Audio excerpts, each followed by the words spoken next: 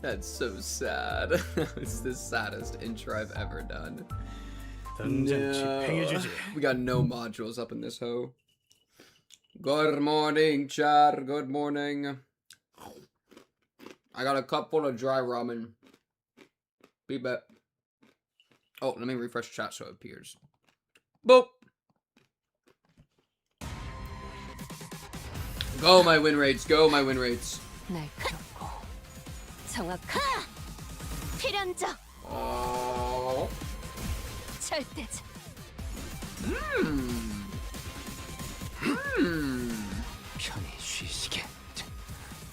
A delightful treat. You saying stop aura farming and start shooting your gun. Please, you saying please.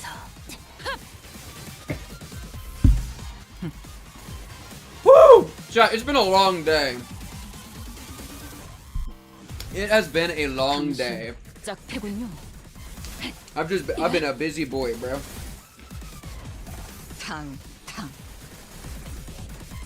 Yeah, we're gonna chunk through some of this in a roto, see where we get. But gotta do our excavations first. Is bro 1 HP?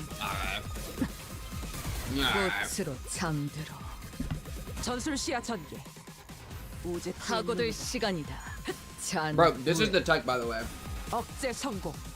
What you do? Get the ramen, put it in the cup or the bowl, put your hand on top, shake it with the seasoning. Bada boom, bada bang. We'll see. My plan, chat, it's not going to be a long stream. I'm going to try to get like 3, maybe 4 hours, just going to see where we get. My plan right now is just go into the Innervato and start going crazy. That's my current game plan. But I'm not lying by the ramen. Ow.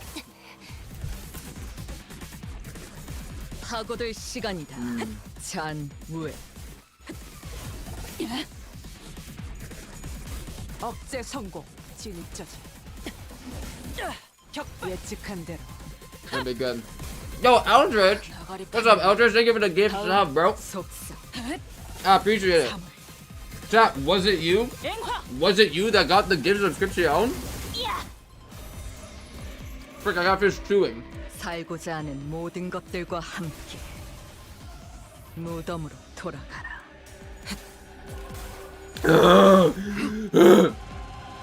Thank you, Eldritch. It's very nice of you. W Mans, bro. I appreciate it. We're about to get caught up on Olympus Company, bro. It's a big deal.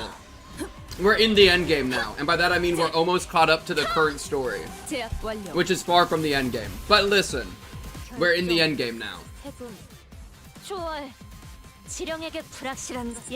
That's true. Yeah. Kano X getting delayed gives me like all the time in the world to like do whatever. It's true. It's true. It's true. I'm like halfway done with my cup of ramen. And then we're gonna wash it down with a little protein shake. Chat, it's got calories. I love drinking calories. Like I'm a big smoothie guy, chat.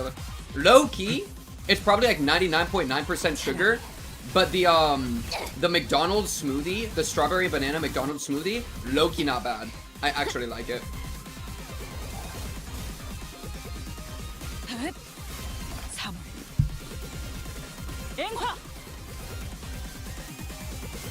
It's good tech.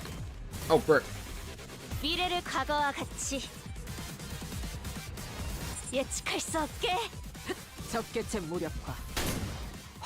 Despise drinks with calories? That's crazy. I could not understand. Is it like too thick? What's the problem? Because I feel like I could drink a shake or a smoothie all day, you know? Oh, from dieting. I see. The idea of the calories. Yeah, my thing is I always want more calories. I've never wanted less calories. And so whenever it's like, oh, I get to drink this and I get a bunch of calories, it's just always good for me. Kind of W.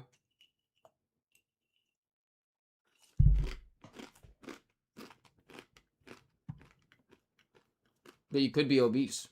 Wouldn't it be lit to be obese, bro? I should become one of those, like, feeder people. That's, like, sexually, like, my kink is making other people fat. You could low-key go crazy like that as a, some sort of streamer. Chad, don't tell me I need to get calories. That's crazy. I'm allowed to say it about myself, but you're not allowed to say it about me. Come on, lock in. Lock in for 5 minutes. I'm also curious, since we're doing this on a Friday instead, I'm kind of curious how that'll be. Because I've been so consistent about the Thursdays generally. But we had the little mix-up. Mukbang streamer dating a feeder girl? Now we're talking, bro. Now we're commercializing. Bro, have you seen, though, that a lot of the mukbang... Wow, thank you, Faust. A lot of the mukbang people, will, like, eat the food, chew it, and then, like puke the food up. Or not even puke, but just spit it out. They'll have, like, a spit bag next to you. What's up, Red Miku Mist? Holy combo. Holy combo.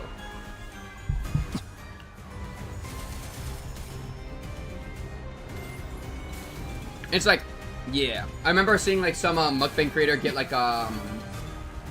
some bad publicity for wasting a bunch of food or something. But it kind of made me realize, like, bro, a lot of these mukbang creators are not, like, obese. Like, they're pretty, like, they're relatively normal size.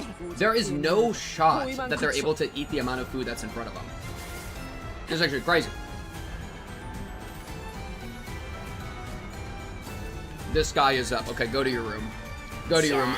We're not playing the sky is up game to what's up. Chat, lock in for 5 minutes, okay? We need to start breaking new ground, trailing new blazes, okay? We need to get off of the road already traveled and into the forest, bro. That's where that's because we're explorers, chat. We're explorers into the unknown.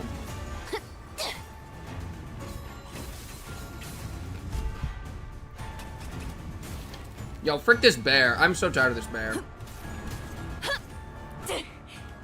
But, like, why would they ever, like, starve themselves if they could just cheat? I mean, they can edit their camera. They can just spit it out, you know? Like, I guess, man, I wonder if there's, like, what's a word? Not, like, menu. I wonder if there's, like, a desire for authentic, mukbang streamers that, like, you know they aren't doing any tricks like that. Right? That would be interesting. Like, ones that, like, live stream? Like, a live stream mukbang. But the thing is, like, that'd be the real question. Because I feel like most of the time you see them as YouTube videos. In which case, there's, like, if there's a single cut in that video, you already know they're pulling out some techniques. The thing is, like... I think I actually hate all the excavations equally because all of them I just win rate. So it's literally, I don't know the time difference and how long they take. It's literally just I click win rate until they stop moving.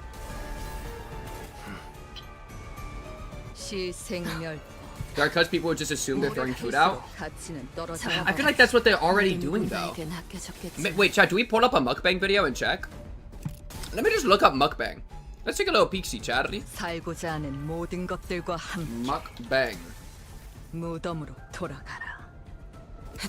So like top result is this one. What's our shitting pants story? Now you have an op that has a picture of your punani. Oh my goodness. Okay, well this is like a big group one, so like this could be real. El Diablo wants to speak. Unboxing the mule. I've actually Oh no, but this is reasonable. Wait, these are actually reasonable mukbang creators because look, there's 4 of them. 4 people could really do some damage to this amount of food. I mean, this amount of pizza, it'd be maybe difficult, but like that's actually pretty feasible. Wait, I think I recognize this guy. I think I recognize this guy from like short. Wait, I recognize multiple of these people. Wait, these 2 I've seen on shorts. I think these 3. Wait, are these 2 twins? Yo, who are these people? I'm kind of feeling like there's some technique there. Wait, let me find like a solo mukbanger. The entire Taco Bell, like this, dude. The Taco Bell menu from the chalupa. Favorite thing first. The cheesy. He's eating the entire Taco Bell right there. I mean, that's a cut, right? Like we never know, bro. We never know. 1:30 a.m. Limbus stream. What? It's the best time of the night, bro. Come on, we're logged in. Okay, let me got my stuff. Or like this, dude. This. Look at the way they're like scaling up the size of the images to make it look like a ton of food. Let's see. Oh, you're doing like a preparing thing?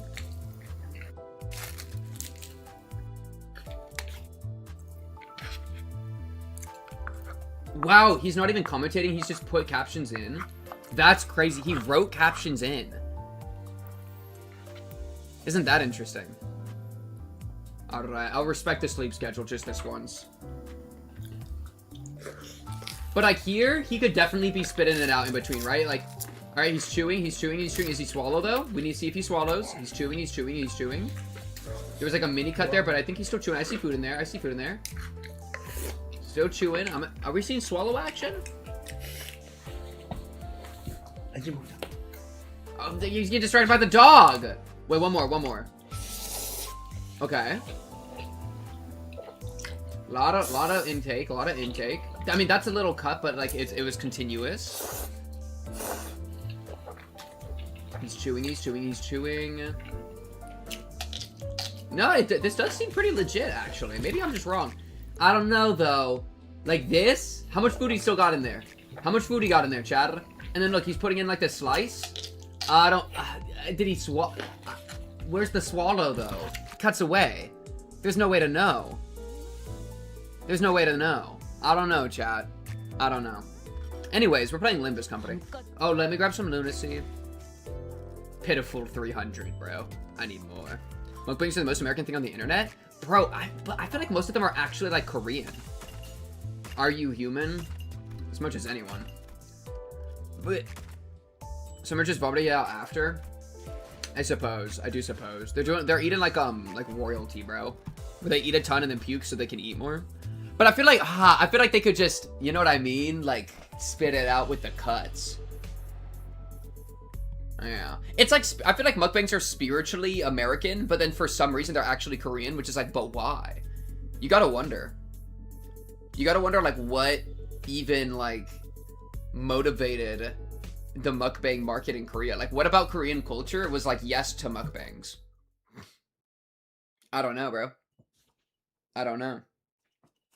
Oh, I have to voice act again. Oh, no. And who is even talking? Dante? Oh, no. Let me take a little sip of my drink.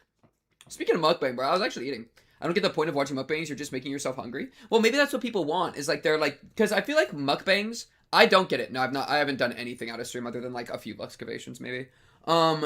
The mukbangs, I think it's just like in the same way you would watch a reaction to like experience a show with somebody, mukbangs are like you're experiencing food with somebody. So some people probably just find it comforting to eat with somebody else, and in a weird way, doesn't that sound so like human to like want to eat in the company of other humans? Because it's like you're kind of vulnerable while you're eating because you're distracted by your food. So I feel like spiritually or like biologically, like historically, humans probably, like, I mean, well, I eat lunch and dinner with family sometimes, right? Like, humans congregate around eating locations. So yeah, I think mukbang is like the internet equivalent of that. That's like how it's getting in. Parasocial eating is crazy tech. Wait, I love that phrase. Parasocial eating. Okay.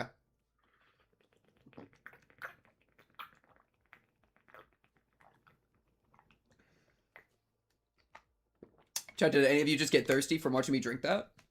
Ew, that felt weird. That sentence felt weird. Okay, lock in. Mukbang gooning. I need you to just look in the mirror. I don't even know what you're saying, dude. I don't even... Okay. Isn't that kind of sad you can't find anyone IRL to eat with? I think it's as sad as most content. Because, like, well, think about it that way. Like, watching a reaction video, because I'm primarily, like, a React guy, right? So, like, watching a React video, you could kind of say the same thing. Like, is it sad if someone's watching a React video because they can't watch, like, find somebody else to watch it with? But it's, like, on one hand, like, there's probably, like, certain mukbangers that you really like. Like, that first one I pulled up was a group of, like, 4 people, and it looked like they were, like, chatting and doing other stuff during it. So I think it's more than just like, oh, I want to be by somebody while they're eating, but it's like there's a personality, right?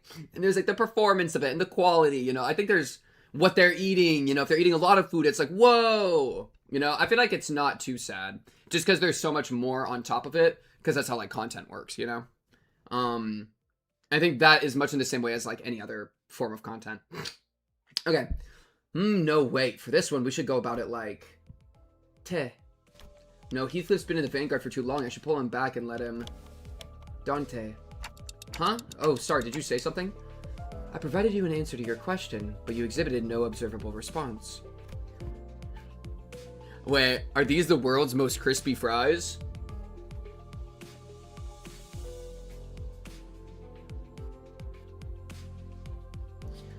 Is the Sinner's combat performance deteriorating beyond manageable parameters? No, things aren't that bad, but it's just hard to focus on one conversation when I'm trying to support battles happening in completely different places at once. On top of that, Radya's shopping chatters starting to get a little distracting. Try to have Radya do anything but buy food challenge level impossible. A few days after we entered N-Corp's district, the bus pulled over in the back streets of N-Corp to take care of a distortion case. The contract was supposed to be handled jointly with the LCD team, but distortion suddenly started cropping up all over an area of the back streets called Butter Street. Maybe because we're like selling a bunch of monoliths that can make people distort. I don't know, maybe we shouldn't be surprised that distortions are popping up everywhere when we're like funded by blood money. You know what I mean? What is wrong with our corporation, dude? Without any coherent pattern, no obvious point of origin or route of spread, nothing convenient like that, and I had no choice but to split the Sinners into several groups and send them out. Otis, Ishmael, St. Clair, Don Quixote, Yiseng, and Mersal were all on their way to rendezvous with the LCD team. Heathcliff, Gregor, and Hung Lu, with just suppressing distortions had showed up from other directions. And with our onboard stock scraped down to the bottom, Radya and Ryoshu, who were done with their share of the suppression work, were put in charge of buying supplies for the bus.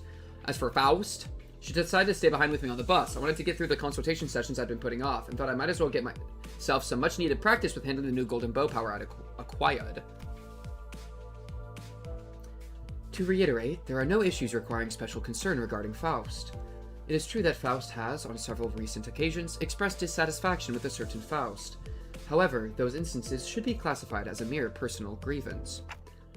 I mean, that's good if that's all there is to it, but this was not the first time Faust had seemed unlike herself. There had been times before where she spent far longer alone than usual, lost in thought, moments where she could not produce immediate answers to questions from the other Sinners or me. Got different Faust jumping in the Zoom call. Bro, we're in this city, of course we have blood money. What did you expect? It's like bloody blood. Like, at least like LobCorp? I don't know, bro. LobCorp was at least LobCorp was fueled by blood, but for some reason, I kind of frick with LobCorp, you know what I mean? Maybe it's just because of Diaz's ass, okay? Alright, thematically, I don't trust it. Thematically, I don't trust Olympus Company. Whereas LobCorp, I actually trust thematically, because it's all about, like, suffering, but it's like crystallizing suffering into enlightenment or some shit. Like, I'm down with that, okay? But Olympus, I don't know. I feel like it's just blood money all the way down, you know? Those clerks ended up fine. Yeah, Ayan's aura made it okay with me. Could it be you can't access the Gesellschaft? The Gesellschaft? May I ask your basis for that inference? Because you're acting a whole lot like you did back on the warp train. It appears there remain occasions on which you are still capable of surprising Faust, Dante. What do you know about Sugar's blood siblings' money? So I was right? You really are cut up from the Gesellschaft? That was not intended as a confirmation of your conjecture. Maybe she's saying that while she can technically access the Gesellschaft, it may as well be that she can't. I wish I could ask more and get to the bottom of it. By the way she was sidestepping the subject told me that prying wouldn't give me any further insight. Right, I won't press you if you don't want to talk about it. Your reserve is appreciated. Shall we move on? Yes, your consultation is the next agenda. After cross-referencing the records pertaining to the recent events in the House of Spiders, it would appear that memories concerning the individuals designated as Sora and Ren currently remain only with you, Dante. As such, should the influence of Ryoshu and her sword lead to further omissions in the official records, the manager will be responsible for supplementing the necessary information. Yeah, not the first time I was the only one left with intact memories, huh? That's right, despite K-Corp's memory wipe procedure, Catherine's erasure by the Golden Bow's power, and Arya Shiki severing people from existence, I was the only one who remembered what had transpired. But ironically enough, the memories I had prior to swapping my head with this cock still showed no sign of returning. Why won't my old memories come back, though? Is it because of this cockhead? Speculation based on your experience with the bus team thus far will not meaningfully contribute to the recovery of your former memories, Manager. Inductive reasoning conducted from memories with gaps, after all, is bound to have structural limitations. Bongi would serve as an adequate analogy. Are you talking about the fucking chickens? You talking about the chickens? Bongi? Yes, Bongi. Receiving feed and increasing in body mass alone would provide with no meaningful basis for identifying the purpose of its rearing. Even at the terminal stage, when exposed to kitchen instruments and the heat of the stove, its limited experience would prove inadequate to constitute an understanding of its ultimate fate and purpose. Likewise, the ultimate answer to your doubts can only be attained from the whole of the experience that you will have accumulated at the terminus of your entire journey. That is, your allotted mission. Because treasure waits at the end of the road, at the end of hell. Bro, just admit we're doing Dante's Inferno. Your voice is putting me to sleep. Keep going. I'm almost there. Perhaps the best context I've ever heard the phrase, keep going, I'm almost there. I appreciate that, Natalie. Am I soothing? Chad, are you enjoying my voice even lower, Chad? Good night, kitten. I hope you sleep well. Daddy will keep watch. I'll make sure no leopards get us as we're in this savannah, chilling by the campfire. Sleep, rest. Daddy will take watch. Holy, I just heard Deli completely fall asleep. I'm hearing the snooze. Please, I just woke up. I can't go back to bed. Okay, we're back. Now I'm wide awake. Alright. And that treasure will give me back my memories in my head, also. Indeed, at the end of the road, you will be able to engrave your aspect. What the fuck is an aspect? I still have no idea what aspect means or whether it's an object, but if I know one thing, it's that the me from before all of this began had wanted it badly, obsessively, desperately. It's more like an instinctive knowledge, but with my memories gone, that feeling, however strong it is, does not change the fact that it's just another word with no discernible mental image. Okay, don't take out that hunger. Don't take out that hunger. Had that hunger. That's actually interesting. Rewatch the opening after finishing 9-2. You mean like the intervalo, this entire intervalo? I just unmuted you. VC was too crazy, missed anything. I knocked everybody asleep through my wonderful voice that like made everybody fall asleep because it was so comforting. You're not gonna tell me what it is actually, are you? The aspect, what it means, or why I wanted it so much. If it remains a piece of knowledge that must be disclosed to you, then no, I am unable to tell you. Pay it no mind, you are still following your star acceptably. Please concentrate on the journey. More importantly, have you grown accustomed to that incomplete power? Current observations suggest you have yet to arrive at that level. Well, I've gotten pretty used to focusing on one place at a time, but keeping track of several places at once is still a bit rough. Otis's team is doing well in combat even without my direct supervision. Dude, they're just trying to set up their auto-battler. Look at this. This is like auto-battler setup 101. Good intervalo, I'm excited. If you're blind after playing both games and reading both novels, what are the rest of the players on? Well, I'm blind to this intervalo, but true. Listen, the entire experience I've had blind, okay? I've been there back in the LobCorp streets, okay? I'm not like the rest of them. I'm stronger. I'm better. I am better. Otis's team is doing well in combat even without my direct supervision, and Rodya's team is shopping and not engaged in battle at the moment. Taking my mind off them would prove much easier. But they wouldn't give me the much needed practice, so I'm doing my best to keep an eye on every sinner status. Yeah, I do want to watch the intro again at some point. That's a good idea. Sufficient familiarity should result in substantial tactical value. You would be able to cast a wider net when information gathering and employ previously unavailable tactical patterns. Right, and bro, if they do, please make that. Can they make, bro? Because they're making an auto battler, right? Y'all have told me about that, bro. I want them to make a banger auto battler that I want to play. That'd be so fun. I need it so bad. Please give me gameplay that like I want to feed into, bro. Please give me good gameplay. I need something like that, bro. Right. Oh, right. I'd also be able to tell when it's a bad time to call someone in too. Even as I continue talking with Faust, I make sure not to stop observing places where each group is and what they're doing. He just wants Bazaar back. Okay, low-key. I love auto-battlers. They're so fun. Alright? And I miss Runa. Like, I need them to whip out some crazy gameplay mechanics, bro. I need something crazy. Yep, pulling Heathcliff to the rear was the right call. I don't see any injuries. He seems still doing pretty well, even without my directions. As for Rodya, wait, did she just stuff all of the pastries and bread she bought into her pockets? How did she manage that with a huge baguette? And notice his group, let's see. It looks like they've joined up with the LCD team without any issues. LCD, that guy over there must be... Hang on. Faust, there's a dude I've seen before, but he seems a bit different from what I remember. Could you specify the issue? I'm monitoring the situation right now. We should probably join up with them, too. Let's send the consultation here. That is rather precipitous. Dante, if the incident is of a serious nature, perhaps a request for support from the LCC. No, it's not an incident. Though I wouldn't say it's not serious. I'd be good an Usa Musa Muse trainer. I dodge Usa Mune completely. We'll get Runa combat back in Purgatorio, don't worry. I just need them to do a city builder. Alright? We've done Runa, bro, if they want to do like Runa remastered with like and like develop it even more, I'm down. But we gotta go deeper than just Runa. You know, like well, what am I trying to say? Bro, I want them to bring back LobCorp. I want them to bring back LobCorp. LobCorp gameplay was so good. Wait, are they doing the auto builder or the city builder? Well, the thing is, like, listen, they are doing the city builder. That's the next game. Yeah, well, they were doing Distortion Detective, weren't they? All right, I'll believe it when I see it. That's where I'm at with Project Moon facilities. Hello there, PinkQ. My PC was dead for the past half month, so I had to make do with gooning to the Igen build. What the frick is an Igen build? I gotta look up what an Igen build is. Why are you gooning with my Igen build, bro? She Igen on my build?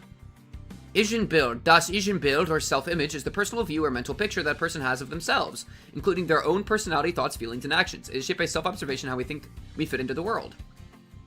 Wait, so you're gooning with the self-image that I embody? So you're gooning with me conceptually? Wait, I kind of frick with that, because I've talked about conceptual gooning before, and I'm like an advocate for... I wouldn't call myself an advocate for conceptual gooning. I'm like a researcher. I'm a researcher for conceptual gooning. And so if you're like experimenting with a little bit of conceptual gooning with my self-concept, that's interesting. But it's like but you have to recognize, it's not my self-concept, it's your projection of what you think my self-concept is, which is your concept, right? It all goes back to you. Distortion Detective is also going to be finished in Limbus now. Is that confirmed? Did they actually say that? Oh, I think you did tell me that. Yeah, though I forgot what that means. And I'm like, if they just go through the entire origin story of Distortion Detective, bro, and make me reread Distortion Detective, I'm gonna tweak the fuck out. Okay? I'm gonna tweak the fuck out. Autobattle releases relatively soon before end of the year, before Kanto X, I forget. It's being treated like TFT is to LoL, though. That'll be in the Limbus client. Bro, please. I've wanted to get into TFT, I just never have. Bro, if Project Moon drops an auto battler, that's the one that I could get into. And I could be the top dog, bro. I could be the best auto battler player of all time, bro. Because I run them calculations, bro. I got the script figured out. I don't even know the game, and I already got the build, bro. This is going from bad to worse, really. Dante seems to be tied up helping the other groups. Otis's command calls have been working out well, though, I'll give her that. We've managed to hold the line better than expected, but we're definitely starting to feel the strain. What the fuck did she just do? Huh! Are you waving your hand all of arm and hand signals? Huh! What signals? What's swinging the arm sideways even supposed to mean? You don't know? It's scattered. Damn it, so scatter! That was close. We almost got flattened. Damn it, even rookies with nothing but the most rudimentary of military knowledge would have recognized a hand signal that basic. Well, we're not all trained soldiers here, are we? Verily, the flourish of a single hand doth indeed make boast of a chivalric elegance. Yet when thou suddenly wavest thine arm about, clenching and unclenching thy hand in that mystical fashion, only to suddenly turn tail, forsooth, I'm left bereft of understanding what thou meanest to say. To think that all of the personnel in the team, only the Swabby has the discipline to erect a basic field signal. I only picked it up during my sailing days, and realistically speaking, did you really expect ordinary people like the others to understand professional military signals? This is unacceptable. After all the operations all of you have been deployed under my lead, you're all still ignorant when it comes to nonverbal signals. Have you, like, taught them? Have you ever switched the P and seen your name? Kink pubed. Kink pubed. Kink name pubed. Bro, somebody in the Discord calls me, I'll just say, Abibe in the Discord has called me pube cubed or some shit. Cube pubed, pink cubed, pink pubed. I think it pink pubed.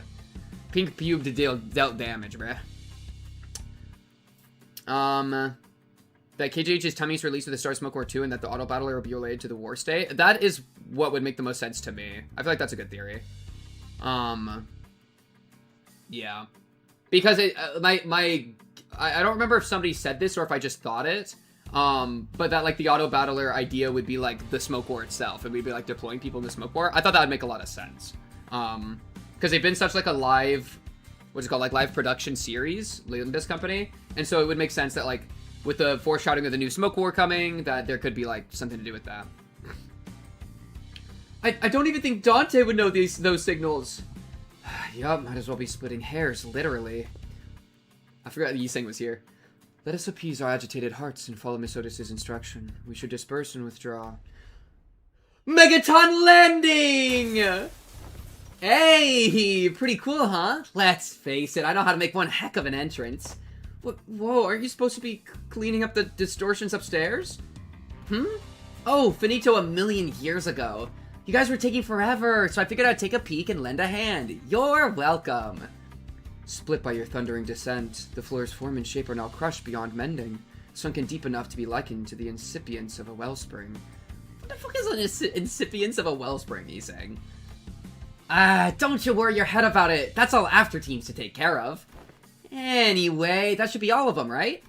The force of your landing neutralized the last of the distortions outside of the building. Great! Can you check on the distorted peeps' faces and clothes?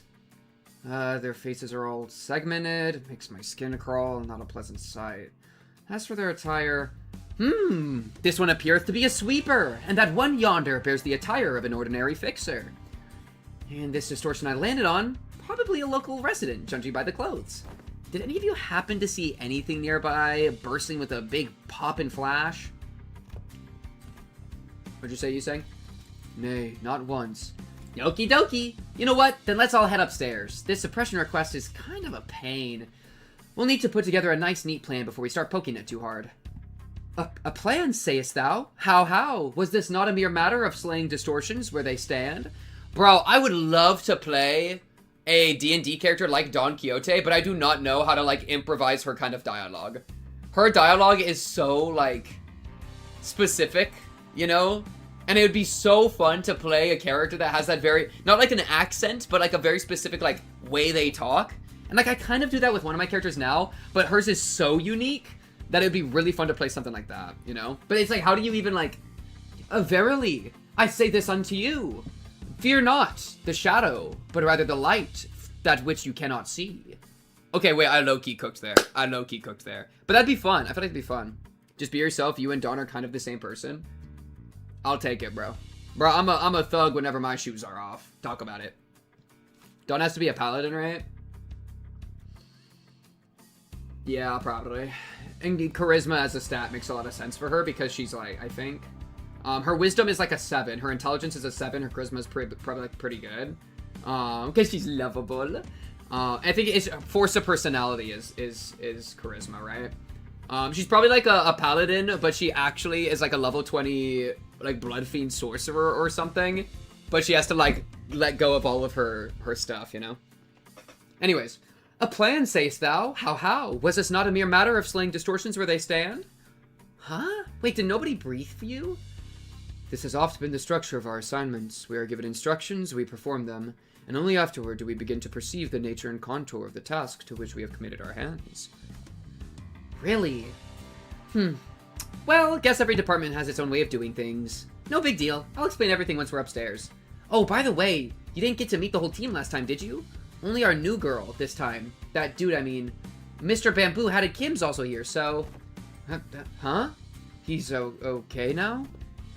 Sure he is. You'll be surprised once you see just how okay he is now. But last time you said he was still under treatment. To be precise, I believe Missing Dew stated that his mind is yet to regain its former tranquility. Yeah, that? You'll get it once you see him. I feel like we'll just end up having the same conversation twice if I say anything about it now. Wait, I can do better.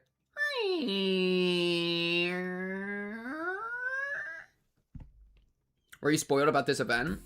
What do you mean? Bamboo Hatted Kim was on the thumbnail for this thing. Like in the top right. But that's it.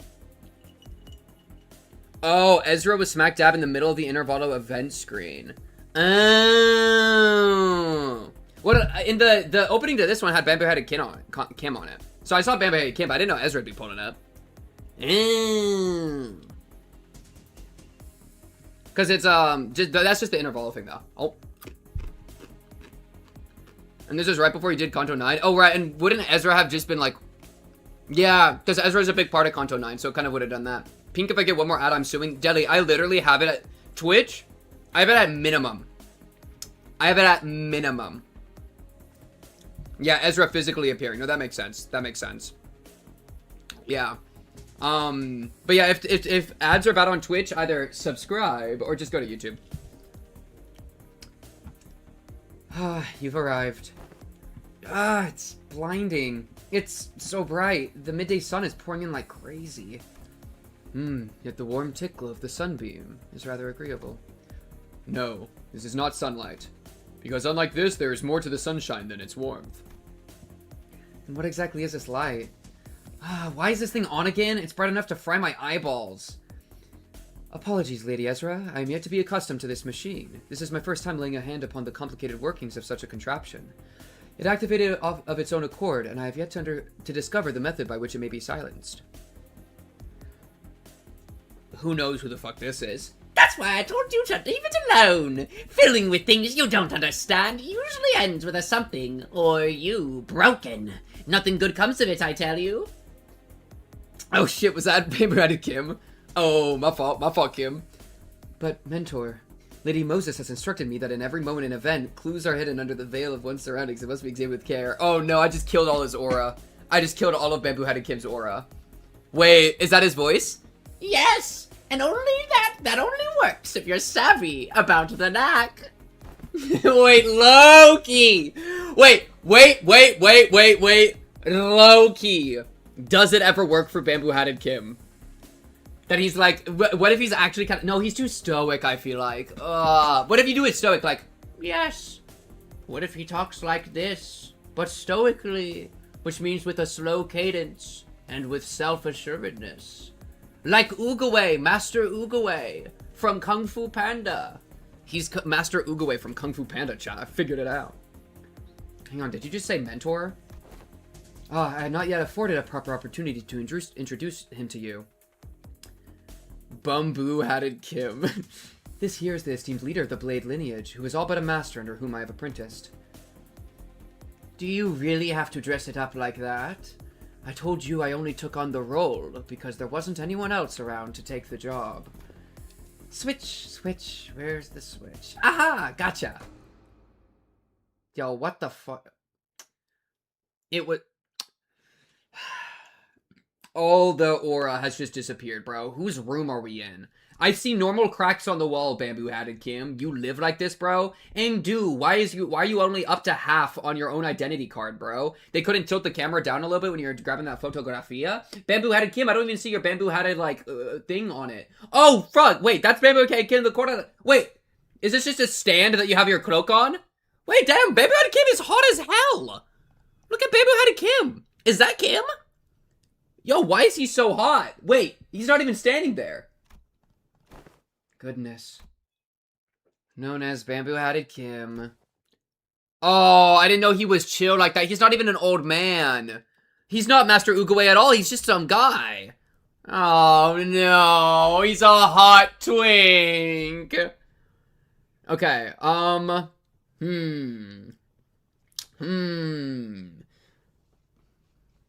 bro, he's too casual, bro. Ugh. Yes, that's me. Guess I should say pleased to meet you, folks.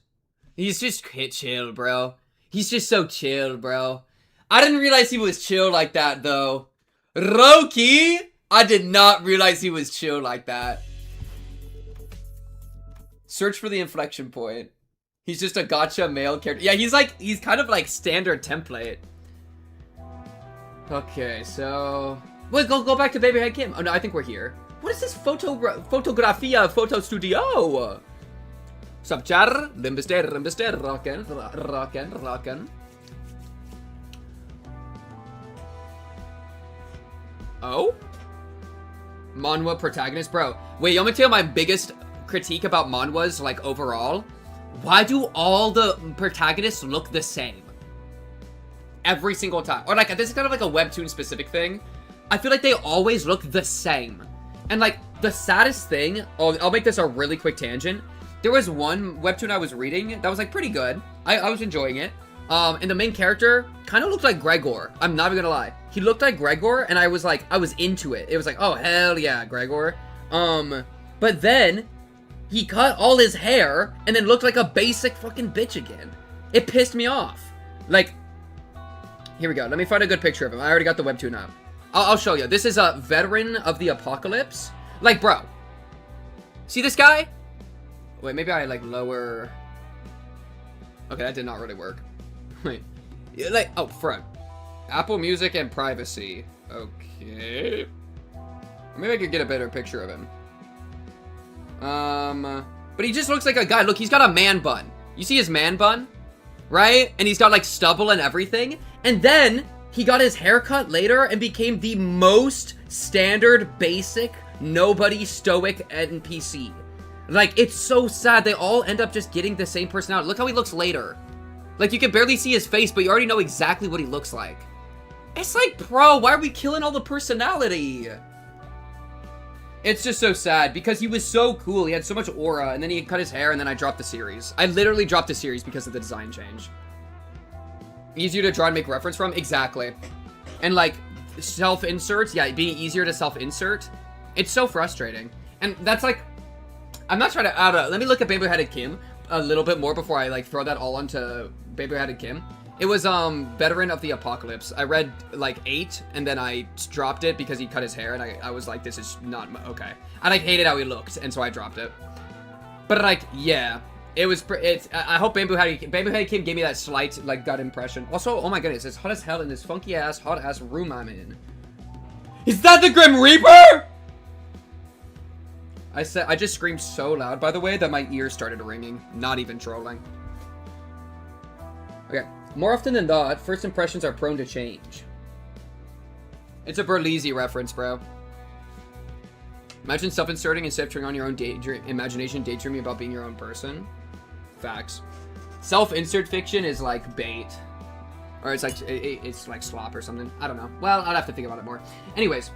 More often than not, first impressions are prone to change. The Bamboo-Headed Kim I remember was a man who drowned in his own fathoms, blaming himself for his powerlessness like a listless, heavy voice. That, however, had been while he was distorted and sunken into himself, so I figured his original personality might be somewhat different. But this is not just somewhat.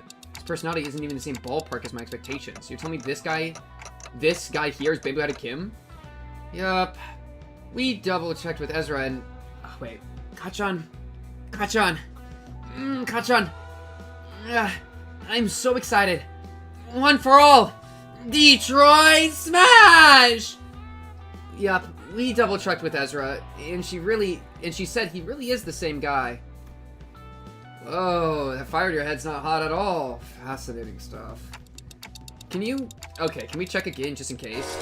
I really can't wrap my head around the fact that this is the sole and serious man whom we'd fought. Just look at what he's doing. He's rubbing my face all over like he's checking out some kind of mantelpiece ornament. Camus wrote the Myth of Sisyphus, and Project Moon is prone to include tangentially related titles, and Mersal has been likened to an inner rock multiple times. Oh, like the stone. Like the stone. That's actually crazy. Lots of ticking and talking going on. It's supposed to sound like them talking to you folks, huh? Further confirmation would be redundant, Dante. This individual is conclusively identical to the one designated as Bamboo-Headed Kim. I've got no idea what you folks are so suspicious about. And dude, just what exactly have you been telling people out there about me? They're all staring like they've seen a ghost. I told them you are a gallant and formidable warrior, Mentor. But they don't look like they've heard the most flattering things about me. There, don't you hear it? The faint undercurrent of disappointment in the ticking?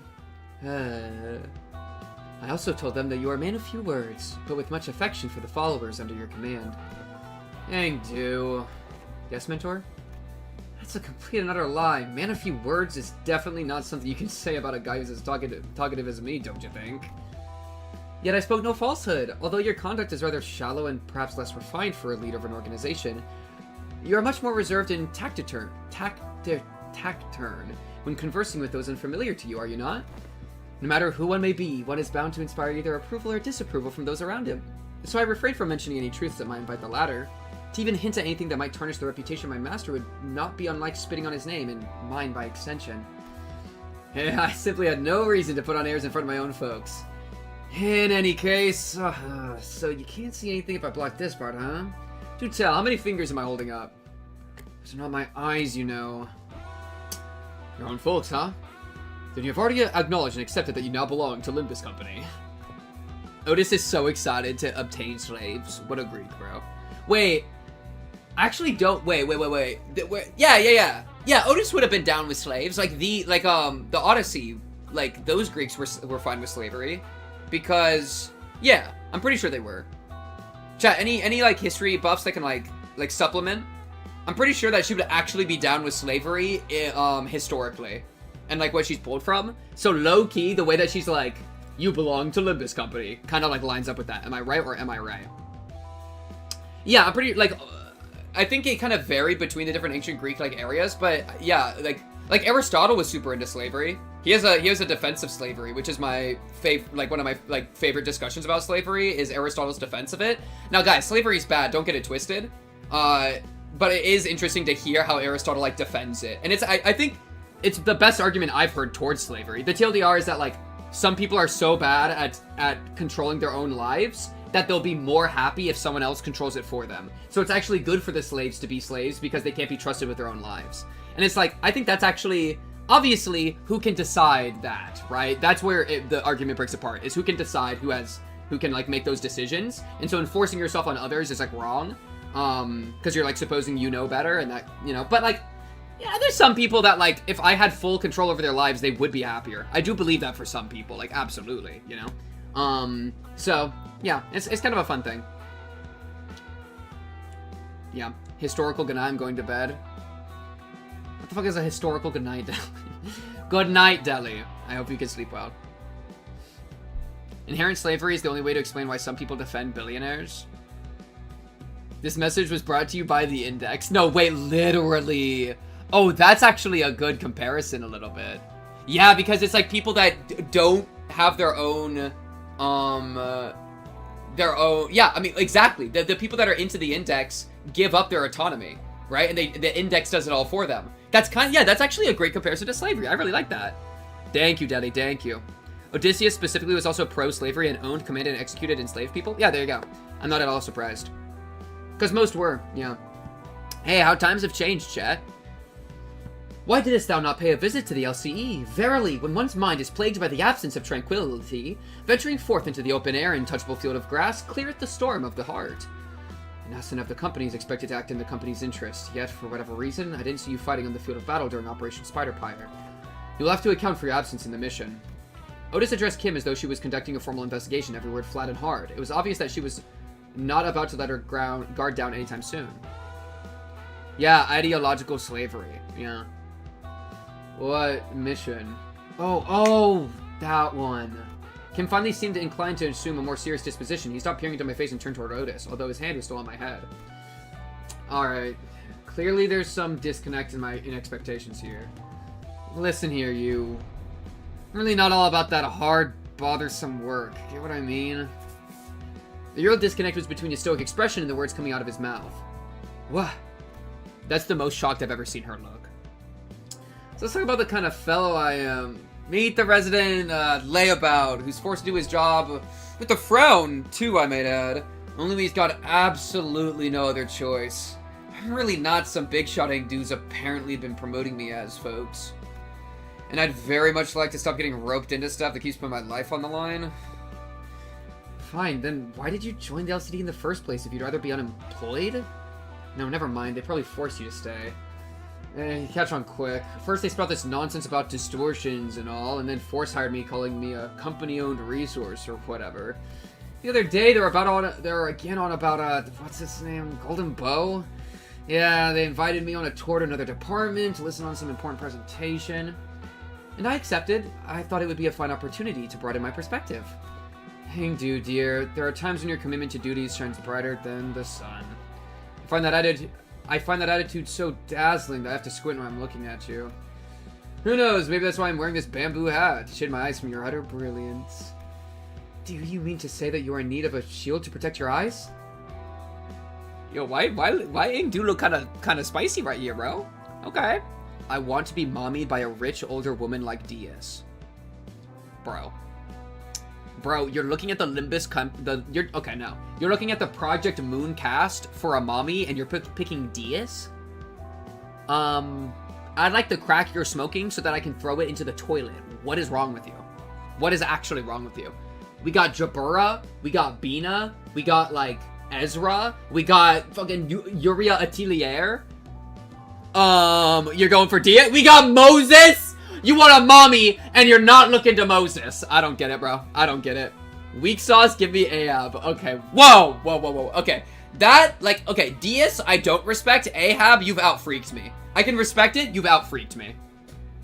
Ezra Wilted Rose. Jiamu is a better choice. Well, but Ezra can be mommy. She's like mommy, not like age-wise, but size-wise, right?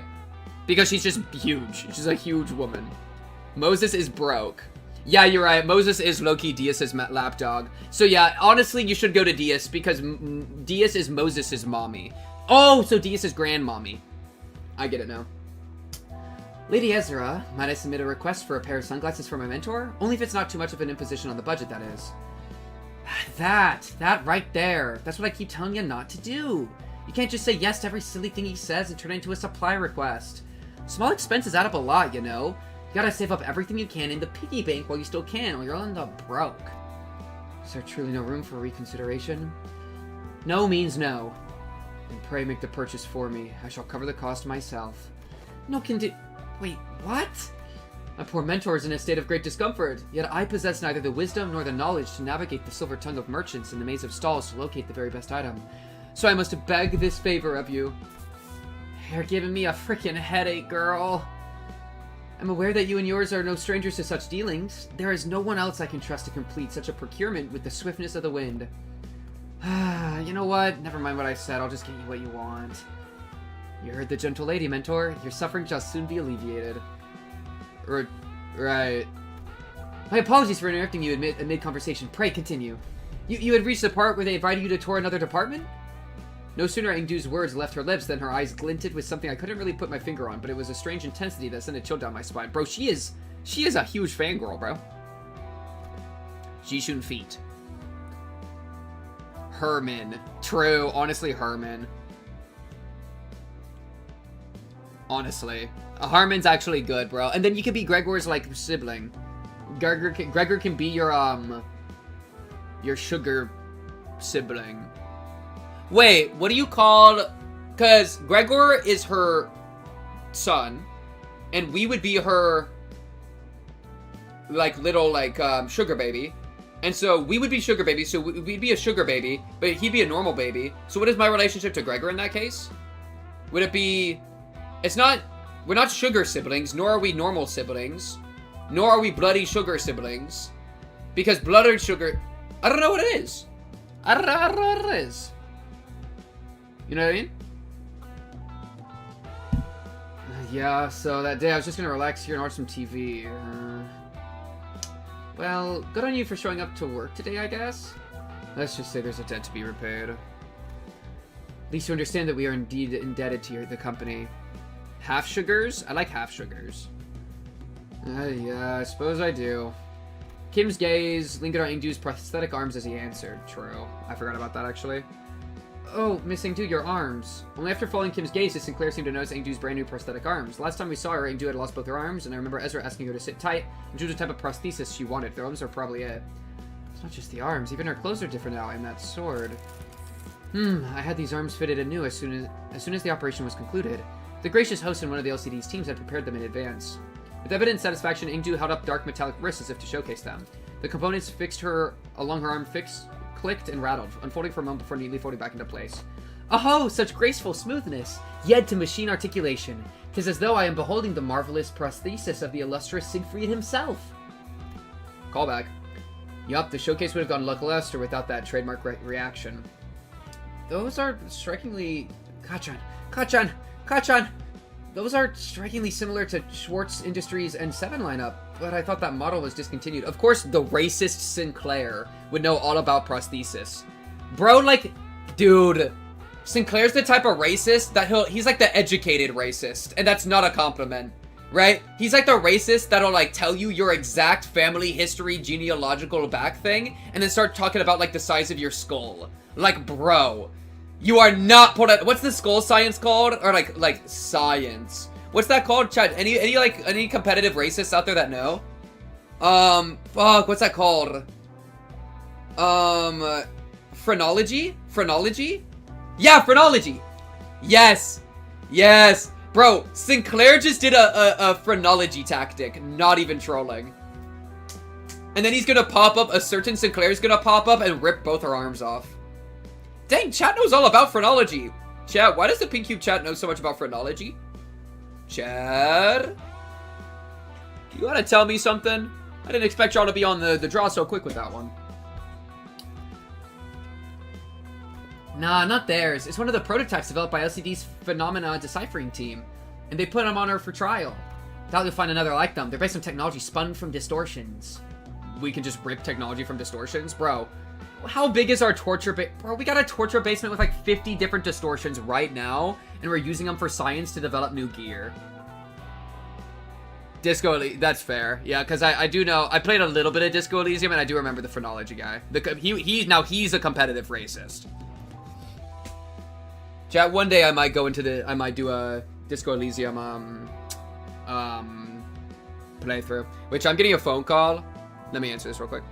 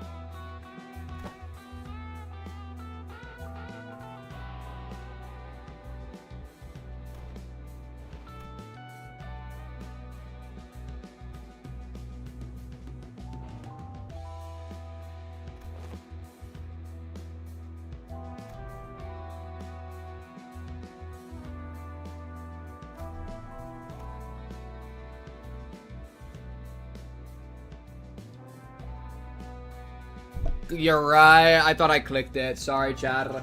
Thank you. I'll just reread it. For a brief moment, Sinclair's eyes lit up as if he had glimpsed something that brought him back to a memory. Then just as quickly, he fell silent, whatever he wanted to say next catching in his chest. Does something trouble you, Master Sinclair? It wasn't hard to understand what struck the tender memory for Sinclair and why it cast a shadow over his face, but... Sorry, just remind me of something from a long time ago. My dad used to work with prosthetics before he passed away. I thought this was the exact same model I saw back then. It appears I lack tact. These arms have stirred a painful memory within you. For that, I apologize. It's alright. I'm fine now. Sinclair's voice still carried a faint tremor. Tremor build? But beneath it, there was a firmness that had not been there before. He really had grown a great deal. I am so proud of Sinclair. Love that guy. You can thank yours truly for picking the sword. I was there with her. I did inform Lady Ezra. Okay, Ingdu is a fucking yapper, bruh. That any blade that could serve as a weapon would suffice, but she insisted on browsing the goods. I dare say I was given the opportunity to lay my eyes on every type of sword I could ever hope to see in this life, walking through the workshop street that day. Oh, please, girl. We walked for just 4 hours. That's nothing. While everyone was distracted taking in Ingdu's new outfit and equipment, Kim had quietly slipped away from the crowd and crouched down in a corner. He was rummaging through things scattered on the floor, picking them up. Is he pocketing them? Anyway, what is this place supposed to be? What are all these things? It's basically a wreck now, but there are strobes and that cloth backdrop over there. Maybe it used to be a photo studio? I'm getting called again. Wait, I'm just gonna say to message me. I don't want to delay stream again. Streaming right now. What's up? And then I'll do a blush emoji. Boop. Okay. Man, I'm popular right now. Oh, that could explain why there's so many photos stuck around the place. Probably. This thing definitely looks like a camera, at least. Sinclair picked up a small cylindrical object and turned it over in his hand, studying with curiosity. What do you suppose this is? A battery, maybe? Ah, there's some kind of strip inside. Let me just pull it out. No, that's... I would have shot a sharp warning at Sinclair as if she had realized something. Is this a fucking bomb? But Mersaul's hand shut up before she could finish, clasping over Sinclair's wrist before the strip could be pulled out. What did I do? Exposure to sunlight damages these objects. Oh, it's a film reel. That is, like, special.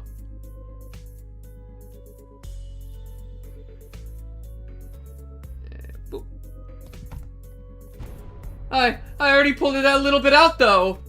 It can be rewound. Carefully rotate the ridge section on the cylinder. I'm currently blocking the sunlight from reaching the exposed section. Damage is of no concern. Okay. You mean this one, right? This is the part that rotates? Yup, it went back in. Man, Marcel care about photos quick. He jumped on that, bro. Is there a backstory beat there? With a quiet nod, Marcel took the object from Sinclair's hand. It seems to be a film roll. There's something written on the outside. Experiment 4? It appears to be a compact roll for a film camera. You seem to have handled one before. Yes.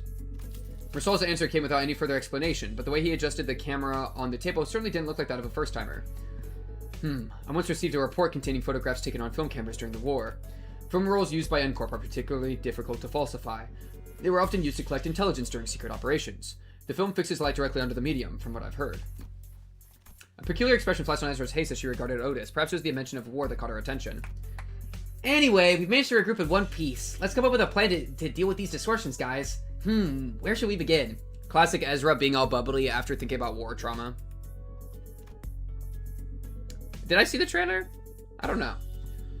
Then in the next breath, she returned to her usual bubbly self and steered the conversation away from the subject. Yeah, that's literally what I'm pointing out.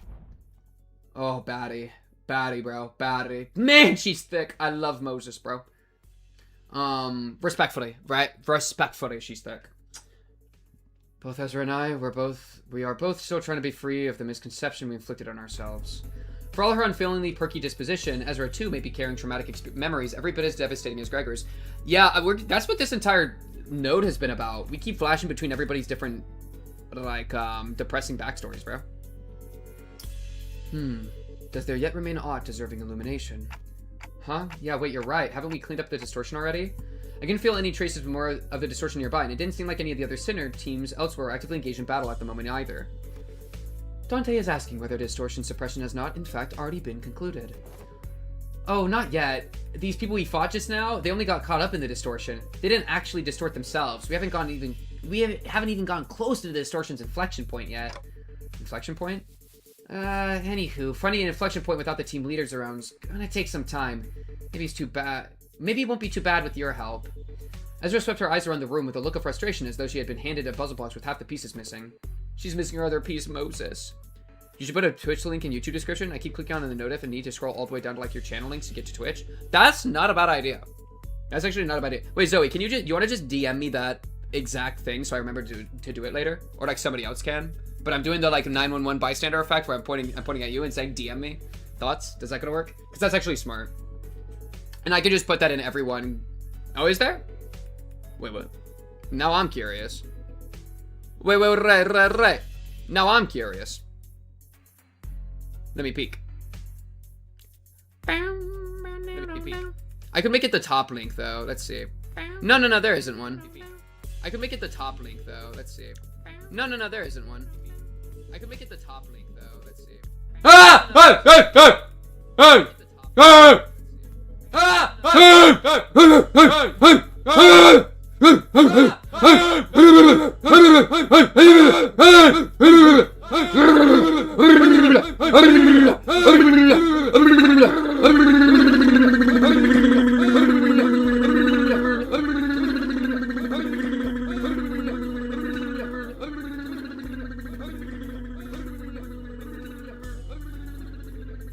Yo, that go hard.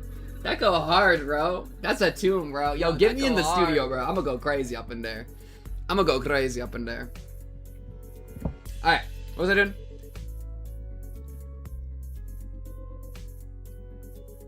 Is there on desktop? Well, I just put it up on desktop, I didn't see it. And I'll put it in the description of each video. But okay, you DM me, I'll deal with it later. Anyways. By inflection point, are you referring to the point on a graph in which the directionality of its curvature changes? Calling to mind the present context, it may less be a mathematical term and more a specialized polyseme, referring to the point at which distortion occurs, the motive, intent, or indeed the point at which inflection of the mind occurs. Yep, that's about right. That's the kind of inflection point I was talking about. So in our department, we use the term to mean the source of a distortion, the inflector of cause or caused by it, stuff like that. You know, distortion's hard to treat if you don't know the core cause. Treat the symptoms you see on the surface all you like, but if you never find the root cause, the distortions never get solved. But I guess you guys never really had to look for that kind of stuff, huh? Your boss cock opens a door into their fathoms or whatever, right? You mean Dungeon of the Fathoms? Yup, that's the one. From where we're standing, distortions are really high maintenance, time-consuming headaches. It's one thing to somehow manage to locate the inflection point, but curing it is another thing. But you guys can just march straight into someone's heart, knock the snock out of everything in there, and just then, ta-da! Patient ready for discharge. That's how it works, right? Ugh, not gonna lie, I was so jealous when I heard about it, I almost bit my sleeve off. Verily, I had thought your team would set about resolving distortions once the foe was vanquished, as we are wont to do. Was that not so? Of course not. Why would anyone come to us with a distortion suppression request if it were that simple in the first place? You are the distortion detective! Okay, anyways. But yeah, most of the time, peeps try brute force approaches to it first, and when things go south, they send a request to the company or to our detective's office. That means the client this time must have been... Bingo! Apparently the residents of Butter Street had all chipped in to commission all kinds of agencies like the Zhuai and the combat specialized fixer offices, but none of them could actually do things right, and the job got passed on to us. Meaning, the distortion phenomenon related to this kind of photograph is still occurring unchecked somewhere on the streets. Exactly. That's why we gotta find something. Anything that might count as a clue. Ezra gazed out at the people lying on the floor with a complicated expression. Neat ash gray suits and the logo on the collar of their uniform and briefcases. Hey, isn't that N-Corp's logo? Come to think of it, wasn't Mersal? I was once employed by N-Corp. What? Used to work with those people? Yeah, he did mention that he used to work at N-Corp. Maybe he can offer us some insight? Do you know who these guys are, Mersal? Yes, manager. These are N-Corp Class 2 staff members. Given the camera briefcases in their possession, they are likely members of the pinframe team of Service de Klaus. Mersal recited the information as though he was pulling it from a file he had already sorted and placed in the back of the shelf in his mind. His mind palace is like no dirt, no grime, not a single germ, perfectly organized. Like it's probably got like a computer, like it's like a library. It's got one of those computer terminals to like find where the books are. Bro's crazy, bro. It's probably like a Walmart actually, where they got like the terminal, the little things that you can like search where the items are. Like beep beep beep beep beep beep. Okay, pinframe team, huh? Anything you can tell us about them? Yes. It's one of N-Corp's many field departments related to information gathering and processing. Their primary duties include the handling of N-Corp's internal information, analysis of N-Corp's internal intelligence, the sorting and arranging of N-Corp's internal information, and intersector... That'd be enough. Whoa, is he a talking encyclopedia or something? Yeah, another thing to be jealous of. You think it'll be okay if we borrow him sometimes? Ezra X Mersal just dropped? Mersal do give Lunge, that's facts. Might be an issue for us if he just went and borrowed our team's encyclopedia. Looks like everyone agrees that he's an encyclopedia. Anyway, your encyclopedia's right. They're from N-Corp's pinframe team. Seen them a few times before in N-Corp's nest. But why would people already busy enough dealing with nest affairs come all the way out to a shabby backstreet like this? Got any guesses? I'm unable to determine that. Eh? The possible range of connection between the two pieces of information is exceedingly broad. Listing every relevant reason as to why they may have come here would require a considerable amount of time. Therefore, I will not present a determinate answer to that question. Ezra, staring holes into me with an unspoken, is this dude serious? Wouldn't pull any answers for me, you know? The Berlizzi clip. Ezra's doing the Berlizzi clip that I can't say. Unlucky. Man, dude, I wish I was black just so I could say the N-word, bro. Literally, that's it. Well, and the thing is, like, is it better to say that? Because then I gotta deal with, like, racism and shit. But, like, low-key, like, that'd still be, like, dude. I wanna be able to say the N-word. But, like, okay, I wish that I was a special black that was immune to racism and, like, all those problems, but still got to say the N-word. You know what I mean? Where I just get all the benefits and none of the downsides. Is this friend serious? Or, like, people say ninja sometimes, but, or, like... Yeah. Is this best friend serious? Because aside from common situations, I've still got no way to figure out what's going on in his head. Whoa, wait. The way I'm talking is resonating with the drink I'm holding in my hands, and I can feel it, like, echoing in my hand. The vibrate. Whoa! I feel it. Whoa. Whoa. Whoa. Whoa. Whoa. Whoa. Whoa. Whoa. Whoa. Whoa. Whoa. Whoa. Whoa. Whoa. Whoa. It's like vibrating.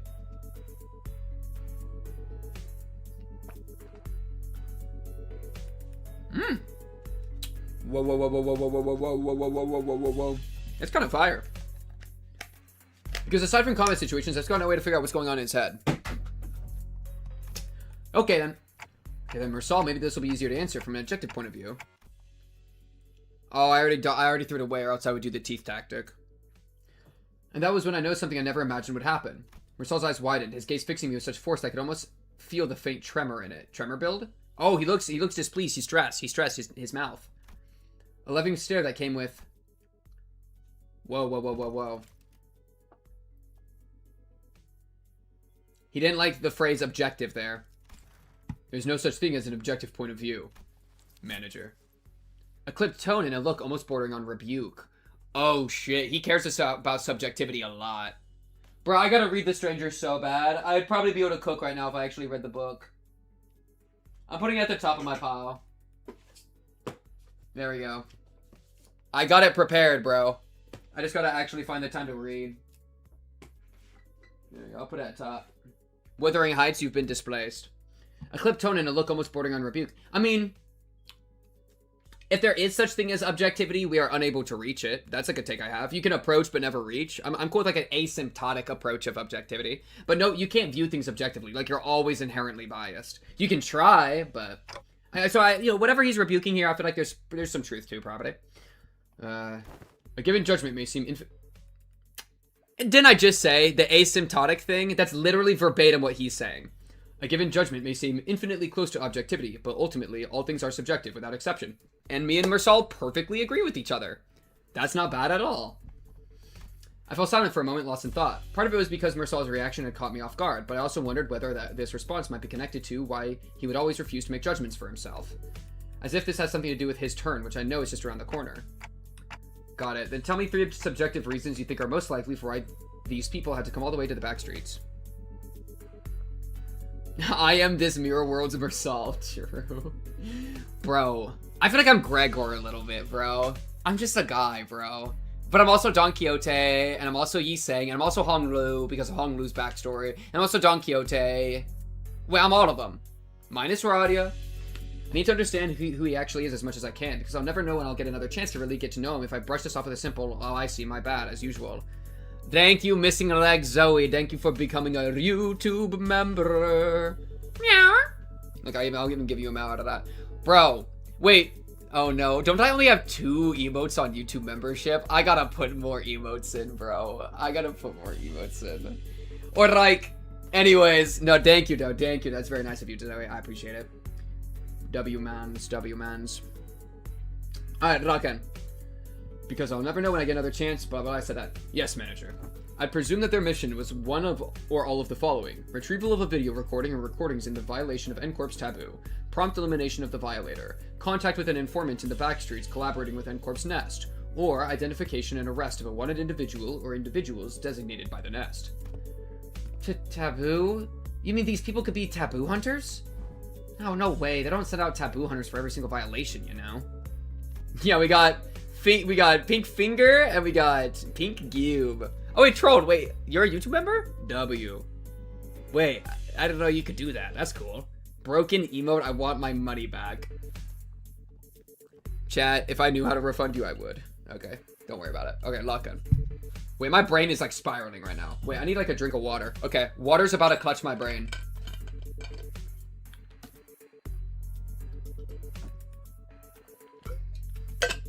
Ground yourself, chat.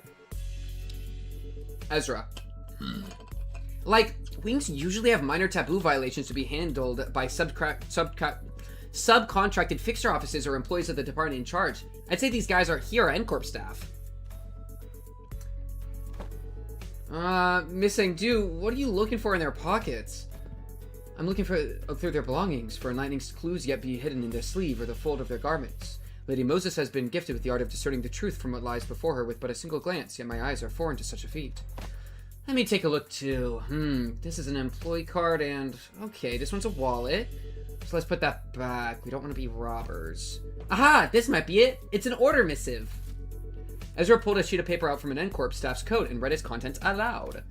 Work details, elimination of the individual of a Category 3 taboo violation, address, Butter Street. This is the place. Which means all of this might be pointing to something. Whoever used to work in the studio and the distortion phenomenon might be connected.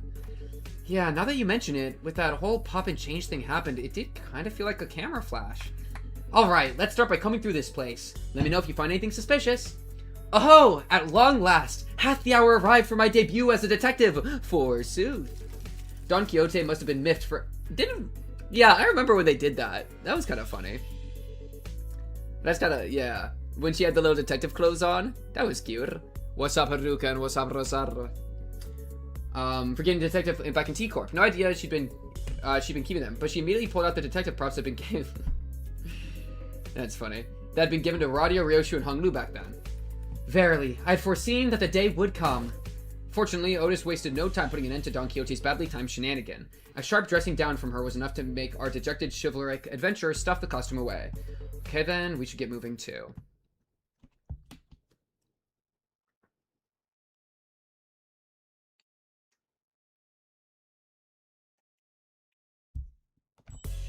Boom. Oh. Okay. So, the extra stuff is literally just for fun. Because it's like a sword, but it's got the photos. It's probably just a normal chain battle, but they're putting the photos here because that's like what the thing is about. Okay. And we got these schmucks. Wait, who? It's Faust. Who's the... Oh, and Gregor, right? And I can't do Gregor. Indicating to get event currency. Chat, do we whip out Dawn Office Fixer, Tremor, Burn Tremor? Oh, I'm never gonna be using Regret again. Like, cause, I mean, you're great for, like, spamming Tremor Burst and stuff, but low-key, I feel like this, you just got outscaled by this is just gonna be better. You know what I mean? Cause it's just so ridiculous. Or I could do middle. I don't have middle Big Brother, though. I have 1, 2, 3, 4, and then these schmucks. So it would fuck it up. I couldn't really do it. Yeah, Dawn just seems better as far as I can tell. So let me have I uptied you or anything? How much? How's uptying you feel? Oh, I got plenty. Oh, but then I gotta wait. Chat, you're able to. We can just watch the stories later, right? Like even if I skip the story now, because I don't want to lose pace with us doing the Interbola with doing the Dawn Office story, because that might take a while. I feel like we should just do those all at the same time. But I feel like might as well level her up and do all that. It's nice. I got the Yiseng. I got them all. I got them all. New Yiseng. Wait, are you talking about the ego, or are you talking about something else? Ego shop page. This? Oh shit, there's new stuff. There's a new Yiseng. What is this? Ego? Oh no, this is an entire identity. Okay, new charge rupture identity. Okay. That's random. Is that... Okay, this is the only new thing. I have not pulled for this guy at all. But I'll get it in one try using my paid currency, so... You know. Okay, imagine the aura, though. Wait! Oh, okay, that's pretty insane for a one pull. I'm down with that. That's kind of fire, actually. Wait, what? Okay. Okay, I'll take it. I'll take it for sure. Hell yeah, bro. The duo, bro. The daddy daughter duo. Casually, bro. Hell yeah. Streamer luck. Boom. Matthias. Okay. Wow. Alright, well, don't mind that at all. I'll take that for sure. Alright, and then let's uptie this girl. And I'll watch this later. I don't wanna lose it right now. Oh my god. A WoW, okay, Season 5, Faust WoW. I'm skipping this now, I'll watch it later. He is so poor, it hurt to see. Oh, you're talking about on this new Faust. The ego you're talking about is like really good for her. Okay, and then... well, I'll just do it like this. There we go, now she's ready.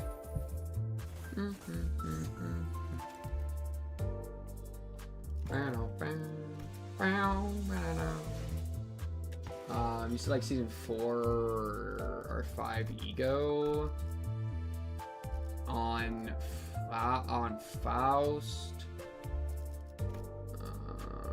Is it everlasting you're talking about? Oh, Tremor. Probably this, right? Whenever this go, you go to trigger Tremor Burst on an enemy, gain haste, and then all this shit for ever. Wow, what the fuck is this? When hit by stuff that does tremor burst, chance to trigger an additional tremor burst, max 50%. Based on potency. Oh, that's not that good, though. I like the other ones more, I think. This one's... I feel like I like the other ones good, right? More? Inflict 10 and 10 is crazy, though. Oh my god, 10 and 10? That one's pretty crazy. Yeah, I see the idea there. I see the idea. Oh, that was entanglement? Oh, it's entanglement. My fault. I didn't realize it was entanglement. Okay, that's awesome. That's insane. Wait, so yeah, in that case, it would do an additional tremor burst, which would then make the other one also tremor burst extra, and then it does 1, 2, 3, 4 tremor bursts, which would be on average 6 tremor bursts if your tremors in max mode. Yeah, that seems actually freaking insane and broken. Okay. And I'm close to enough foul stuff to grab it, and we can grab that anytime, so. Yeah, that's nuts. That's actually nuts. Alright. And now let's switch you over to Dawn. And then I want to do like 1, 2, 3, 4, 5, 6, 7. I actually don't think order matters because they're probably all getting deployed. We spent a long time rifling through the photo studio with the LCD team, but no one found any decisive evidence. There sure are a lot of photos around, but almost all of them are just pictures of buildings, nothing much to tell from that. Aside from the canister containing the film Rose Sinclair picked up, there are no remaining items here that can count as a proper clue, Executive Manager. I've confirmed that the rest are all empty plastic containers. It's probably best to check the contents of the film roll directly. Yes, Executive Manager. I will find a way to develop the film. Did you guys find any sort of photo development room or equipment nearby? Let's search a little more before we see what's in the film roll. Mentor, what do you make of this object? For the 8th time, Engdu, I have no idea. If I had the wits bright enough to understand all that lies before me with a single glance, like that team leader, I would have passed the royal examinations long ago and secured myself a lucrative position as a court official. But Mentor, hadn't you already passed the royal? Once swung, a sword does not retrace its arc, Engdu. So it is with life. There's no undoing what has already been cut. That line hit crazy after Ryoshu. Oh, here's a gulp. Wait. I gotta wet my throat. Gulps have been kind of rare nowadays, so I gotta give you all good ones. It's probably because I raised the price by like 10 times.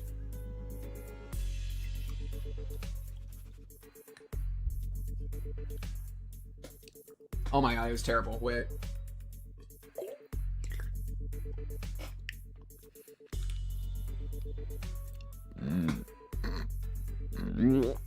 Oh! Okay, that was a good one. That's the technique, bro. There's no undoing what has already been cut. Thus, it is unnecessary to dwell on what can no longer be undone. There's no after for what has been slashed away. Not for you, Mentor.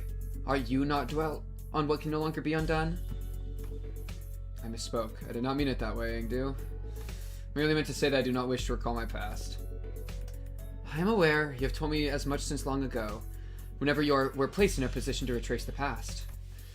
Mostly at the eateries where you filled your belly on unpaid tabs, and each time you brought down the stone wall before a house by your own erring hand. This freaking guy, that's your backstory, bro? And there isn't even anything better to spend it on. Cha-cha-cha-cha-roo! Bring back hydrate. Yo, put it in my, give it to my secretary, okay? Those are exactly the kinds of things you should never forget. Ow, my belly. I feel a stabbing pain in my belly. This spot. Oh, the very wound you once gave me afflicts me at. The one from when you thought you were only poking with a scabbard, yet by some cruel turn it was your sword that ran me through. Mentor, you said it was completely healed and that I need not concern myself with it. Those very same words have been repeated at least 80 times. But it still aches every now and then. Chiefly when I hear your sharp, cutting words that I really don't want to hear. Is that so? Engdu suddenly pulled out a sheet of paper and began furiously writing something down. What's this? I've written down the words that I have just said. If hearing my sharp, cutting words afflicts you so, perhaps reading them instead would cause no suffering.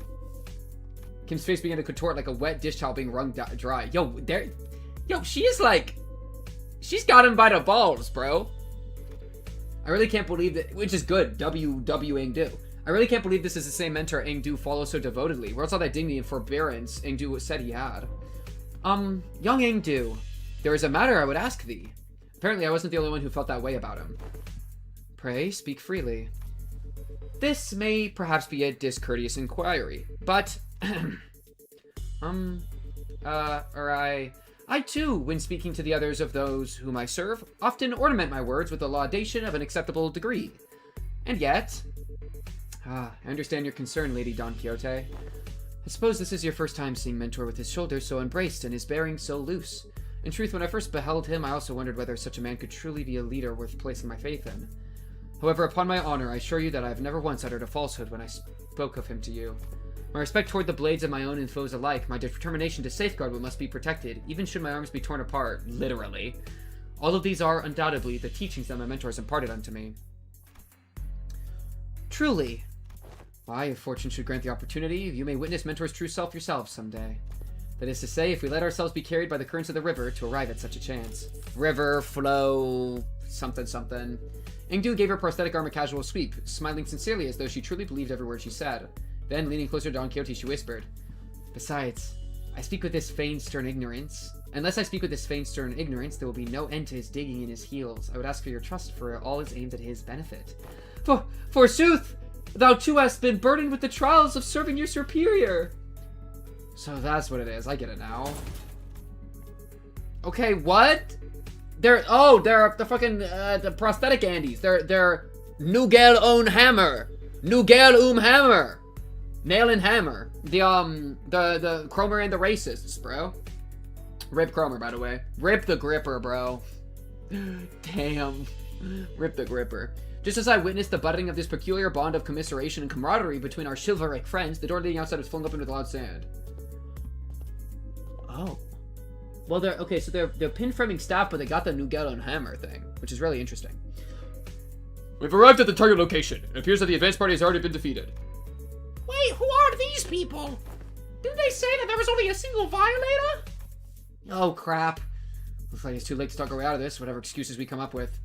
Oh boy, this is not gonna end well. Same thing that happened last time. When I saw the N-Corp employees, I thought we had the wrong intel, and all of a sudden, the sun flash blinded my vision white, as though I had stared straight into a burst of searing light so intense and bright that it made my head swim. Yeah, there was this same pop, and, with my vision blinded, the only thing I could make out was Ezra's soft murmur, until even that came to a stop as her breathing hushed. Yo, what the fuck? Are we going down memory lane? And what is it? What are these, like, hung people in the back? There's, like, a row of teeth getting hung. It didn't take long for me to realize what was happening. Seeing it again doesn't exactly warm the heart when you say, Ingdu. Oh, there's like a wolf back there! A wolf. Though escort may indeed be passing through our times, this alley was not quite so wretched in form, was it, Mentor? Is that right? It looks much the same to me. This place. Did we get teleported to S-Corp? No, Dante, though it generates a considerable sense of verisimilitude. This is... I think I know what this is. This is a presence. I haven't been able to detect it until just now, but somehow it was now surrounding us, saturating every corner of the space where we stood. The dreary stone walls, trees bent and coiled in grotesque forms, the sheen of the light, and even the air we breathe, all of them point toward a single phenomenon. This is the depth of the fathoms. Fathoms made entirely out of distortion. Fathoms... So just we're going into the fathoms of a distorted person. Okay. They're completely different distortions where the N-Corp employees were just a moment ago. Executive Manager, it's... This is exactly it. This is what I was trying to explain. Chikokokokolokaden? Yo, who the hell are... Okay, that's fire. I like that. Oh, that's why those event currency earlier were the weird photographs. It was referencing this. Rezra pointed, the people in smart, neat suits had vanished, and in their place, figures clad in bloodstained dopo robes were approaching us with dragging uneasy steps. Alright, let's fight first and talk later. Ready, Ingdu? My blade is poised to strike, Lady Ezra. Wait, where's the bamboo-headed dude? I'm afraid he has already taken his leave. As he said he has no desire to cross blades with the Chuokins of S-Corp twice. Come on, man, not again! He's a repeat offender, that's for certain. Executive Manager. Wherever Kin's gone off to, this definitely isn't the time to be asking trivial questions. Alright, let's do what Ezra says and get ready for battle. On your orders, Executive Manager. Men, prepare for battle! Oh, I'm preparing for win rate, bro. What is up with this guy? This guy is fucked up. It looks like a Tyrannosaurus, almost. Am I right or am I right? Look at this guy on the left, too. There's a dude holding, like, his businessman briefcase. His BBB, businessman briefcase. Or BMB, businessman briefcase. Prisoner transport order. +5 offense and defense. It's a cool backdrop. I like it. Constricting O-Rub-ons. Does some stuff. Bleed, blind, attack down. Lose a head of splitting memory. Bind. To cover their eyes is not to bind. These fabrics created using the Q-Corp singularity are fashioned in many forms, such as blindfolds and headbands that are commonly used throughout the East. It is not unusual to see fixtures and employees of corporate entities in the east covering their heads and faces with these products. The fabrics serve the same function as sunglasses, visors, and combat prosthetic eyes found elsewhere in the city. They scan the target's information in real time, augment vision, and provide technical analysis. At times, they can also serve as music communication. All of this information for 5% damage per bind. Holy, bro. Jumbled memories. We're going into the back rooms, bro. That's what this is. Okay, I'm gonna just win rate. 당신의 판단을 따를게요.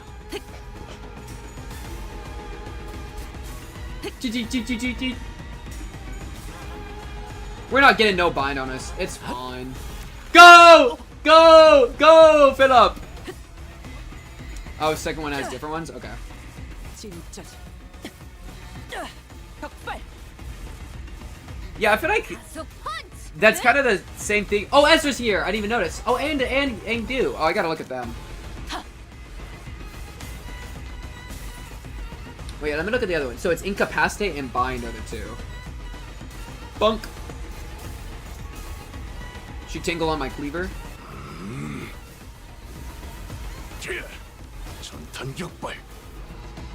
Bong.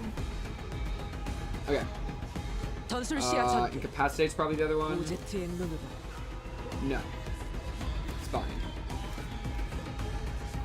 It is unit inflicted trust upon a party game prisoner transport arrangements. Trust.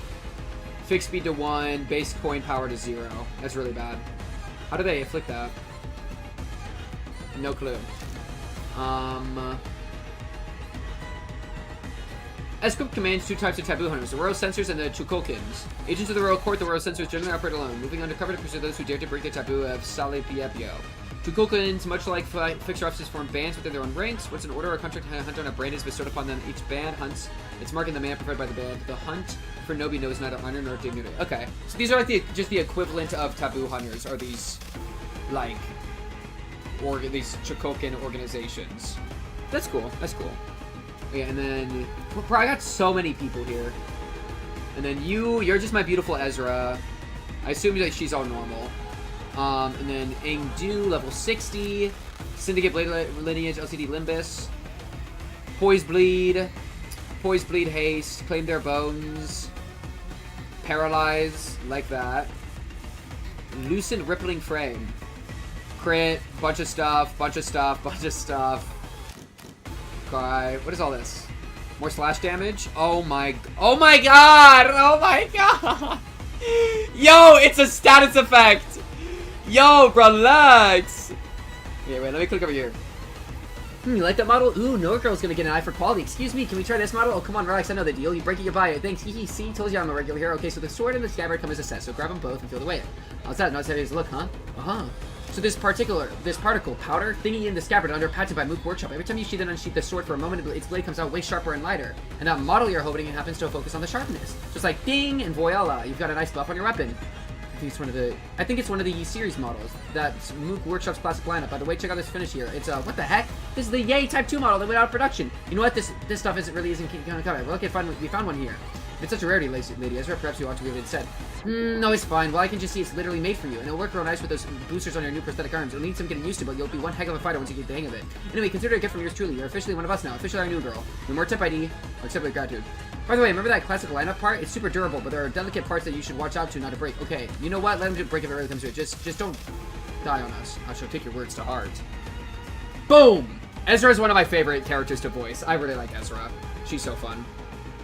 Because she's just so bubbly, you know? You can, some character, like Engdu's voice, I don't even really know what to do for her too much. Because she's just kind of like, she's low-key just a girl. But like Ezra, it's like, you can feel the archetype just by looking at Ezra. And I think that's like really good character writing. Well, it also helps that I like read an entire book with Ezra as a character, so like I know her pretty well. But like, the speech patterns with her are like so much easier to like jump into, you know? Okay, prosthetics. On the outside, it looks no different from prosthetics you might wear in other nests or backstreets, but apparently this particular prosthetic... We already know this, it's the distortions. Since the development of this prototype was led by the OCD department, I would assume it has something to do with the power of distortions. Oh, that's not to say that I have any certainty regarding the matter. I was only in charge of transporting it. You see, it's just a simple speculation, really. In any case... Okay, there's like no sentence here. This is empty sentence. I'm confused. They're just saying, I don't know, when they're coming about, like, these prosthetics might have to do with the distortions, which we already know. Wait, why are we talking about Lolan? Oh, because Mook Workshop, which is Lowland. Okay.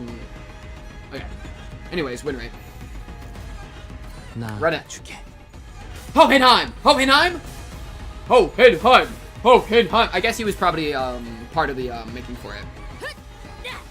The arms are DS. Well, just because. Wait, what? What do you mean? Oh, you're saying like in the same with that Moses's arm, you're trying to connect that to. Yeah, I think that's a fair connection because we already know. Like, yeah, it could have to do with whatever technology DS gave Moses. I could see something like that. That like Limbus company has access to all that technology. That makes sense. But also that when they're implying it has to do with the distortions at all, I'm just gonna fully believe it's the distortions period. Because like I feel like why would you imply it if it wasn't true? Yeah, yeet! Yeah, yeet! Yo, Philip, go crazy mode. Oh, it sounds like Hohenheim's speech pattern. Oh, you're saying that that was from the perspective of Hohenheim. Hohenheim the goat. You lost, Faust? DS has a prosthetic hand fetish theory. Loki. Loki, I see it. Wait, but if she's really into prosthetics, then she might like be the target of Sinclair racism in the future. You know what I mean? That's like an entire thing is your relationship with prosthetics.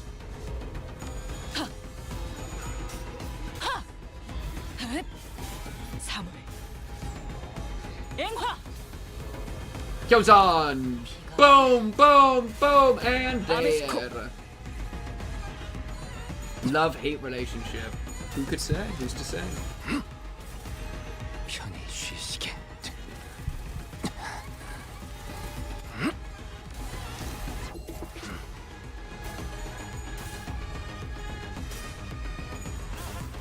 But this music's kind of fun. I like this remix of this like style, right?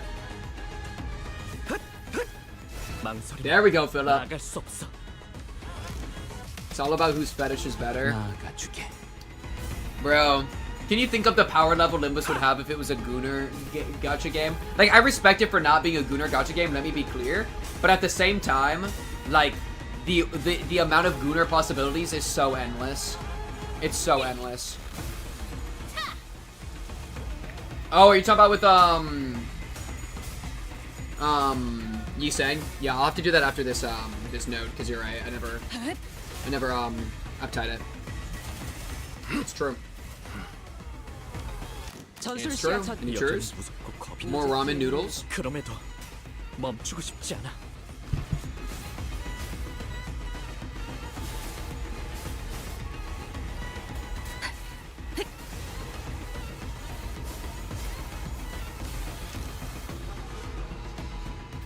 Where? 이곳은 위험하니 무리하지 말고 뒤에서 보조만 해도 괜찮습니다. I should do this now because I'm at 30. Like, whenever I'm at 30, I think I'm supposed to do defense. It was also, like, lit up. That was cool. They make the characters so hot that the fan artists do the gooning work for them. Bro. But imagine if they were also doing official gooning work. We'd have, like, infinite goon. That should be all of them. Surveying the area with measured alert, Engdu cast the blood from her sword with a few sharp flicks before sliding it back into its sheath. Huh, they're not charging back. Doesn't look like beating up the distorted ones reverts them immediately this time around. Perhaps a fortunate turn of events in a way. Let us search for clues while time allows us. Right. You take that side, Engdu, I'll search here. Ezra and Engdu moved about as though they were used to this kind of situation, without even taking a moment to catch their breath after the battle that began searching the space. Prithee! Don Quixote was the first one to voice her doubt in this surreal and familiar situation we found ourselves in. We battled distortions upon our arrival hither, yet never before have I beheld our surroundings change with so sudden a flash. Prithee, I cannot make sense of this situation. Couldst thou render a detailed account of this distortion phenomenon? Apologies. It would appear I overlooked the briefing due to the urgency of this predicament. This is, according to the definition presented by Lady Moses, a location-type distortion. It's basically when a whole space distorts, and since places and buildings can't move on their own, the distortion gets fixed in a certain space. As for this one, looks like the distortion's already progressed pretty far along. Middle stage, probably? They don't usually get this big, but this one here is covering almost an entire street. Just like that one, like, office building way back. I was thinking about this when you were doing that gacha, that, like, this isn't that different from if you did Genshin Impact on stream. It'd take a similar amount of time to get through the main story and would also have a new story come out every few months. Yeah, probably. Yeah, probably. So little traditional gacha story flat. Well, I guess the difference would be like, well, you're kind of talking about like the different in like quality of story. But when it comes to like the balance between like story content versus just doing random nonsense, I'm not that I've played Genshin, but I wouldn't be surprised if it's similar to Genshin. Cause yeah, like sitting here and win rating has like taken years off my lifespan.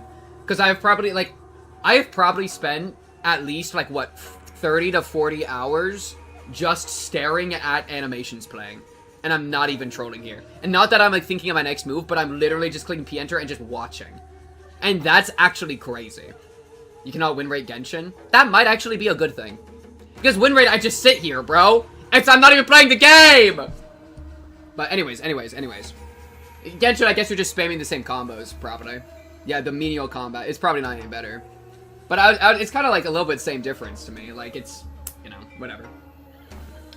Like, I overall would not hype up, the mechanics of Limbus. That's one of my, like, general criticisms. Now that we're getting to some of the hard stuff after, like, 100+ hours, now it's like, okay, I can see where, like, there's mechanics. But, like, the general path here has been pretty, like, yeah. But the story's good, so I'm here for the story, okay? That's why it's got me. Anyways. A lot of auto or no auto? It depends on what the no auto is replaced by, you know? I've never played Genshin. If Genshin's quests are that bad, they might be that bad. But it's just like, win rate's not like win rate is literally just waiting for cutscenes. It's like just sitting and, you know what I mean? So it's like, win rate's not exactly like, you know what I mean? Like, but like, if you're, okay, Limbus, maybe we don't judge Limbus by being a gacha, because if all gachas are dog shit, then why are we comparing it to just dog shit? Like, I know it's technically a gacha, but like, we're setting the bar way too low if we hate every gacha that much, you know? Like, we came from LobotomyCorp and Runa, which had such good mechanics. Such good mechanics, you know? That shit was so peak. As someone who has 2,000 hours on Genshin quests are that bad? Oh, yikes. Yikes. But it's like, I don't, like, if we're ever saying, like, guys, Limbus's mechanics aren't that bad, it's like, if we're comparing it to the absolute bottom of the barrel slop, I guess. But 8 out of 10, I would not say 8 out of 10. I'm a lot more critical of Limbus's, combat mechanics. Like, yeah. But, well, we don't need to get into it too much. I guess, yeah. Or at least how they use it. Like, anyways. They entered this space and got caught up in it. And our job right now is to get to the bottom of the phenomenon. What exactly gets people caught up, and what happens to them once they're in. Of course, we can't really rule out the possibility of a powerful distortion that's encroaching upon its environment. Oh, and by that I mean when a distortion bleeds into the space around it and warps it. Oh man, I'm actually talking like our team leader. Rubbed off on me, I guess. Hee hee. Ezra continued with a sheepish giggle. In any case, we won't be able to surpass or cure the distortion even if we whip these guys' asses 100 times. We need more clues to help us locate the inflection point. Maybe we should examine these people over here, too? With a call, Ezra directed our attention to rows of class people all around, all of them clad in dopo robes. And these are... The glyph emblazoned upon their headbands, Chu, bespeaks propulsion and pursuit. Marks them as Chuokukins, functionaries charged with scouring and hunting runaway nobis. You hail from the homeland as we do. I'm unsurprised that you know of them. I could hardly fail to know, for I too was once enumerated among their quarry. Scientists and technicians were daily being dispossessed of their stations in Escorp, after all.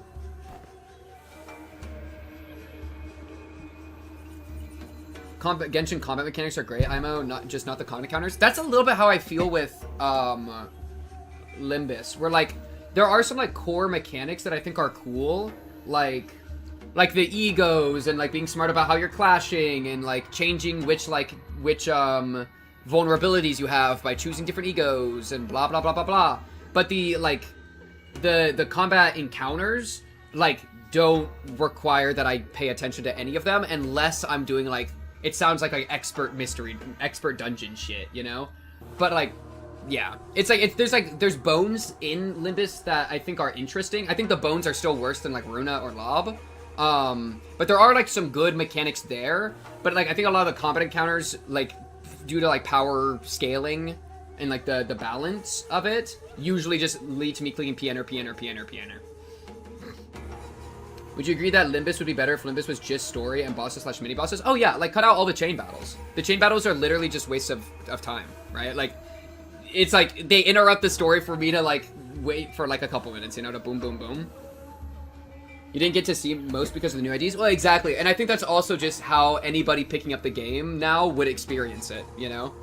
Like if you were here from the beginning with Limbus, I bet it would feel a lot better. And so not like jumping in late. It's really difficult to jump in late because of the way the power scaling has gone. And like, yeah, it almost feels like we said it before, but it sounds like the Runa power scaling, right? Where like, but here you get to jump ahead and sequence break and it all falls apart. So it was no idle tale. Scientists who ply their craft without finding S-Corp's coffers are seized forthwith and made novice of the corporation. Indeed, I count myself fortunate to have absconded from my friends afore the brand of Novi could be impressed upon us. Otherwise, Novi, the wretched appellation conferred upon the people for the convenience of those in power. A vile practice and an excuse for their power-mongering, nothing more. The so-called taboo hunters of S-Corp operate by much the same anatomy. Does the breaching of taboo summon the hunter, or does the hunter first seize his prey, to thereafter frame the captured with invented transgression? If the powerful so desire to chase a man down, to take possession of his very being and keep him caged, then they only need decree that he should bear the lot of a Novi. Such is what S-Corp has become today. My mentor, too, is one of the victims of that accursed practice. Then, could these people have been sent out to capture your mentor or Yiseng? Or me, perhaps, or none of us. You mean to state that they may be conceptual forms of Chaukins generated by distortion? That is a plausible conjecture. We are getting nowhere with this clue hunting. With every sigh, Otis pressed her fingers against her brow as if her head were starting to pound in frustration. To delve further into the matter, it is necessary to determine why the S-Corp and its Chuankokins have appeared as the motive of this phenomenon. Considering the course of events we have seen so far, would it not stand to reason that the distortion stains all nearby things with memories most foul? The presence of Chuankokins suggests a possible correspondence to Yiseng's memories. Conversely, however, the absence of T-Corp's time collectors weakens that hypothesis. In which case, the most plausible theory is that this particular distortion could have stemmed from Bamboo-Hatted Kim or Engdu's memories. It's probably why bro left. We're getting Bamboo-Hatted Kim backstory? Get a load of this Kim guy. Engdu furrowed her brow and fell into thought as though she couldn't grasp the full picture of the problem. See, well, like, and I hope I'm just not, like, the problem is, what if I'm too good at gaming that I'll never have that problem going forward? That's my risk, bro. That I'm actually just too built different, bro. But we'll see, we'll see. I've seen a few distortions that show trauma or affect their surroundings. But this one, I'm not getting that pop of inspiration. Can't even guess what this distortion wants, either. The white flash of light suddenly drowned my vision again as Ezra clutched her head and cried out with annoyance. Ah, if only Team Leader was here! Cracking this would have been a piece of cake! And we're back. So this is why you kept asking whether we'd seen anything bursting with a pop. Kachan, the N-Corp employees must have it rough too, getting dragged into the distortion like this. I mean, what else were we supposed to do? It was self-defense. They were about to attack us. I suppose finding the root cause and taking care of it would be the fastest way forward. Let's just do what we can for now. Okay, first we need to develop the film we found here. We'll head to the nearest dark room and... Nah, actually, let's first drag that slippery hat-wearing colt back here and get him talking about the Chuokikins. That's probably our best bet. Every time we take a job, that slacker just slips off without telling anyone. As one part of me watched Ezra stamp her feet in frustration, I was also carefully following Heathcliff's team through the other part of my vision. Oh, I think I can help with that. Have you located him? Huh? What? Bosscock found something? Yep, I found where Bamboo-Hatted Kim is right now. Ooh. I don't know if I would say I've struggled before with Limbus. I mean, like, I've had a few failures, but I feel like I immediately turn around and then win. You know what I mean? But yeah, I mean, there's been a couple. We'll see. We'll just see going forward. I'm going to reserve judgment. Yeah. Also like the chain battle, because I'm caught up now, right? Because like this is the most this is literally the latest intervalo. 저번처럼 홈파티 You know what I mean? I'm crying I didn't hear clock. Yo, check your hearing, trust. Film. I thought that said fin. What am I trying to say? I forgot. Oh yeah, but like these chain battles, I'm caught up, and these chain battles are still always just gonna be win rate battles, right? And I think that's got to be true for like anybody at this point, right? 독재팀의 협조가 필요한 거지. Okay, we do like boom. 녹슨 총에 가시죠. 독재팀. 관리인가 아니면 애도인가. Oh, I gotta equip the ego. Gotta uptie the ego. Oh, so I did equip it, but I didn't uptie it.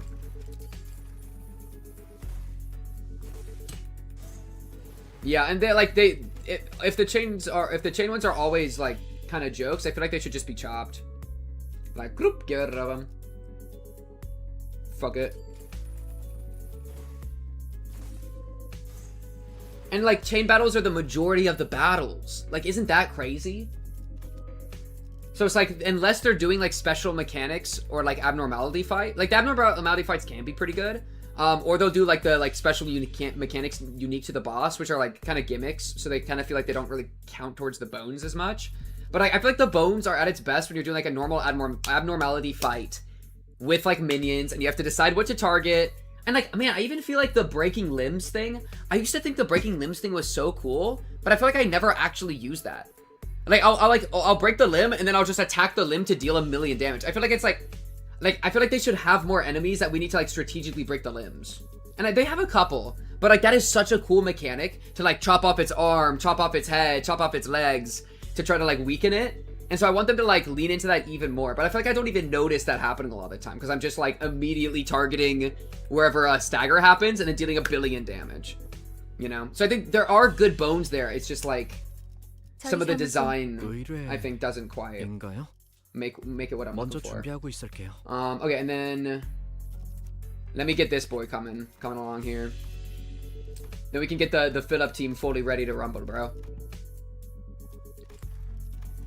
I'm spending all my thread on my new boys. We'll watch this one later. I'm gonna skip it for now. Yeah, pretty boy.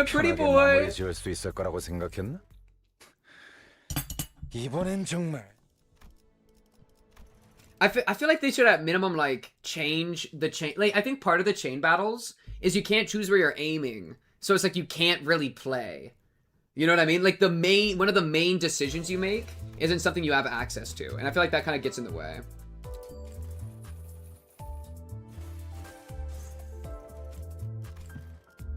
But okay, here we go. Boom. Now I can get my full group, bro. Okay, wait. Screw whatever I was doing. Boom. Boom, boom. And then you are always insane. You're now Tremor. You're Tremor, you're Tremor. Oh, but you're Tremor too. Oh, do I ever not have Radia around so that I can have somebody else? Because you're Tremor sinking, you're Tremor sinking, you're Tremor sinking, and then these guys are Tremor burn, and burn. So we have like a heavy Tremor thing. We're doing like half burn, half sinking right now. And I think Philip becomes Tremor burn as well. And then you're just sinking. You're just hot. You're rupture. You're Tremor burn.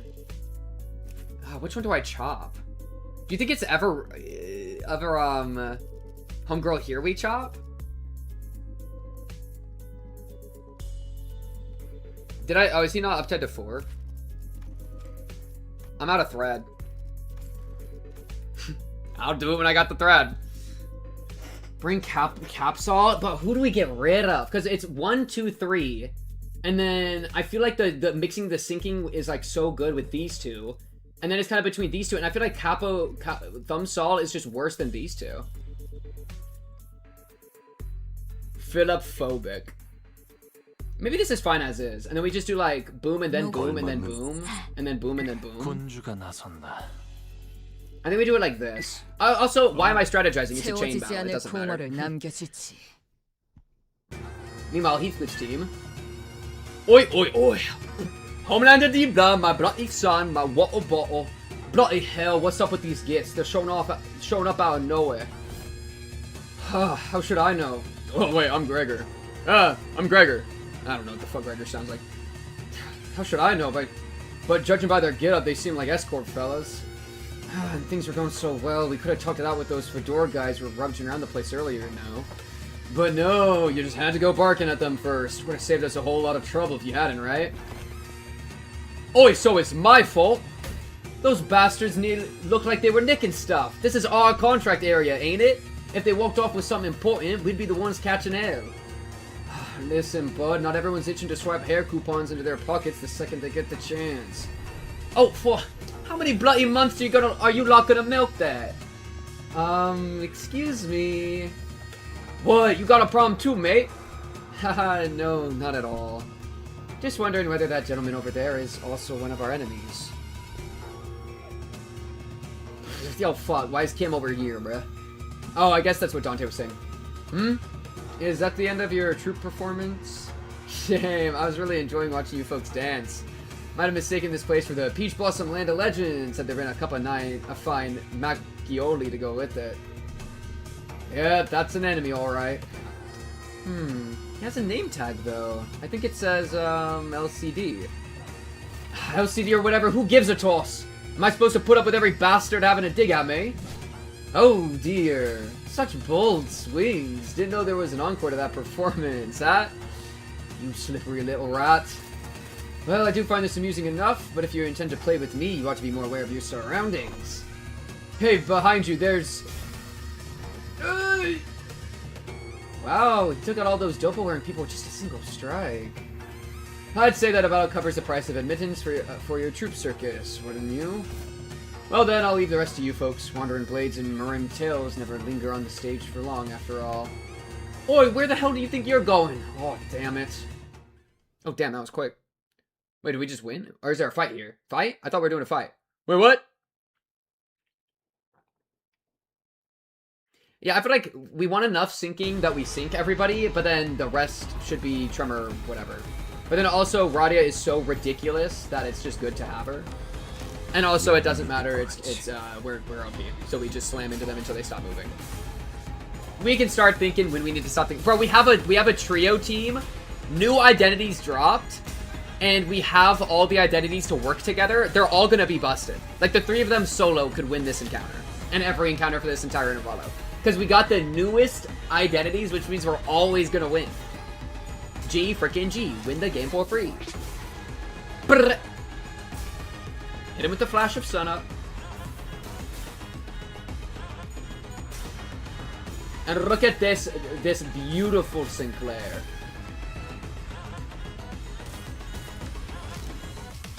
Okay, wait, let me take a peek. So Sinclair, I want to remember. You have like the base power up, you gain offense up, you gain a bunch of SP, and then when they die, then you get the like super ridiculous stuff about how like your sanity gets maxed. I wanted to look at you. I think I pretty much can just win rate. And then I do, when they're at 30, I do S3 and then I do defense the next turn. Or I do just defense. I think that's pretty much it. Go, my Phillip! Go, my Phillip! Yeah, yeet!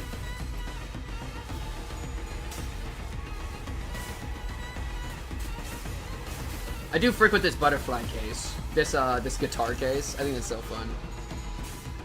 It's like new Runa players are able to go through the plot while getting purple tier Arcor pages at the beginning unmodded. Exactly, yeah.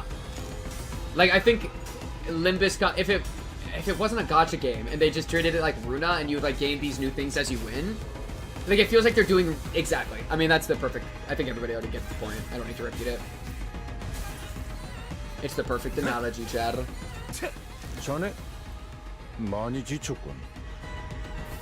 And then you're doing your thing. You're at 28, and then I think Greg Gore is a bit slower to build his. Sup 2413. Hello, middle user here. It's 5:24 a.m. for me right now. I woke up at 9 a.m. Yo, middle user. What's going on with the sleep schedule, bro? What's going on there, bro? What would the middle think of a bad sleep schedule? What is happening?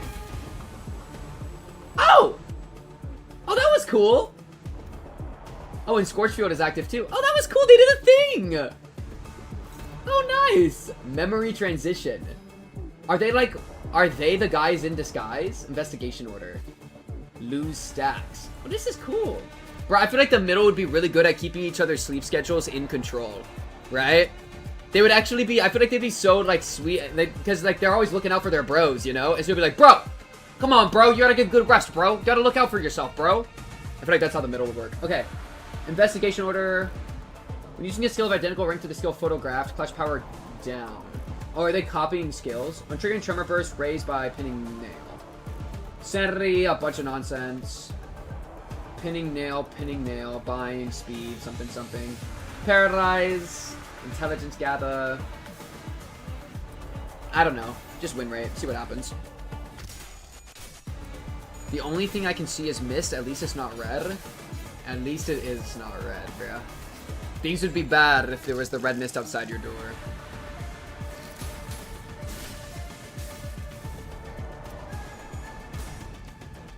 Yeah, can we win this clash? Lock in. Thank you. Okay. Nice. There's literally nothing that can be done. We can't stop casual players from getting Kanto-centered IDs and getting turbo spoiled by their stories. That's also really true. Like, the inherent... Oh god, what is that? When using a skill of identical rank to the skill photographed. So, is it rank 1? Because it says 1? Hey, clash power -5, who cares? Win rate. Trust the process. But yeah, that's like part of the thing where it's like, it doesn't seem like, I've said this a handful of times. Like, Olympus Company's just fine with, like, quote-unquote spoiling its audience. Either through, like, the intro screen having spoilers, or, like, the identity of scale stories, you know?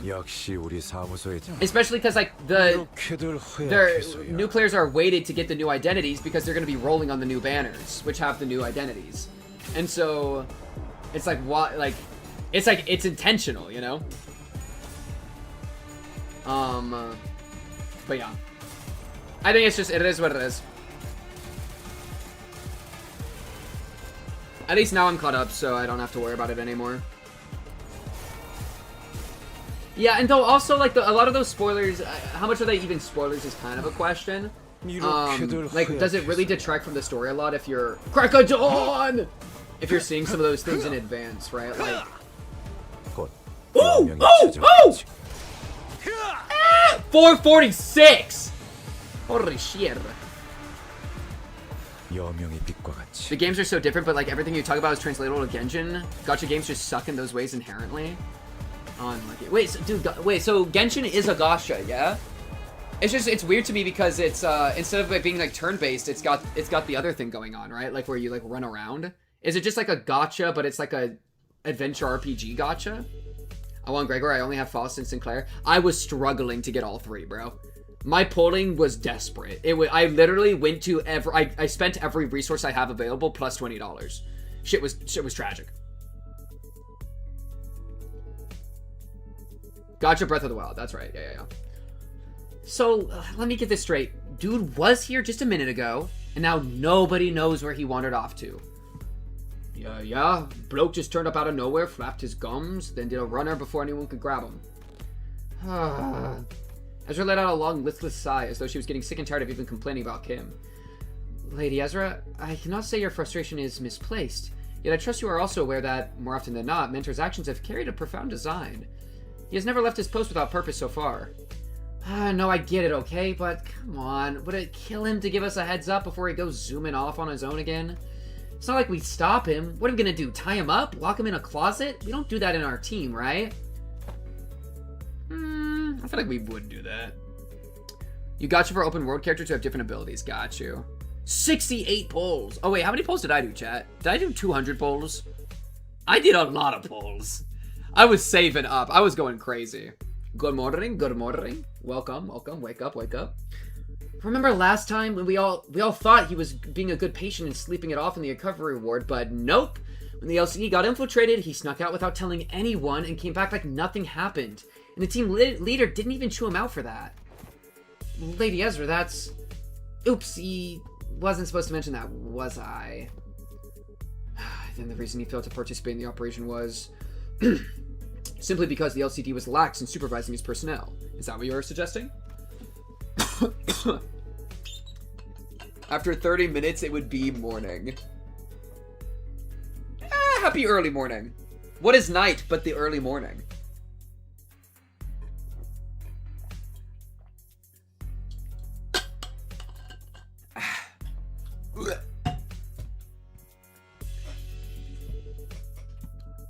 Anyways, you were not saving up? I was saving up. What do you mean I wasn't saving up? I was saving up. I just wasn't, like, grinding. But I was saving up everything I was getting. I think more or less. I mean, I gambled a little bit here and there, but I'm more or less saved up. I think I did a good job. I did a great job. Lady Moses bade us hold our tongues for this very reason. She knew full well Mentor's intentions would be misunderstood in precisely such a manner. What part of this have I misunderstood? Did you not just disclose that the man deserted his post without authorization? That's the thing. He wasn't just wandering around. He was outside all alone, taking down the ring auto mannequins who'd locked down the elevator that leads into the LCEO department. Yeah, it's not like he was dealing with the strongest enemy out there, but the recovery ward didn't have an emergency alarm, and nobody from the department was there to warn him either. He somehow just caught on and did the job himself. Heard it's all thanks to him that the facilities team managed to get the comms back up and contact the LCE chief dude way faster, and that helped the LCA to actually deploy. They would have been delayed for another hour or two if he hadn't stepped in, apparently. And he went fighting even though he wasn't fully recovered, so he came back looking like he'd been processed through a meat grinder. So yeah, he did end up staying in bed like a good patient, in a lot of pain. Then the soldier is not entirely deserving of reproach. Yeah, it's just like he's like a flowing spirit that goes... He's like a good employee, bro. There's like two types of employees, bro. There's the employees that you have to tell them exactly what to do all the time, and then there's the other employees that actually find problems and solve them on their own. And Bamboo-Headed Kim falls into the second category. That's kind of the battle that I'm thinking. You know what I mean? Well, chat, of course y'all are gonna have a million things saved up for the game. Y'all doing mirror dungeons every week, going into your excavations every day, bro. Man, I'm too busy to do a gacha like a gacha, bro. And I'm caught up, and it's been fine. It's been nice and easy, bro. You don't gotta do all that. It's fine. Just get the OP identities and then coast. That's what I've been doing since the tutorial when I got Thumbs All. Nope, he's a less talking, more doing type, I guess. Anyway, we were all stuck inside the building back then during the incident, so fine, I suppose there was no helping it. Today, though, never mind. It's always like this with him. He always slips away and pops back in, saying, it's done. My point is, what happens if one day one of those solo missions doesn't go his way and he just drops dead in the street somewhere? How are we supposed to help him then? Actually, how does he even know what's supposed to be done in the first place when nobody gave him any instructions? He's following the flow, bro. Bloke's gotta be relying on his gut feeling, innit? Gut feeling? Look, I only saw the bloke for a bit, but I can't say I've got him all figured out. He's an annoying bastard, but he didn't strike me as some clueless sod who doesn't know where he's stepping. Heathcliff scratched at his chin, then kept talking as though he were stating an obvious fact. Today's proof's enough. He's not one of us, so Cockhead couldn't have reached him from that far and sent him to back us up. And there's no way he just happened to run into us when we were just about to get into battle, innit? Then... Well, could be Bloke's got some stupidly sharp head on him and piece things together. Could be that. But I've got these moments where I get a flash of that gut feeling. However you want to call it. My bossman, Matthew, he said he could hear that kind of shite too. Said, I can hear them gears turning. Or, I think I hear a rat scurrying about. They do things you couldn't make heads or tails of. Listen, there was this one time when we were expecting a life or death fight. Matthew says he can hear them gears turning. Walks into a ram pub. Starts throwing back drinks like he lost his bloody mind. That does sound like someone who's lost his bloody mind. Back when I was on the ship, some sailors used to drink the barrel dry before battling whales to blunt their fear.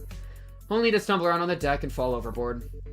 Yeah, and the boss couldn't knock it back like a whale. Still, the point is, getting plastered right before a turf war is not something most sane people would call a good idea. Had us all crossed, so we went stomping after him. And guess what? Turns out that pub was a secret hideout where the opposing syndicate was holed up.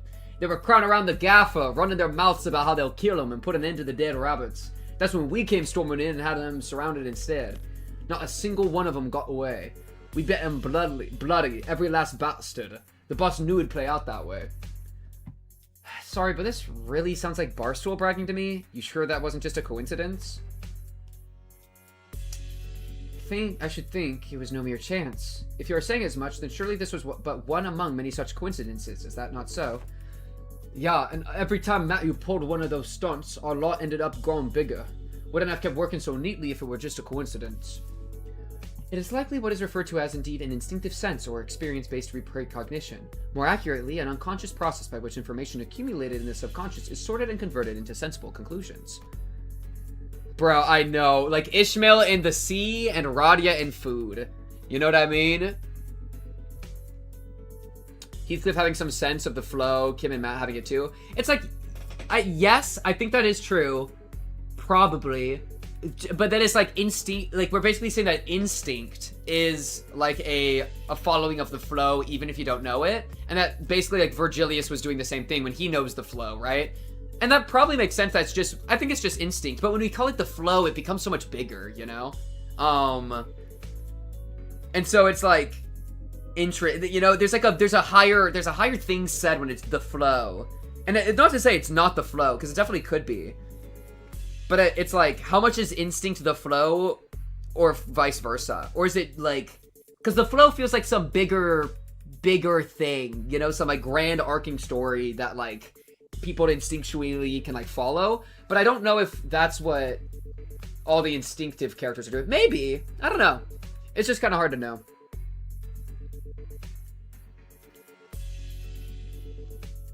Rhodia at least got her depressed, eat the rich jealousy thing going on.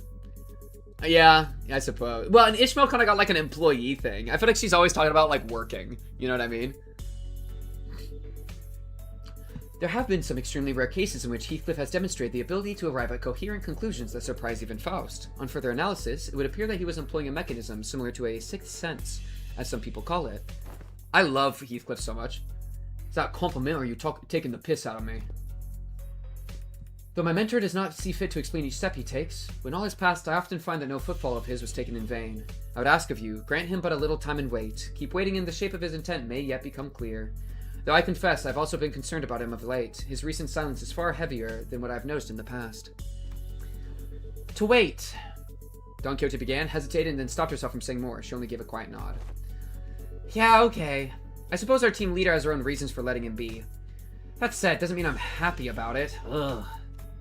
Let us return to the task at hand and do what we can for now. Fine. As the others quieted down, I finally had room to notice the place we found ourselves in. There wasn't a single ray of light, just a deep red hue pressing in from every side. I can't believe we've been chatting away in the dark this whole time, fellas. And the red lights aren't helping at all, especially with my aging eyes. Oh, are you looking for the light switch? It's right here. No! Sinclair, stop! And right then, Mersal, don't turn on the light. I heard Mersal's clipped warning, his voice coming from a corner I didn't expect to find. Mersal, where are you? Ah, there he is, that corner. Is he washing something? Mersal's already deep at work, like, finishing, like, working on the photos. Anytime I see Heathcliff upscale, I'm happy. I fucking love him. I fucking love Heathcliff. Heathcliff's, like, maybe my favorite. Oh, we're gonna get to do a character tier list soon. That'll be fun. I am developing the film role, manager. Exposure to light may ruin the entire role. Please exercise caution. So he's been doing his own thing. That explains why he was quiet all along. Huh, I didn't think you'd know how to print photographs, pal. What's that for, anyway? You expressed the wish to have the film developed, manager. I'm carrying out that instruction. I see. I wonder if, like, he likes photos because photos are, like, good at approaching the objective.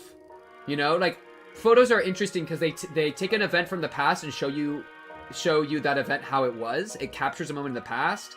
So you're not able to have, like, it gives you the closest thing to, like, an objective view of the past, right? Of course, photos can be manipulated and, like, be biased, right? But maybe there's, like, that's part of the conversation of why Mersal already has this history with photographs, is some of his philosophy on objectivity and subjectivity. Yeah, they do. This series does have really good character design. That's definitely one of my favorite things. Like, bro, I was so hyped when we saw all the characters for the first time. You know, and then I was like disappointed when the first few contos were kind of mid, but then now the new contos have been like going crazy, and so it's like now finally, like I loved Gregor's design all along and his personality, and then finally recently he's getting that plot significance. It's so good. But yeah, okay. A photo studio first, and now a darkroom. This may be no more than a conjecture, but it would not be unreasonable to suppose that the axis of the distortion rests upon a photographer. The film serial numbers either match those found in the photo studio or deviate by only a single digit. It is certain that this darkroom is connected to the studio in some way. The images bear a striking resemblance to these photographs. I also believe this building and that photo studio share a strong connection. Oh? Where did you get these photos? I brought them from the photo studio. I cannot name the locations in the picture with certainty, yet they all appear to have been taken at various places in N-Corp's district. Buildings, mostly. Hey, wait, I know what these are. People take pictures like these when supplying stuff to that department store. Correct. The photos must have been taken by a docugrapher. Mersal chimed in, holding up an odd cylindrical container in his hand this time. He gave the container a shake every now and then with a measured rhythm. Whatever he was doing seemed to be part of a process of developing the film. Film rolls are hardly affordable for the average resident in N-Corp. In most cases, taking photographs is done as part of professional duties. There are approximately 21 occupations in District 14 that utilize photography. However, only a single profession involves routinely photographing specific buildings, adhering to fixed standards that can be observed in these pictures. And these docugraphers you mentioned are the people entrusted with that job? Yes, they photograph the information to be poured into canned experience. What the fuck is canned experience? What the fuck is canned experience? A docugrapher? How could a person of such a decently lucrative profession fall into a distortion? Decent job, maybe, but how do we know if they're a decent person? Ezra replied with a clear-cut answer after only a brief pause. What makes you say that? The photo studio we were at didn't have any darkrooms, right? No, it didn't. My team leader said that there are other ways of processing film rolls, but in N-Corp you have to go to a darkroom to develop and print them. Correct. Film rolls are usually immersed in developer solution to be processed. Which is why photo studios have these dark rooms equipped with red safe lights right next to them. But this place, it's pretty far from that photo studio. Yeah, now that you mention it.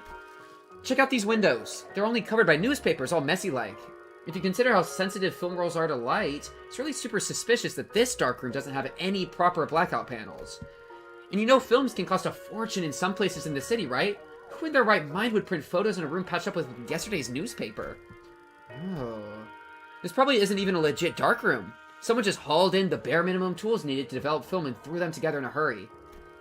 Someone who didn't want to be seen printing photos. And people don't usually avoid scrutiny unless they're doing something not so decent. If that's the case, then I can see why they might have distorted. Right? Manager. Mersal came to my side quietly, still giving the strange cylinder the occasional shake. I have a request regarding your instruction to develop this film roll. What is it? Please ensure that the light in this room is not turned on until development is complete. Aren't we already doing that? Yes. However, engaging in battle opens the door to uncontrollable variables. This is why I've judged it necessary to make a separate request. Battle? There is no need for concern. I am capable of participating in combat while maintaining the development process. But wait, can you slow down? A battle, you say? Surely there must be cause for you to believe so. At the photo studio, reinforcements arrived exactly 11 minutes and 34 seconds after N-Corp's pin-frame team staff were defeated. Deductions based on the events thus far make it clear that the photo studio and this darkroom share some kind of connection. Furthermore, Sinner Heathcliff, Sinner Honolulu, and Sinner Gregor have battled N-Corp's pin-frame team in this very location. I hear footsteps rushing up the staircases, approaching closer and closer. I have a feeling I know what Mersal is getting at, but I ask anyway. Meaning... The initial rinse is finished. The process is now halfway to the completion of the second agitation. This indicates that 11 minutes and 30 seconds have elapsed since the start of development. Okay, I think he finished it, so he's going to put it down. A battle is imminent. Please withdraw to a safe position, Manager. Mersal, you... should have warned us way earlier. Understood, Manager. I will follow that instruction going forward. Yo, W, Mersal. It's mentioned in IDs.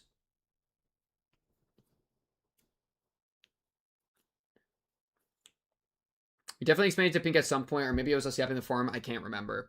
You can just tell me. I don't care. I'm so close to caught up. Who even cares at this point, bro?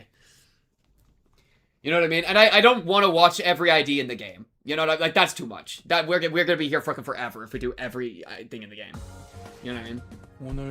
I just assume it's like wait, there's not even people fighting. Look, we're cutting to a story node. 다른 이들의 책도 찾아둘까요? After the battle. Okay, we cut through the battle thing. Okay, I don't mind that. I don't mind that. Something sits ill with me. Amid the sprawl of S-Corp's backstreets distorted with the flash, Engdu at her gates fixed somewhere high overhead. They'll partly explain it here in this honor of Olo. Oh, okay. And at the end of her gaze... Are those photographs? Make a list of the essential ones. Okay. A long line stretched across the open air, photographs hanging from it like laundry clipped to a clothesline. I mistook it for a kumjal at first and gave it little attention. Yet upon a closer look, I saw those pictures hanging from the line. Perhaps they had been strung within the darkroom and remained thus when the distortion took hold. Bizarre. Observation of unaffected elements in the space occupied by a location-type distortion is most irregular. Indeed, the items we bore from the studio have already changed into images of various sites of S-Corp, but these alone remain as they were. Let's take them down and check on them ourselves. Just as I was wondering if the line was perhaps too high for me to reach, Marcel stepped forward and plucked a few photos off of it, and in the instant he brought them to me. We heard there a pop, and again, a bright white flash blinded my vision for a moment. This looks like the newspaper room. Good grief, this distortion likes to change its mind, huh? Keeps switching between S-Corp and N-Corp. This feels like getting caught in a flashbang detonation. My whole body tenses up, then goes slack right after. The other sinners were busy grumbling about the distortion and sudden jumps, except for Marcel, who had stood right in front of me with the photo still held out in his hand. Oh, you didn't drop them. No. He gave his usual short answer, then returned his attention to the cylinder we had been shaking. He took the film out of the container and flicked the lid off of it with a clean controlled motions. Is the processing finally done? Wait, we're back here with the lights on now. Is it okay to take the film out? Yes. Exposure to light will not damage the film once development is complete and the image is fixed. There's no cause for concern. That's a relief. I couldn't say I followed all the technical details, but no cause for concern was all I need to hear. Sighing in relief, I held up the photograph so I could take a proper look. So, see anything odd in there, Manager Bud? There are people in them. Okay. Manhwa protagonist Gilf Rizzler Baker. Spooky Shadow, Tree, Bouquet, Wilted Rose. The people in the photographs all look different from one another. If I had to pick one similarity between them, though, they all looked cold and indifferent. Yeah, that's the city, alright. Ordinary folks you'd see anywhere. These aren't like the photos we picked up at the studio earlier. Are these the kind of photographs they used to make canned experiences? What was that? The scenery around us seemed to ripple just now. I was about to ask Faust if she also felt this strange sensation, but it faded away soon enough. Perhaps it's nothing serious.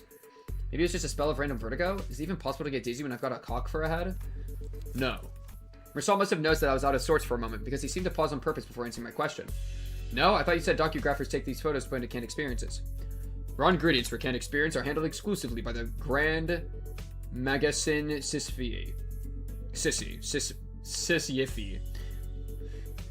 There is no known method for external parties to access them. Sisyifi, what? Oh, I think I heard of it. Canned experiences, right? They're in high demand in other districts, too. But the only brand stamped on them is Grand Magasin Sisyifi, same name every time. I remember some of my classmates bragging about trying them whenever exam weeks came around. Never had one myself, though. I can't really explain it, but something about them just feels kind of wrong. It's that popular, huh? The on-process-based content of canned experience, known as experience batter, is supplied to reprocessing factories, where docugraphers fine-tune the experience's details. Photographs are primarily used for that purpose. Fine-tune the details is, like, again, kind of conversation on objectivity and subjectivity. That, like, the old documents are not objective proof of the past because they're getting fine-tuned and adjusted. Type shit. You know what I mean? They can fine-tune experience. An easier example would be consider why docugraphers take pictures of subjects such as buildings. A purchaser may wish to experience living in a luxurious building that they could never afford. Another may wish to vent out impulses of violence by experiencing the burning of an expensive property. Demand for haute couture canned experience is increasing by day. So that's why the photos from earlier were all fancy buildings.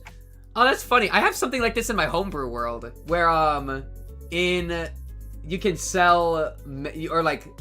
There's an area where, in like the dream world, where people like buy and sell memories with each other, and so it's like a luxury drug that you can take, where you'll like put. I did it as eyedropper, if I remember it right. Where you'll like eyedrop the liquid into your eye, and then you'll get hit with the memory, as if it. And now it's like something you have as if it was one of your memories. You'll like experience it and then be in the memory, or like have the memory.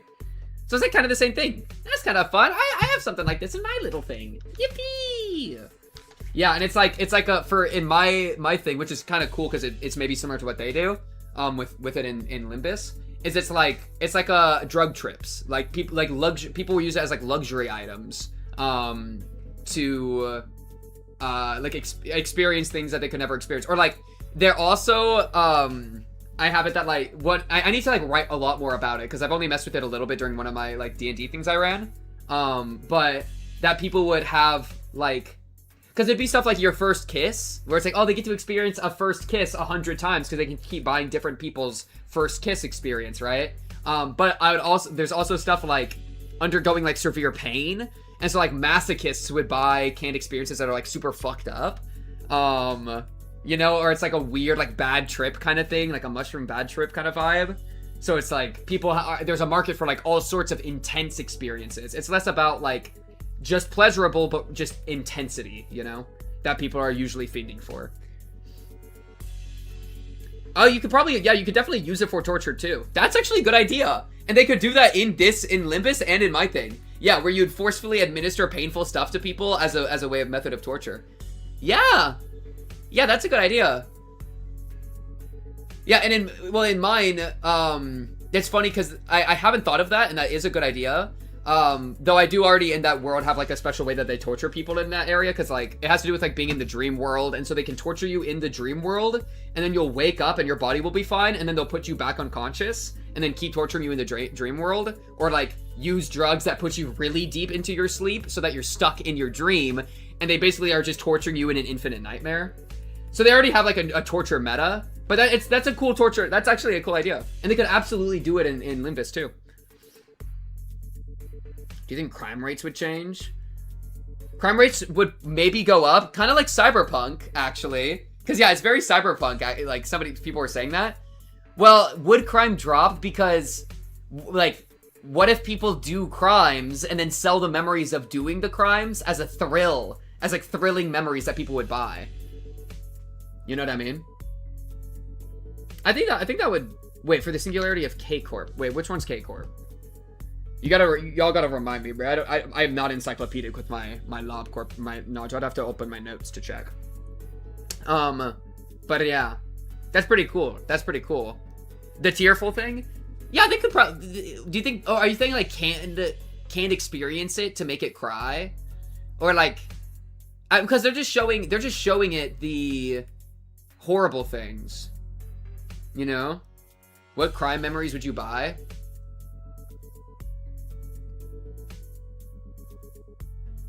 I actually don't know. What crime would I even want to commit? I feel like I would just try anything, honestly. I would just try to know what it's like. But it would be like, so I guess I would do like, probably like a bank robbery would be number one. Some sort of robbery would be fun. Or just sliming somebody out. Yo, getting a memory of slamming somebody out. That's what I want. I would want to kill. I would want a murder memory. If I'm gonna do a crime memory, I want a murder memory. They show a live video footage of deaths in their district, I believe. Yeah, they could do a collab with this district and like send in canned experiences directly into the eye thing to freak it out, to get more HP bullets. I don't think the tearful thing has the ability to ingest them. Yeah, they'll have to figure it out. That'd be scary. The thing is, it's like, I feel like I would want to just like I don't know if I'd actually want to do that. That's the one that comes to mind, because like, I don't know, like doing like a bank robbery or whatever is one thing, but like the experience of killing somebody would be so changing, you know? And so I'd be very curious what that experience would be like to go through. But of course, I never want to kill somebody because it's evil. And so, but the thing is, if you buy the memory, you wouldn't have the guilt because you didn't kill them. You just have the memory of them getting killed. Yeah, there'd be something associated. It'd be weird, but like, I think it would be like morally acceptable. Well, morally acceptable to buy the memory? No way. Because that memory only exists because you murdered somebody. They murdered somebody. So you would be purchasing it, which probably means you'd be giving money to the murderer for their memory. Or maybe that's what they do in prison, is they take out all their memories and then sell them so that people don't do the crimes. That'd be a fun story. Is that like, when people do crimes, they go to prison and their memories all get sucked out, and then people buy the memories. And so people will be doing the memories of crimes, get addicted to crime, and then because they're like addicted to the thrill, and then they become the criminal, and it's an infinite process. Do hard drugs and then buy the memory. Yeah, do like a heroic dose of shrooms and then take a bunch of the memories at once. That'd be so cool. I think a large reason to not do bad crimes in the first place is just the emotional distress it causes a person. I don't think I'd want that. That's so valid. That's so valid.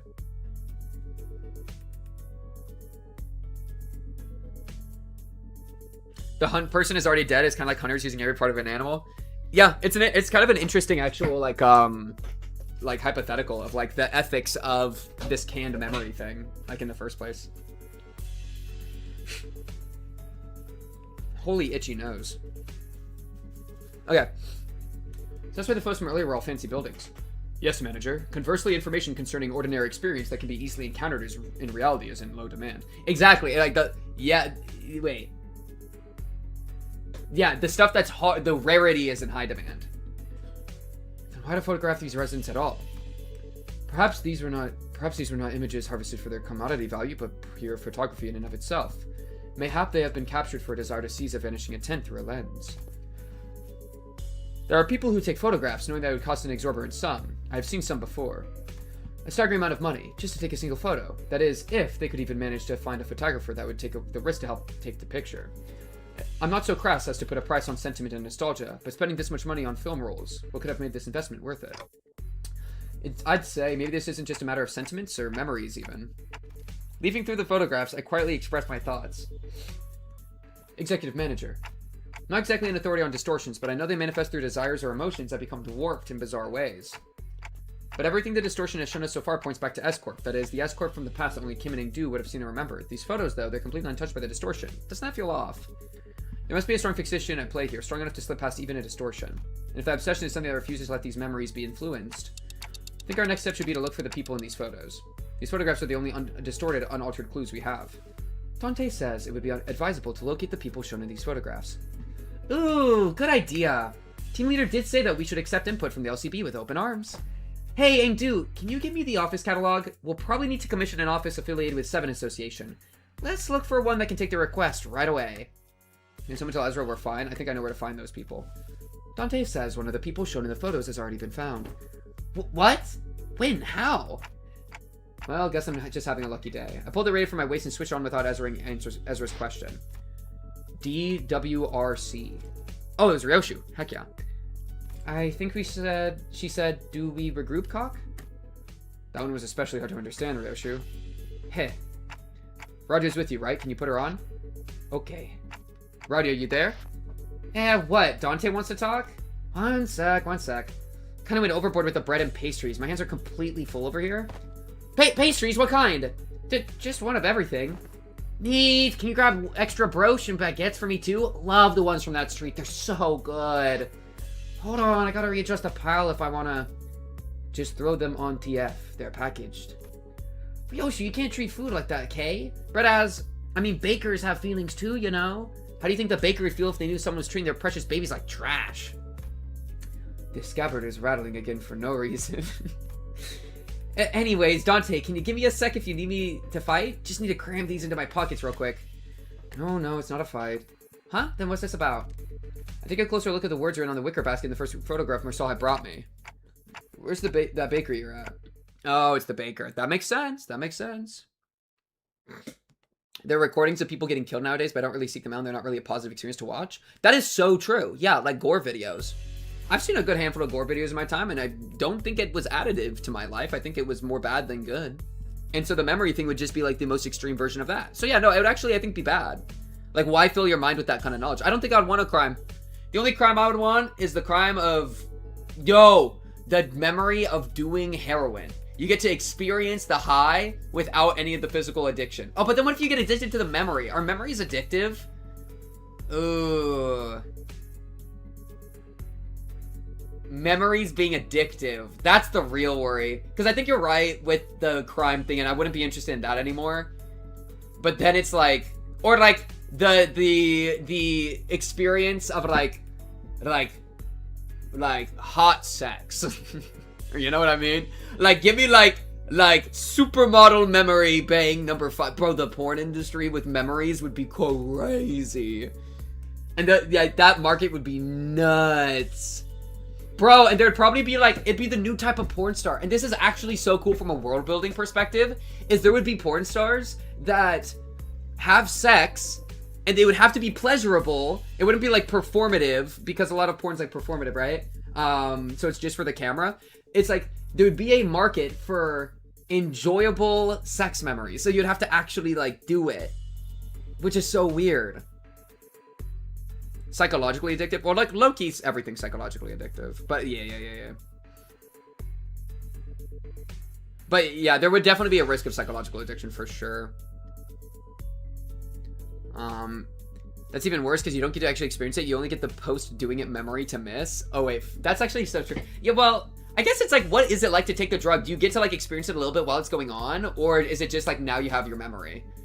Because I think in this world that we don't know, at least in my world, you kind of experience it as you do it. It's like a high that when the memory soaks into your brain, you kind of relive it a little bit. Almost like a weird dreamy thing. But yeah. That's interesting. Bamboo hatted coat rack. Holy true. Holy freaking true. Bread queen. Ah, I know who you're looking for. She's probably Irish. I don't have a good Irish accent, though. She's definitely Irish, though. The owner of the bakery was a woman holding the same wicker basket as the one in the photograph. She took one glance at the picture, held up for her, and gave her a quick nod. This man, he works in Canary 17 right next. He's a regular. He used to drop by every morning to buy sandwiches to share with his co-workers. Haven't seen him around lately, though. And those co-workers, I assume they were wearing the same uniform. I see the questions on my behalf. Otis showed the baker around another photograph. Probably. He was always wearing one, too. I guess it's the Canary uniform. This confirms our lead, executive manager. A few inquiries at the Canary should bring us the information we need. Yeah, you're right, but it's just that she doesn't seem very concerned at all. She's one of the people in the photos that weren't affected by the distortion, right? That should be a close acquaintance. Allow me to verify, executive manager. Do you know the name of this regular you spoke of? His name? Am I supposed to know that? Though I wasn't expecting her to actually know his name, the apathy evident in her voice gave me pause. He took a photo of you. Wouldn't it be reasonable to assume that you're well acquainted with him? Oh, that. The baker's demeanor changed when Otis presented the point. She gave a strange, unsettling smile before pulling something from her apron pocket.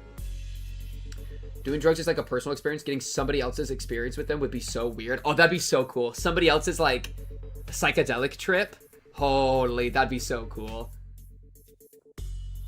Bro, people that just do, like severe psychedelic trips over and over and then sell the memories of that. And it's, like, bottled enlightenment. Because that's the risk with psychedelics, is that you'll have like a bad trip or like lose your mind or whatever. And so if there's people that just grind out a bunch of like good trips and then give them to people, like sell them to people, holy. Orgasm compilation canned experience cocktails. Yeah.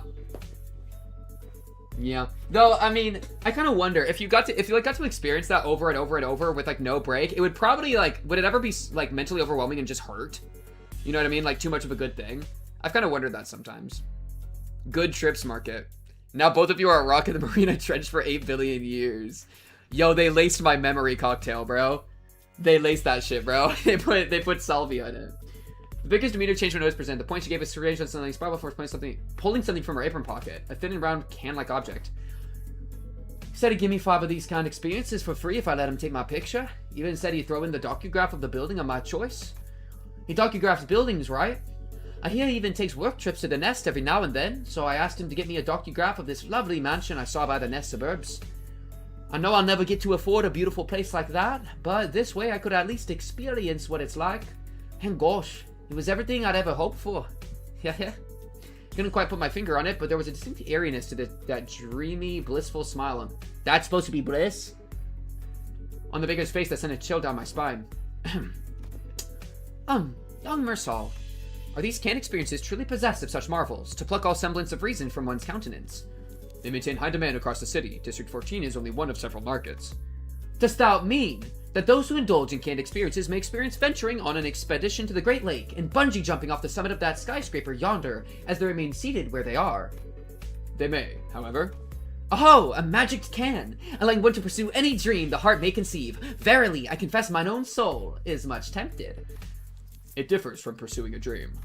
He doesn't freak with this, bro. We got some real Mersal emotion. Chinese water torture. Yeah. Constant emotion feeling can become painful fast. I do wonder. I've thought about that before. Because I've thought about, like, what would, like, heaven feel like?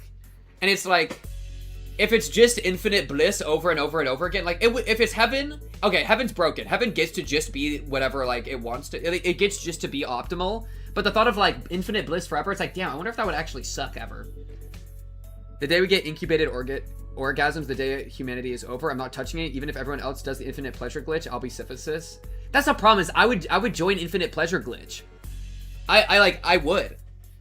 But I would only join it if, like, my thing is what I would want is I don't want to, like, plug somebody into the infinite orgasm machine, give them like a week in there, and then unplug them. Well, okay, start with like 5 seconds and then build it up over time, right? Don't give them a week to start. Give them 5 seconds, then like a minute, then 5 minutes, and then build it up to like a week, and then pull them out and be like, hey, how was it? And if they're like, bro, that shit was fire, bro, give me back in there, bro, I want another round, then I'm plugging myself in. That shit sounds awesome. You'd push others in, yeah, we know. No, but no, the important thing, because yes, I would push other people in if I confirmed it was good, but you would want to test it's good, and to test it's good, you would want to push people in, and then take them out and ask them about it, right? Because, yeah. Of course it was fire, it's designed to be. Exactly. And so when it's fire and it's awesome, I'm plugging myself in, and I advocate that everyone should plug themselves in too. You can achieve that in current times by visiting a BDSM dungeon. Alright. It's too expensive, bro. Oh no, the experience machine's gonna cost so much. It's gonna be like it's gonna be like $1,000 a second or some nonsense. And only, no, it's gonna be like $1,000 a minute, and then everyone's gonna get addicted, and then it's gonna be another tool of exploitation. Where people like will go through a day of exploited labor and then plug themselves into the machine for like 57 seconds at the end of the day, and then that's literally the point of their entire day. Oh god, that's what's really gonna happen. No, I don't have BDSM experiences, chat. I just assume a BDSM dungeon's expensive. I got nothing more to say. Chat, I'm a pure, innocent person. Sure. Mass-produced canned experiences are made from the base experience batter, mixed with various modified information. The resulting end product enables intense stimulation through altered memory. Therefore, it is unlike the dream expressed by Don Quixote. I can just not do it and live a life that's stupid but human and doesn't know what it's missing out on. I wish you luck. And depending on the day, I might try to force you into the machine. But you know what I mean? That's the big moral question, is if you force other people in. That's what I don't know what I would actually do, but I do wish you luck. I do respect the grind, even if I answer differently. I think I respect both answers. That's where I'm at. 57 seconds of cracking Angel Devil is all I need. 9 to 5 at the office. Me working in T Corp for like 300 years with my time fucked up just to be able to crack Angel Devil with some canned memories. A piece of memory found along the numerous processing stages of the cannery's production lines is not equivalent to genuine experience. Meaning, the usage of experience in her previous statement must also be amended. Mary's room. It could be a Mary's room. I don't respect your answer, but I understand it. Fair enough. Like, this is like the Mary's room hypothetical, which I've talked about a couple times. The TLDR is like, if you're in a room, if Mary's in a room, and the room has all the information about the color red throughout all of human history, including the future. It has like all the poetry of red, it has like the wavelength, it has blah blah blah, but it doesn't have the color red itself anywhere. Does she learn something new if she goes outside and sees an apple? Like, does the experience of seeing something do something that all the studying in the world could never, even if you have like infinite knowledge, you know? To which I think yes, that experience is always novel. And so it's kind of funny that they're applying like the experience itself is novel. They're making that argument for memory, which is cool. Memories altered for intense simulation. Does sound quite a bit shady. How doth this cast a shade upon the boons granted by the can? Adventures and tales are, forsooth, inclined toward a little grandeur. It is because the memories provided by canned experiences are extremely vivid. Statistics have shown that users of cans interpret them as authentic experiences and become dependent on them. Yeah, there's the addiction. So it sounds like you get to actually experience it, like it feels authentic, but you become addicted. A possible cause of the formation of dependence patterns is that canned experiences allow one to feel as if one has achieved a dream that is, in reality, impossible. Art thou implying that the users are made content with devouring forged dreams stored in instant-use cans? Where still, the user may no longer strive to chase dreams in the waking world.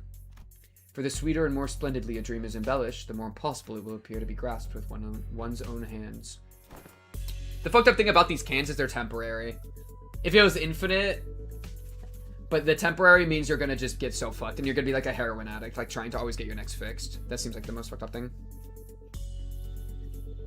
What perception about yourself do you value most being shared by others, such as wanting to be gratified by others or being seen as wise or hot or the like?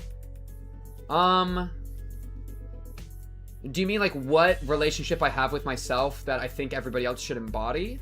As in everybody else should share that relationship with their own selves? Or do you mean like what trait do I have that I think everybody should have? Are you talking about like relationship with self or are you talking about like trait? Because I think like relationship with self, it's like self-love, self-acceptance, self-affirmation, self-confidence, self-faith. Like literally just self-investment. I mean, there's so many different words and they all point to the same amorphous thing of like self-love is probably my favorite of them. So that's that one. What do you like when others see you as? Oh, what perception about yourself do you... Oh, like other people will share that perception of me. Oh, that's a fun question. Probably,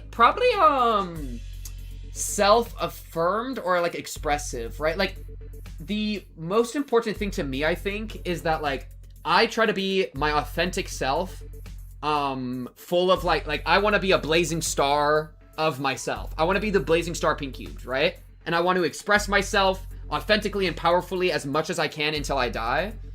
And I want other people to see that in me, because I hope that when they see that in me, they'll start to apply it to themselves naturally. Right? So when they see like that I'm very authentic, I would hope that they would see me as authentic, because then that would hopefully make them feel more comfortable being their own authentic self. And I've really been fucking with like authenticity and it's in like a self-expression kind of category. Yeah, that's probably it.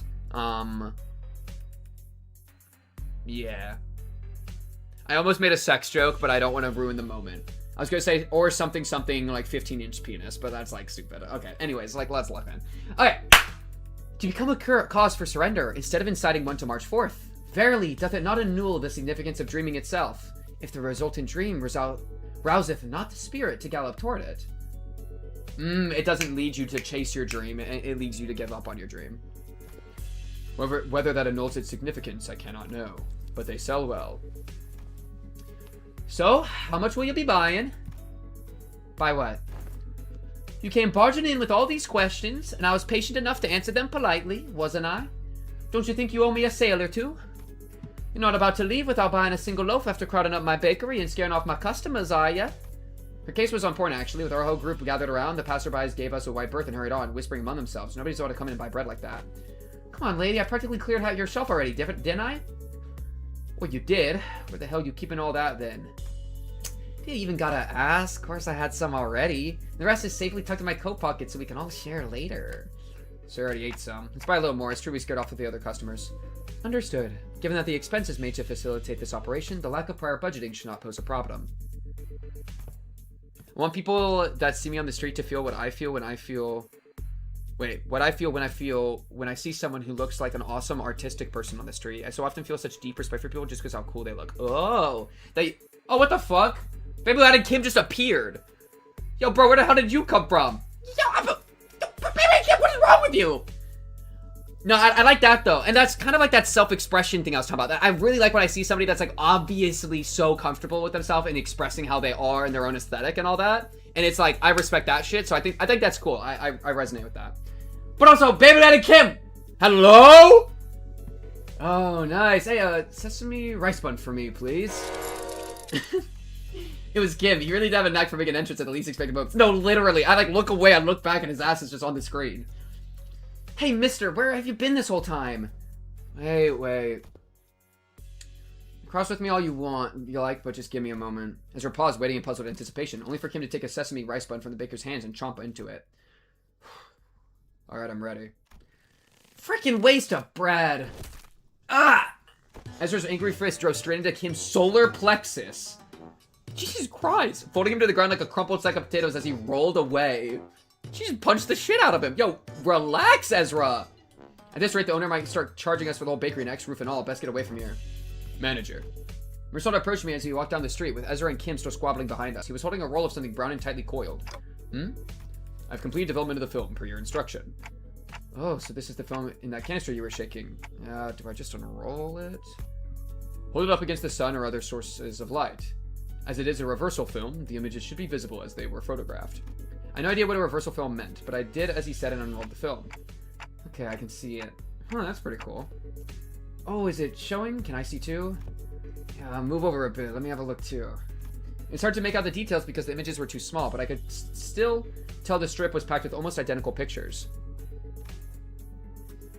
Kachan? Is this same person in every shot? In the same pose in all of them? Oh, you're right. No, wait a second. See the arm there? The further along the strip you go, the lower it gets. Yeah, and the head looks like it's turning to the right. Huh? We're all squinting up at the tiny frames on the film, and Sinclair suddenly flinched and went stiff like he'd seen something he shouldn't have. A second later, all color drained out of his face. Sinclair, what's the matter? This reminds me of something I learned in school. You draw a picture in the corner of a stack of notes or a thick book in the exact same spot on every page. Oh, and then you, flip through them to see how it moves. You start with the arms down, then you make one small change on each page, nudge the arms up higher and higher, until they're raised all the way up. And when you flip the pages fast enough, the drawings stop looking like separate images. The still figure starts moving. That class was called Introduction to Motion Pictures. I remember the teacher saying that video footage we watch are all made the same way. You're saying that it's a continuous sequence of still images. The arrangement of the frames suggests that this film strip is highly likely to constitute footage, a violation of N-Corp's taboo. Oh, that's why Sinclair was freaking out. I was like, why is Sinclair freaking out about, like, intro to film? Yeah, I forgot we're in N-Corp. That's not good. That is not good. Uh-oh, Mudda Truckin' Cheerio. Taboo. Frick you, man. 죽음 충동 억제. 관념 봉. You gotta send Vespa after us. Vespa would be like, oh, I could get my taboo hunter job back. Oh crap. As soon as I registered Marcel's words, my hand reflexively flew through the film to the ground. Are we gonna be okay? We might have just broken a taboo. My mind debated race, rapidly traveling back through our journey, specifically to the time when Don Quixote had smashed that window at K-Corp and caused the wing to wipe out our team multiple times over. I felt faint. At least we had Virgilius with us then, and it ended up being not that big of a deal at the end of the day since I could revive the sinners, but some nest taboos can get us in serious trouble just for carrying anything that has to do with them, can't they? I hurriedly turned toward the sinners, many of whom looked every bit as troubled as I felt. So a few of them expressed a casual lack of concern, citing all the crazy things we've gone through so far. Miss Faust? What'll happen to us if this gets the manager killed? Okay, so this is it, huh? Stop freaking out, guys. They're not dying, and we'll be fine. N-Corp's not gonna kill you on the spot just for possessing a film roll. Really?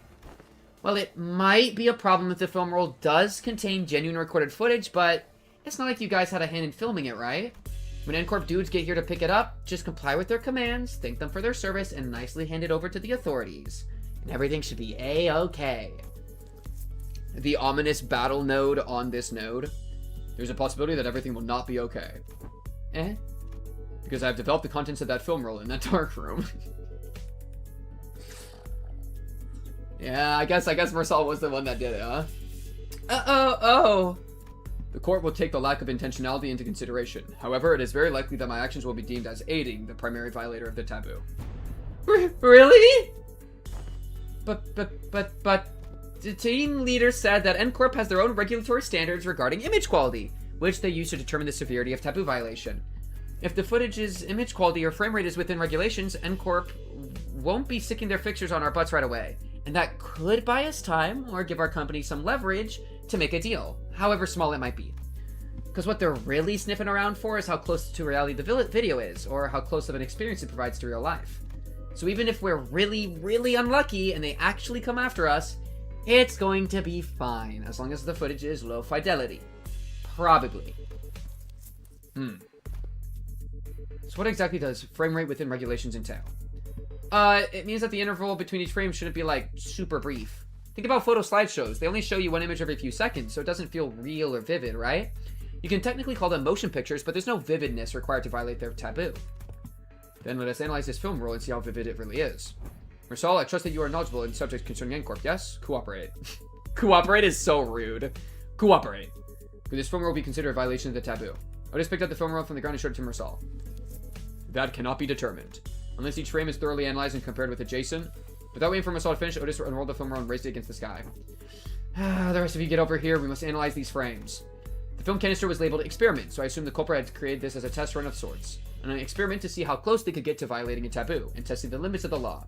It may even be a mere collection of similar photographs that are pretending to be recorded footage. The sinners all gather on Otis and look up toward the unrolled film in unison.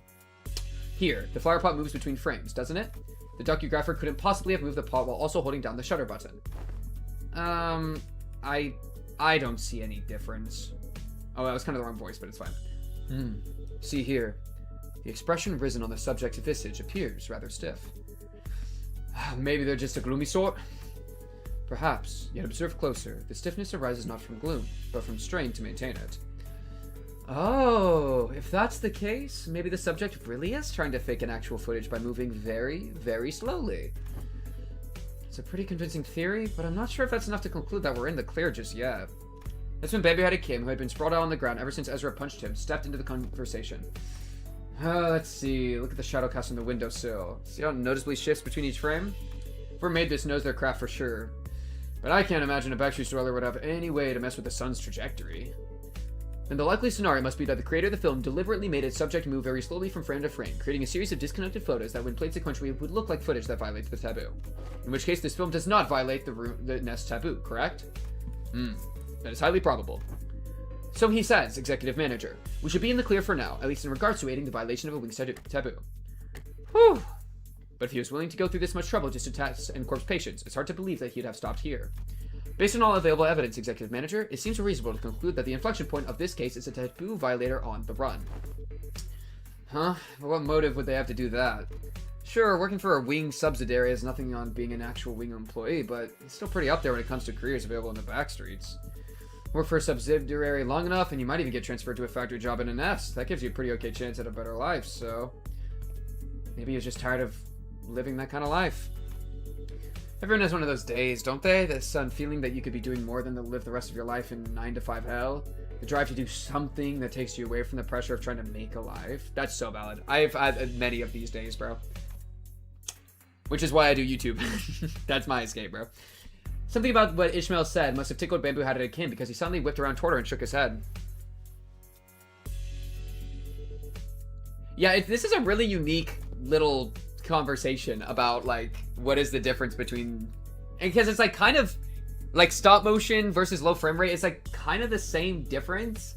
But it's all kind of reflective of how you're capturing the actual moment or something. Which, again, just reminds me of what Marsal was saying. Maybe, but how many of those people do you think are capable of throwing away everything they bought on a whim? From what I've seen, maybe our culprit just likes to play with fire. Play with fire? Yeah, must have started by doing something that technically doesn't count as taboo and inched on and on until he brushed thrillingly close to one. One thrilling shot through this camera, another with the next. They'll eventually ended up recording actual footage. Cool. Then that leads to the question of, what the heck was he trying to do with it? Must have been trying to screen it using a projector for all of this part of the backstreets to see. What? Kachan, but wouldn't that make everyone here, even those who unwittingly came across the projection? Right on. It'd have made those folks violators of the taboo. But why would anyone... so would you care to explain how you know all that, Mr. Breadbrain? I asked around on the opposite street, and apparently some guy's been going around asking the workshops if they could make him a projector. Seemed like most of them turned him down, but they also said that he stopped showing up after a certain point. Fair to guess that he got his hands on a projector somehow. Alas, it is not a taboo of N-Corp. Is it not a taboo of N-Corp to view recorded videos? Pray tell, why would any insane mind? Well, it ain't oi, oi, oi. Homelander D bomb, my bratty water bottle. Well, it ain't taboo if you only made a projector in it. Backstreet's blokes are down for anything long as there's coin. So how do I track this guy down? Multiple individuals in the same garb as the pinframe team have been identified in the vicinity. They are all carrying the same briefcase. Oh, well, isn't that convenient? Maybe we can play this like a festival or a convention and just tail people who look like they're involved with what we're looking for, so they'll lead us to wherever we need to go. So valid, bro. Anytime I go to a convention, I always don't know how to get into the building and follow just the collection of cosplayers. That is so real. Indeed. At architecture conventions, there would be those in formal plaid shirts and suspenders milling about, and I could always trust them to lead me to the convention venue. No, literally. Yi-Sang gets it, bro. Yi-Sang gets it. That's funny, bro. That's a real-life experience I have all the time. And was it common for those plaid shirt fellas to look around like they're scanning the area? They also go around checking people against photographs. Collect evidence, please. They also radioed each other, glaring at people like they're glaring at, Perhaps you could answer that series of queries yourself. Nope, this crowd sure doesn't look like they're gonna let us follow them. I gotta P-enter, bruh. Sheep mentality? Hey, bro, if there's a good shepherd, I'll be a sheep for a little bit.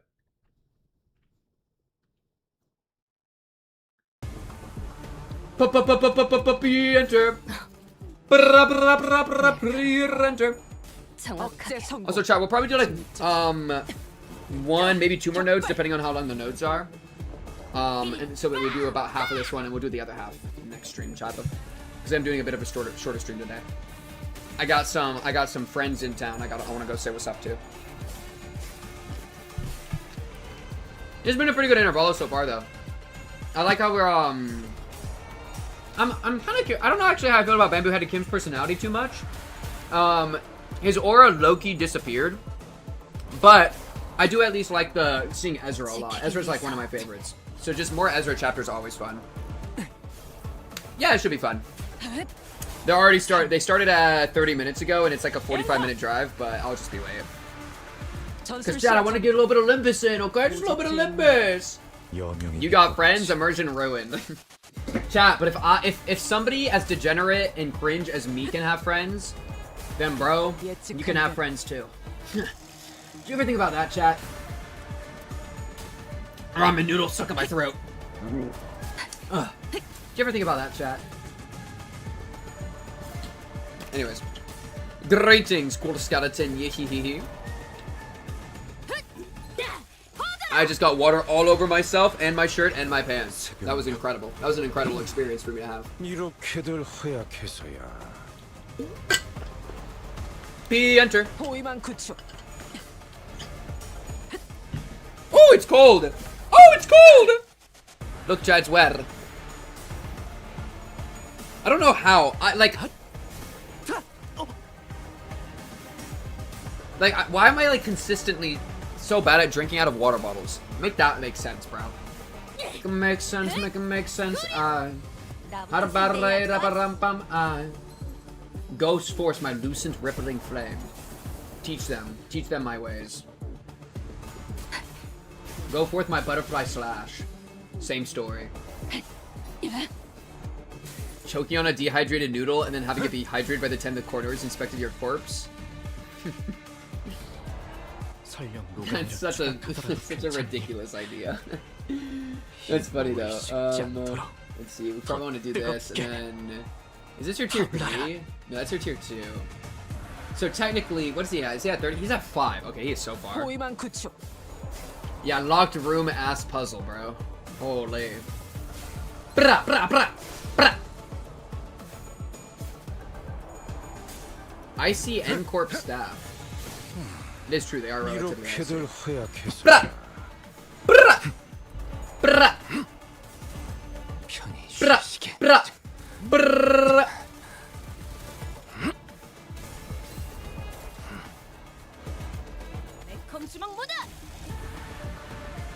Or is she not lined up with somebody for clashing? I think she is, right? Or maybe not. Oh, because everybody died. Oh, maybe because they were staggered. Maybe that threw it off. Oh, now that she has her S3, so she just S3, and it's still worth it for her to be at 30 for the S3. So, not that it matters. Again, we're literally just win rating through these guys. Oh, blazing strike! 205. Not bad.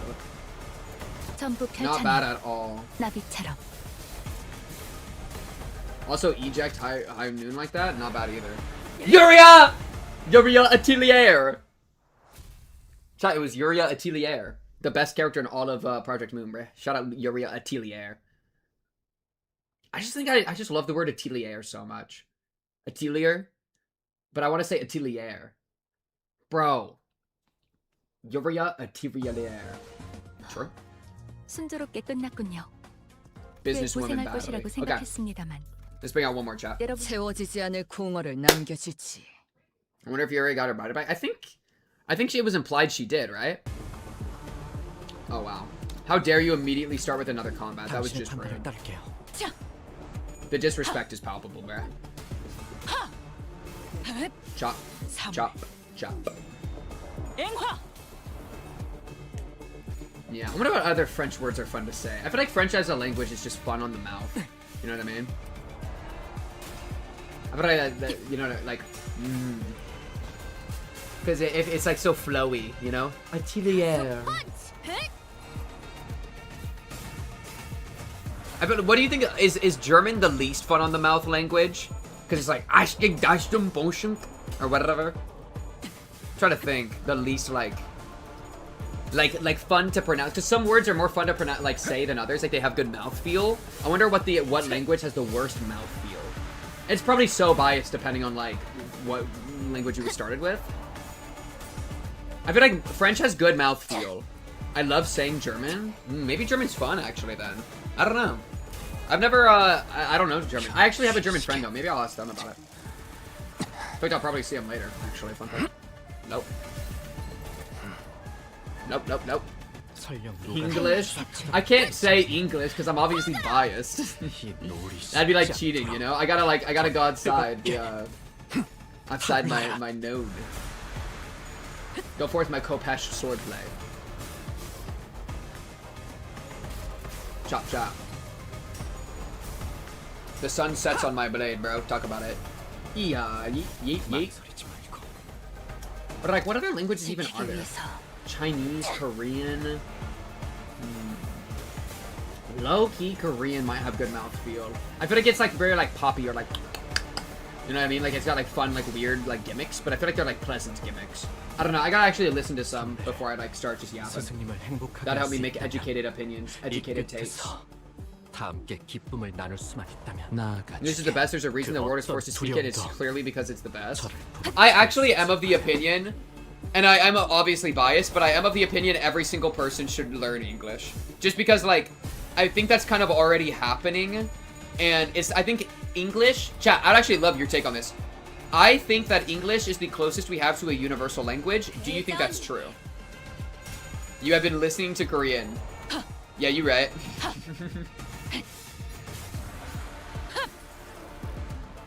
And so in that case, everybody should just learn English. Like, it's already the closest. Yeah. And so that means I shouldn't even learn another language because I already got the universal one. I got good RNG. That's kind of where I'm at. Though I do want to learn other languages. I need to spend time doing that.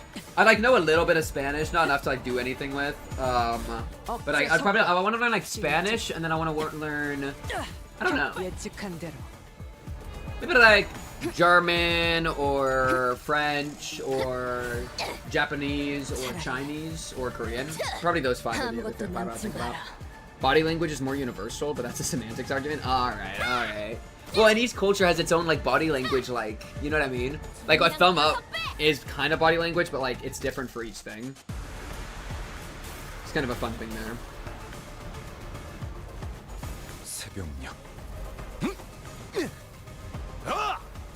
If not for English, I'd have no idea what y'all are yapping about. Facts. Korean for the eventual hum hum peng peng stream. So true. Unironic, bro. Lord of the Mysteries trying to get me to learn Chinese. All the anime I watch trying to get me to learn Japanese. Project Moon trying to get me to learn Korean. Monster trying to get me to learn German. Yo, I do it all, bro. Got nothing trying to get me to learn Spanish, though. That was just high school, bro. Think about it. Yeah, like, if there was, like, a language I could know instantly, Chinese would be up there to, like, pick, just because of the amount of people that speak Chinese. No, I'd probably pick Japanese. Or, I don't know, maybe I'd choose Chinese. Imagine if I just could start whipping out some fluent Chinese. That'd be so aura. And then I could do Chinese reactions, chat. Oh my goodness. And then I could go crazy on Bilibili. Wouldn't that be cool? Also, my favorite thing, there's a couple of my pieces of content that have gotten translated to Chinese. Isn't that cool? 돌아가면 already like that. 저번처럼 홈파티라도 Oh wait, that was just a fight? Oh my god, am I just in the middle of a bunch of fights? I mean, might as well just do it while I'm here. I'll do another quick fight. I thought we were gonna get more lore! Oh, now we get lore. Okay, thank you. Okay. Hardly a challenge. What a WOT. Is it ever not waste of time? Whew. Well, at least they're not much of a fighter one-on-one. Service de Close is not a combat specialized department. While they have all undergone basic combat training for extingent circumstances, they're not prepared for head-on conflicts such as this. Yeah, I noticed. They kept seeing pictures of us with their briefcases. I'm guessing that's their primary job description. What are they snapping away for then? Whispering behind our backs like a load of creeps? Collecting photos to include in the report for their higher-ups, I'd wager. I can kind of see how they could think we're involved in this somehow. Every time they followed a lead, they ended up encountering us. It's hardly surprising rationale. Marcel stood a footstep away from the rest of the sinners and watched in silence as they tried to come up with an explanation. What is he thinking? What is it that he wishes to say, or is he simply contemplating, observing without any preconceived notions in his mind? His silence shouldn't have been any different from his usual reticence, but as though by some chance or whim. Weren't you in that one Chinese news video? Yeah, Charu. Yo, I gotta post that YouTube video so bad. I literally, all I have to do is make the thumbnail, and I've been sitting on it for like 3 months, where it's just me like reacting to that a little bit. I was in that Chinese news video. So true, bro. Yo, W Deflay for knowing. W ball knowledge. Actual IQ check. Knowledge check. Good night, radioactive. Good night, good night. His silence should have been different from his usual residence. Him or Saul? I was struck by the sense of brief yet distinct strangeness and was compelled to speak with him. Yes, manager. Don't hesitate to let me know if there's something you want to say, but aren't sure if you're supposed to say it. Yes, manager. I will do as you ordered should some such circumstance occur. As always, his reply was as deflatingly concise and direct, as though he had some rule of his own that told him this was a specific response for situations like these. Okay, but I'm talking about right now, actually. Do you have anything to say right now? No, I do not. It did not appear to me that he was trying to hide anything or choosing his words in response to my question. His reply was simply that, an answer, nothing more. Yet, yes, a prepared answer written down in a list of responses. That's what it felt like to me, as though this particular answer had always been the only one he had available for situations like this. Clearly, prodding him for answers wasn't going to get me anywhere, so... With a curt, sure if you say so, I turned away from him and took off to join the other sinners. Bro, just wait for next conto. Shit's all gonna go crazy next conto. I haven't heard of coherence. That sounds cool. As I did so, a few words lingered at the top of my proverbial tongue. I seemed to be let out, so I did. Would have been nice to know what you were looking at. Of that. He spoke. Oh, he looked kind of mad. I cannot form a judgment. What? That is because the precise definition and nature of the subject of my gaze are just as unknown to me as to you. Should you point to an object or an enemy, I can provide a verbal explanation based on my current knowledge. If you require such information, please rephrase your question accordingly. Had I asked him again then, had I tried to get to the bottom of that line of questioning, could I have found myself the smallest peak in Marcel's psyche, which had remained entirely shrouded in mystery even after an entire year of traveling together? Suppose that's not up for me to judge as well. Manager. Yeah? Another battle is imminent. As you have previously instructed, I've informed you of an imminent battle. Yo, Boss Cock, are you just gonna sit there all day while we do all the fighting? They're pouring out of that building over there. So they must have been on their way to that building. Our path ahead seems clear, Executive Manager. Let us neutralize those foes and head up there. Ugh, gotcha. Be right there. The brief flow of battle came to a close, and battling enemies who arrived precisely at the time Marcel had predicted, we made our way into the building. Yo, what the fuck is this? Bloody hell, them blokes we fought downstairs must have been the weaker ones of the bunch. How does Zencorp have so many guys on their payroll? There's no end to them. It is a wing, after all. Are these the taboo violators? I thought the culprit worked alone. No, I'm quite sure they are the ones from the subsequent reports. The Zencorp fixers appear just as confused as we are. It's clear to me that they were expecting to find the taboo violator here, not a group of a dozen or so people. What were they thinking? Sending fodder like us to deal with an organized taboo violation. They should have sent taboo hunters here instead. Bro knows he's fodder. He knows he's fodder. Boss Cock, stop it. That wasn't even Heath. No, that was the accent. The accent must have made it sound different than how it was. Yeah, he just got the British accent. Charo. But bro's admitting he's a jobber. They should have sent taboo hunters here instead. Why do you think they told us to consume canned experience containing mass melee combat? They must have thought our current manpower would suffice to deal with this. Oh yeah, mass-produced mass melee canned experience. That's gonna be useful. I don't know about that. Wait, wasn't there an extra report that one of them's all of a sudden? One of them's that's probably referring to Marcel, whatever the end of that is. With a click, the room began to buzz with the metallic whir of some kind of machinery, and immediately I could tell what it was. Distortion. Sitting in the middle of this shabby room is a device I wasn't sure I'd seen before. It's the projector. Its exterior is plastered with strange shapes that look similar to what we saw on the two Kokins' faces in our earlier battles, making it difficult to grasp its full shape. The round object affixed to it began to rotate slowly, with the dull, worn-out groan of a thing past its prime. Men! Shield your eyes! The moment it began to emit a faint ray of light, Otis thundered in a commanding voice. Ah! I quickly turned away as well, making sure not to catch even a glimpse of it. This is the taboo. The device could be playing a recorded video, Executive Manager. Even a brief look at it could constitute a taboo violation. Shit! I saw that, I'm so finished. Just as panic began creeping into the voices of several unlucky individuals. Oh man, folks, this is starting to get a little embarrassing. A sleepy voice breaks through the darkness past my metaphorically speaking shut eyes. Mentor? Eyes opening, dude. What's wrong with everyone? Got dust in your eyes? What the hell's wrong with you? Don't you know that anyone who watches even a split second of a recorded video N-Corp gets? Of course I know, but I watched it anyway. Open your eyes, esteemed fellows. That motion picture isn't recorded. He's right. That video is not a recording. Possibly emboldened by Kim's comment, or perhaps believing that seeing the video could be excused as incidental exposure incurred while subduing violators, the N-Corp employees also opened their eyes and began to mutter amongst themselves. Is that thing talking to us? I finally allowed myself a good look at the machine, which was firing a conical beam of light against the side of the wall. Is that the guy we're chasing, by the way, that distorted it into a fucking thing? Projector? And this was its message, delivered via white words on a black background. So you've tracked me down this far. After what I was told to take refuge in here, they still ended up finding this place. All of you blindly consuming fake experience after fake experience without even a care about the real thing. Case number TC3224, you are under suspicion of a Category 3 violation. Reveal yourself now and forfeit your illegal recordings. Should you comply, we will... What is foolery but witless buffoonery in the absence of fools? The hulled vessel, befret of all but lingering delusions, grants not even a rule of echo to the dogged exoration of tools. What's this fella on about? Real! What is he on about? What? If you mean to obstruct our official duties, we won't hesitate to use force. Without even so much as turning around, bendo-headed Kim raised his sword and pared away the N-Corp employee's nail-shaped weapon. Only speaking as my whim guides me, my dear fellows. No need to get so off here. Only aim to say that this abomination has no consciousness. After what I went through to take refuge in here, they still ended up finding this place. Bye-bye, Shrimp. Have a good one. All of you blindly consuming fake experience after fake experience without even a care about the real thing. Was it looping? It's repeating the same sentences over and over. And that does make me wonder. Was I just as far gone when I distorted? Past all words and reason? I mean, if anyone has a question for that, answer to that question, it'd be you folks, right? Kim said nothing more. He turned a piercing look on us, all while effortlessly swatting away the N-Corp employees' attacks, as though he was goading us into telling them the truth. Well, don't suppose there's any point in asking. I am no different than this from this abomination. Just as it wields that contraption, it must have wielded the only thing I've really known, the blade, transforming into a mindless fiend consumed by a mere tool, cleaving through both friend and foe, unrestrained. Hey, Junior, are you still on about that?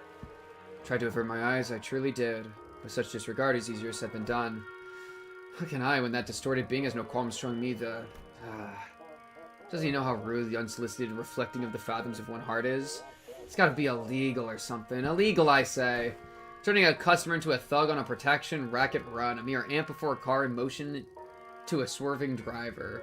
Yo, what? Okay, these statements are crazy. Conjuring dead followers before the eyes of their mentors. Simply unconscionable. Rude as hell, as some might say. My poor heart almost burst out of my chest, courtesy of you. Out of you, blindly consuming fake experience after fake experience, without even a care about the real thing. In a split second, I thought I saw eyebrows twitch. Bro probably got a lot of fake experience that he's done. A battle is imminent, manager. Just a natural response to sensing an imminent battle, perhaps. A blinding flash followed by an explosive bang. My vision immediately went white and decided to take its damn time coming back, and when it did, the first thing that came into view was a particularly unsettling landscape of S-Corp, followed by bamboo-headed Kim surrounded by a small army of Chokokokin. Mentor! Keep that up and you'll shot me deafing, dude. Isn't it about time we both grew accustomed to such sights? Is this guy a streamer? He keeps saying the same bits over and over, waiting for chat to laugh at them. That's crazy. That is a crazy thing to say. Chat, if I bring you Jishun feet, will you stop criticizing me, chat? Think about it like that. Chat, streamers are creative. They're always saying different things. They're not just like using their bottled lines and catchphrases. Come on. Mentor, do I wake from these dreams drenched in cold sweat? That they might bind and drag you away? Yeah, this isn't so bad, is it? It's just these folks so far. And like earlier when... Another flash. What was that? Everything went dark. I don't understand what's happening, but first things first. We have to neutralize everyone here and get our mission back on track. Adjusting projection. I've been straying far and watching all day for this exact reason, and... So that was its mechanism. Faust? The words began to shift rapidly before I had the chance to ask Faust what she meant. To the ones who find comfort settling in lies, I give you what most deserve to your gaze. Bollocks, I'll be blind before today's over at this rate. It changed. It did? Unlike the earlier instance, one of the distortions is different from the others, just like the pictures earlier. As Marcel identified, there was something different about the group of Chokodonkin this time. They were accompanied by someone else. A warrior in impressive armor, wielding a sword that was just as tall. An armor in a great Huando of the Sol Circle. To be reunited in such a manner. The warrior drew a bow that hung from the waistguard and knocked an arrow. Oh, Baby Kim knows this guy. Arrow. Suppose this is how it would have gone down had you been the one to grab me. Military Commissioner Im Gyong-e. How do you fare, friend? At the signals, arrows loosing. Seize the accursed. The accused. The warrior loosened the knocked arrow, which soared into this guy with a piercing whistle. And with that air-splitting sound as their cue, the Kroken began to swarm us. Oh shit. Bamboo-headed Kid backstory when he escaped from the... I forget the realm, the name of that place, but the place with the taboo hunters, but they were called that different thing. I guess they were called the Kukronkarin. We already know that. Okay, what is this guy? Flash Phenomenon, Ingguang Yep, S-Corp, Court Circle Sal. Breed Poise, unaffected by Thing, which does Unbreakables, Sinners. If the skills assist defense, it gets stronger. So you want to clash it. Yo, what is his background? It's like a guy talking. Oh? Memory transition. Turn and lose a stack at 0, retreat, and transition to a different location. And you gain different stacks depending on where you go. Bear hunt. Tigers are cunning ferocious. One cannot hope through cut its flesh in a single stroke. On a relentless flurry of chain slashes can overwhelm the creature until its fall at last. Fail to do so, and the tiger will escape death. Or best its opponent to one day grow into a sanguine, a lord of the mountain, whether his being will grant auspicious fortune on men or return as malevolent calamity is impossible to tell. Mountain S-Corps District 19 are home to all manner of beasts. Amongst them, the bear in particular both strength and force akin to boulders falling from the cliff and landslide. Giving ground to the creature's charge is ill-advised. One must aim to keep it down with the first lash of a blade. The Eastern War Swords armor is not so much equipped as they are piloted. This is one such example of such armor. Much like Arthur's powered armor suit and the full plate armor used by the Knights of the West, the Brigidonde greatly augments the user's offensive and defensive abilities. Yet these do not mean that such potency are readily supplied for combat personnel. Each unit has its own unique controls and comes with limitations. However, what remains certain, however, is that with all the aforementioned armors, once a rider familiarizes himself with the Dogman Brigadonde's extended reach and high power output because of Machine of War. Okay, basically saying, like, it just makes you stronger low. And you get some buffs, you get some shields and shit.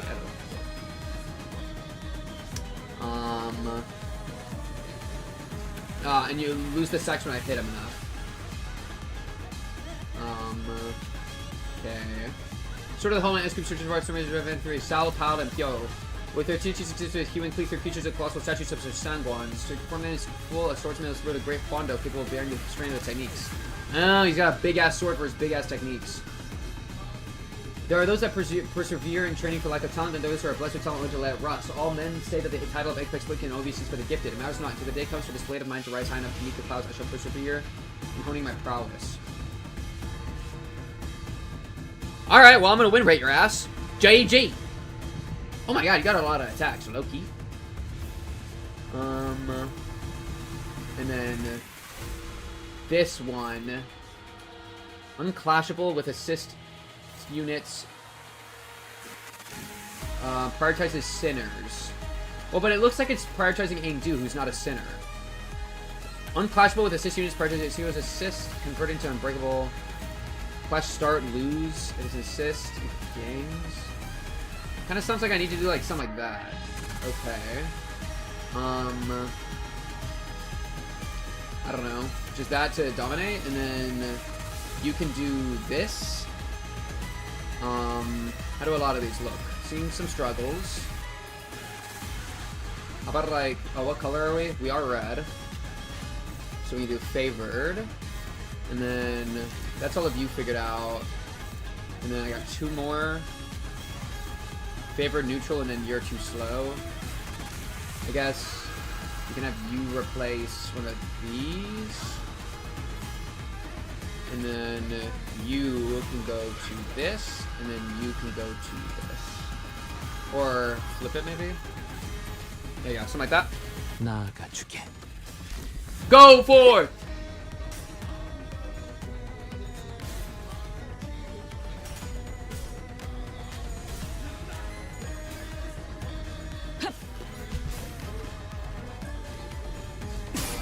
Yeah, this guy's got like Evangelion mech armor gear, bro.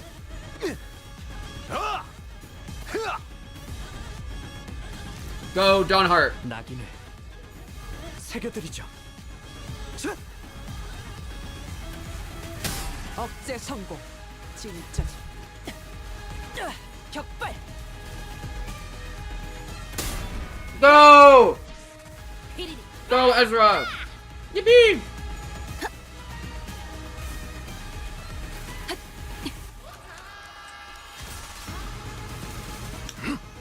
Yeah, dude, this person is a freaking beast. 전술 시야 전관. So, where's Bamboo Headed Kim? Why isn't Bamboo Headed Kim helping me fight, bro? Yo, Mr. Bamboo! Come out! Oh, yeah. Spine Breaker? Oh, Bear Spine Breaker. Even better. These two I want to do something about. So, color, red. You dominate either. Honestly, you dominate everything. You do this. You can do this. You can do this. You can do this. You can do this. You can do this. I guess I can't get them all. This doesn't look too bad. Who are you targeting? Ujat in the back. Let's do this. Couple of uncontested. I feel like I'm maybe over-targeting this guy. Like, maybe I should actually try to take out some of the mokes. In which case I do like this. 칼날 사출. Philip is already here and he's Philip Versal. Yeah, it's funny, like, this dude shows up who's like, Bamboo Headed Kim's, like, backstory guy, and we gotta beat their ass. Yo, Kim, help!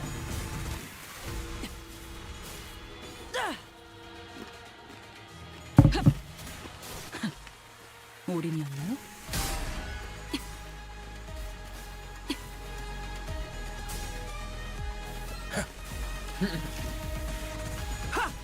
Kim just chilling, bro.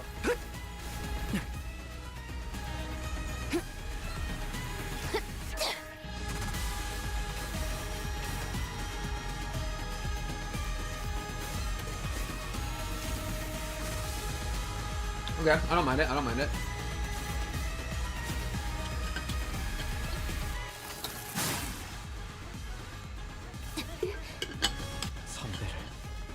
Okay.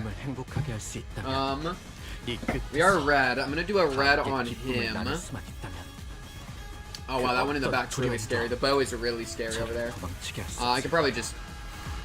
Wow, even that's not a guarantee. I feel like that's his ult, so I'm gonna do that. And then... Favorite Spine. Well, we probably need to splash. Boom. That's all of you. We can do like... Boom. Oh, and then you two already dealt with. I can go ahead and just put a little bit of extra sauce on each of you, though. I don't mind a little bit of sauce. How much of the guitar you got? Not enough. Okay, run. Adds a sinking count on Clash Win, and that applies for non-sinking IDs too. Oh, that is nice. Yeah, I just... bunch of sinking nonsense. Well, and sinking is so funny, because there's no point to having, like, 99 sinking against, like, sanity people, you know? You just need just enough to fuck with their sanity. Right? So it's like, I don't, like, I'm chilling. And, like, what do we, like, our Tremor... We got a little bit of burn on him, a little bit of Tremor on him. It doesn't help that we're splitting between so many people, too, but... I don't know. I think pretty much what makes this, like, team pretty alright is that it's just a bunch of good IDs. And they're all, like, generally next to each other. So, like, and we got a little bit of sinking. So it's like, even if we're not getting, like, certain statuses to the moon or anything, like, it's kind of fine, because we just win clashes every time. Like, look, she did 300 damage just for chilling, casually. And now they're at 45, like, it's crazy.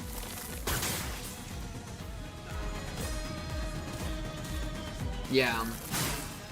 Yeah, so I just feel pretty, like, our group's just insane. Oh! Bring! Oh, look, he's become the projector. Oh, it summoned more people when he did that? That's annoying. Special version from X-Ray. This turn, heal 15 for all. Cannot be killed, does not take damage from sources other than skill damage for skills. In 3 memory transition. If it reaches 1, remove self and 2 from the counter, return him to the counter, move to a different thing.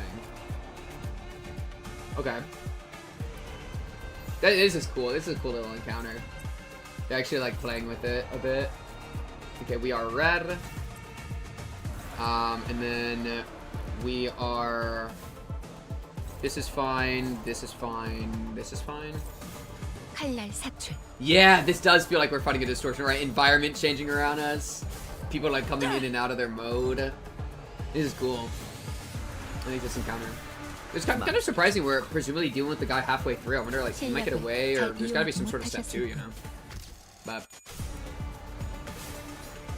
we will have to see. We will have to see.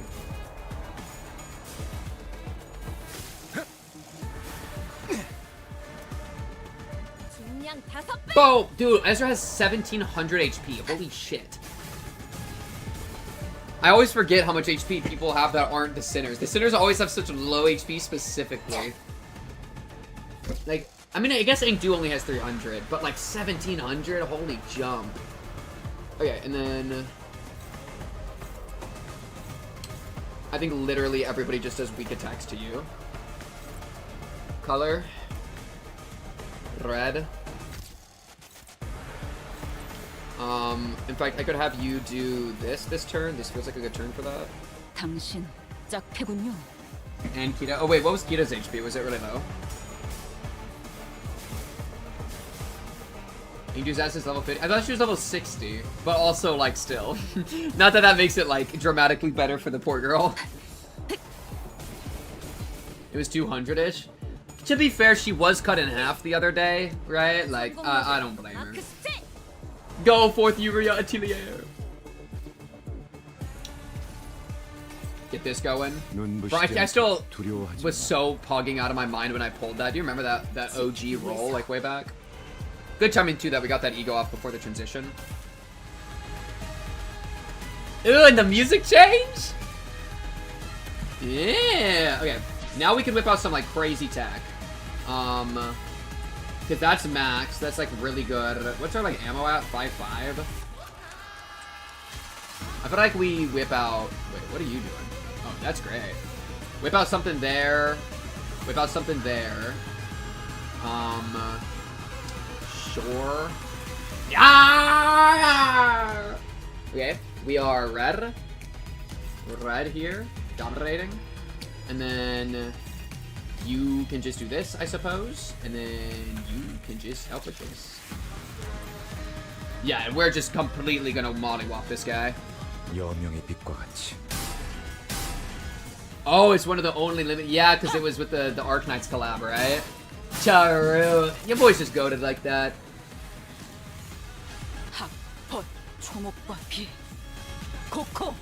I've low-key, yeah, if I can, just by you saying isn't caught up on JJK, I almost am certain what the message was, just because everybody and their mom knows JJK spoilers, bro. That shit is kind of, like, completely out of hand. Like, in context what we're talking about, I know exactly what y'all were talking about. It's, that ship has sailed. There's no hope for that one. Honestly, for, like, a lot of JJK, I know a lot more spoilers than I wish I did. I should have watched as it came out instead of waiting. Yeah. The internet just went a little too crazy on that one. Unlucky. Brah, brah. Brrrr. Boom!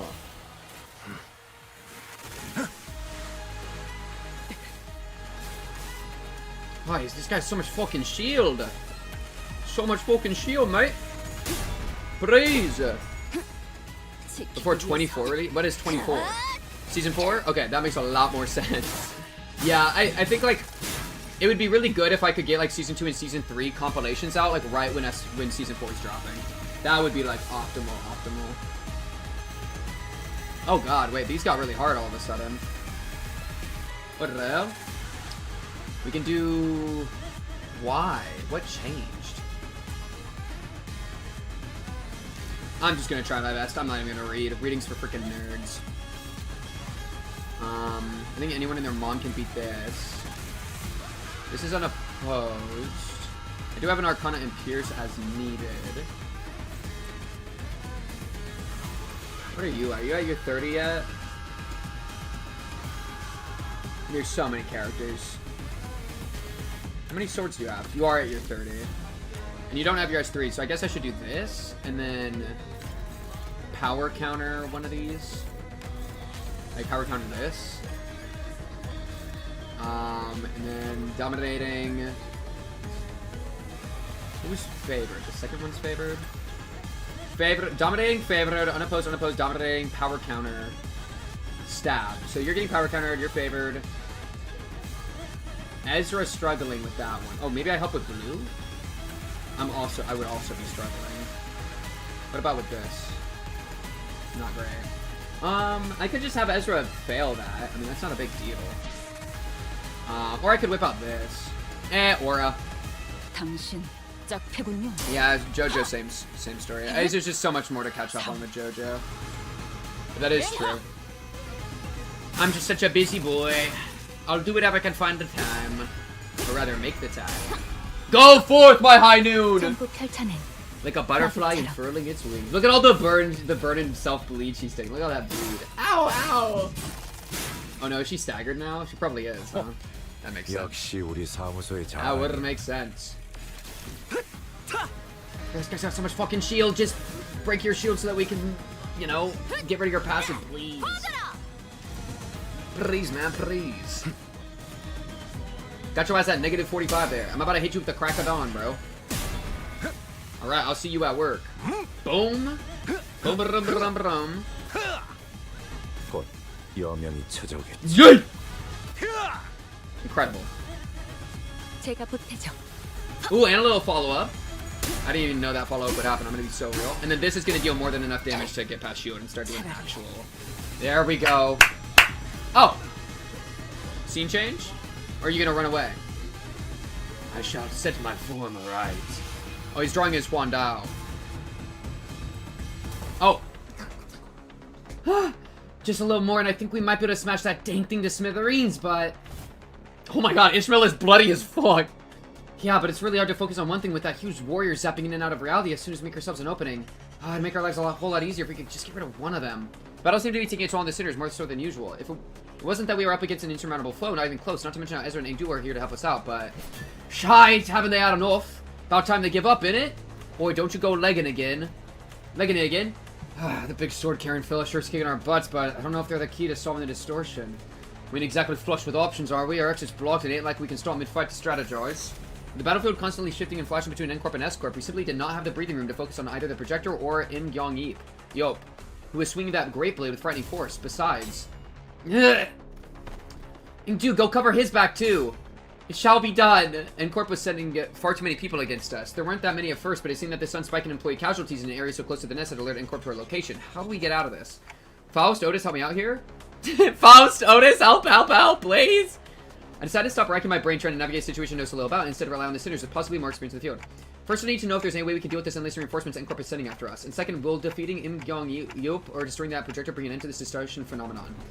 If I may speak freely, Executive Manager, it is unlikely that our present force will be sufficient to overcome the current rate of enemy reinforcements. Not only is this battlefield situated in close proximity to the enemy stronghold, but there is an unpredictable variable in that strange machine that makes neutralizing even a single wave of enemies difficult. I regret to be the bearer of bad news, but we are trapped in a battlefield with but a single exit, which the enemies have already blocked. Without reinforcements of our own, there is little hope of prevailing through this current predicament. Damn, Otis is a doomer! Yeah, it seems that way to me too. But maybe if we can neutralize the distortion phenomenon at the very least. Faust recommends entering the Dungeon of the Fathoms as our exit. Dungeon of the Fathoms? But how can I enter if we can't even talk to the distortion? Wait, maybe. During the LCD regular checkup back at the LCE. It says that all you have to do is read what's on the note in front of his distortion. Apparently it's some kind of a code. Right, keywords. This one seemed to be a location type distortion, which means that regardless of where the bright flashes take us, N-Corp or that twisted caricature of S-Corp are still within its range. In other words, as long as I have the right keywords, I can summon an entrance to its Dungeon of Fathoms from anywhere within it. Oh, okay, so what are the keywords for this distortion then? Hohenheim had provided us the necessary keywords for his distortion back then, but this time we had to figure it out on our own. First things first, one of them has to be photograph. It's also obviously been present throughout the entire phenomenon. Photograph, Red Room. If I may, perhaps experience may be one of them. Good, Yi Sang! That's why you're my Yi, bro. That's why you're my Sang. Yi Sang put his 2 cents in, having quite briefly retreated from battle to the back lines. There's undercurrent of obsession with experiences staining his every trail. It must have aught in relation to what has caused his distortion. Experience, the concept alone lacked substance. Must be something more grounded. Something that is at once synonymous with experience, while maintaining a through line to N-Corp's technology that was the core of his obsession. Canned experience? Oh, that's better. Most likely, thinks Faust. Alright then, photograph, canned experience. Not seems to transpire as of yet. It didn't, but I could feel it. Are these the kind of photographs they used to make canned experience? So that's what that strange sensation was. Mentioning that word shook the distortion and caused that rippling effect. But it's clearly not enough to force open the dungeon of the fathoms. How many other keywords could there be? Scraps. Sorry? I thought we were all taking turns sharing what might have caused him to distort. And going by the way you folks are saying your piece one after another, I thought this was to be some sort of Zen riddle. No, not a Zen riddle, no, but where'd scraps come from? Steven, enjoying the benefits of slacking off at work, all kinds of mundanities come to possess far more interesting qualities, sometimes even revealing secrets invisible to eyes focused elsewhere. Take our person of interest, to wit, he has been poking around this area of town with an eye-wateringly expensive camera in tow, so conspicuously that every store owner I'd lightly prodded for information had tales to tell about him. Each tale added another facet to the long saga of a once-driven man, a man with a can-do attitude, an uncanny ability to pull himself up by his own bootstraps, and a clear path toward Nest residence, who became so bewitched by photography that he eventually squandered his fortune on what was, in the end, nothing more than a pastime. That went on until he found himself reduced to a pauper, barely making rent on a scrap heap of an apartment. In pursuit of his ideality, the man has lost grip of fortune and reality. I saw down his apartment and found a few scraps of his writing. When cold rain drips through the roof, when mold and tepid humidity together encroach from the earth, the mind begins to wander, lost. Eventually madness is invoked in a form indistinguishable from drunkenness. The pauper loses himself. A shadow darker than any I had seen on Kim's face crept beneath the shade of his eyes. Oh, he talking like deep from his soul. No, I had seen that look once in the past, though it'd be more accurate to say I had heard it in his voice that echoed in the fathoms, distorted by guilt and regret. Perhaps I shouldn't be surprised by the fact that this distortion has, among the countless people here, taken a particular interest in bamboo-handed Kim. Yo, Kim, can you put your bamboo hat back on? But like, what? I'm noticing you don't wear that anywhere nowadays. Photograph can experience in scraps, like inserting a final piece of the puzzle. The space before us momentarily warped and flashed, opening a pathway to the distortion's fathoms. Well then, we'll be right behind you, Executive Manager. Yes, that's right, this is what I had seen then, the gateway to one's fathoms. Yeah, this is it, huh? Neat stuff. But, before she could finish, Ezra had to redirect her focus from our discussion back to the battle. Most of the sinners were caught in the same predicament. Some managed to disengage from the battle and prepare to enter the dungeon of the fathoms, but Honglu, Gregor, and several others were still busy holding off the N-Corp employees. They're gonna follow us right in there if we run now, right? Haha, probably. Even those who aren't chained to Dante like we are can travel through the pathway once it's open, so... yeah, let's not drive ourselves into an even narrower corner. I'll keep them at bay. Hearing that, bamboo-headed Kim stepped up. Sword arm's not what it once was, but it should be enough for this. Besides, I've little wish to set foot in some ill-omened place and be tangled in such a bizarre mess. Ugh.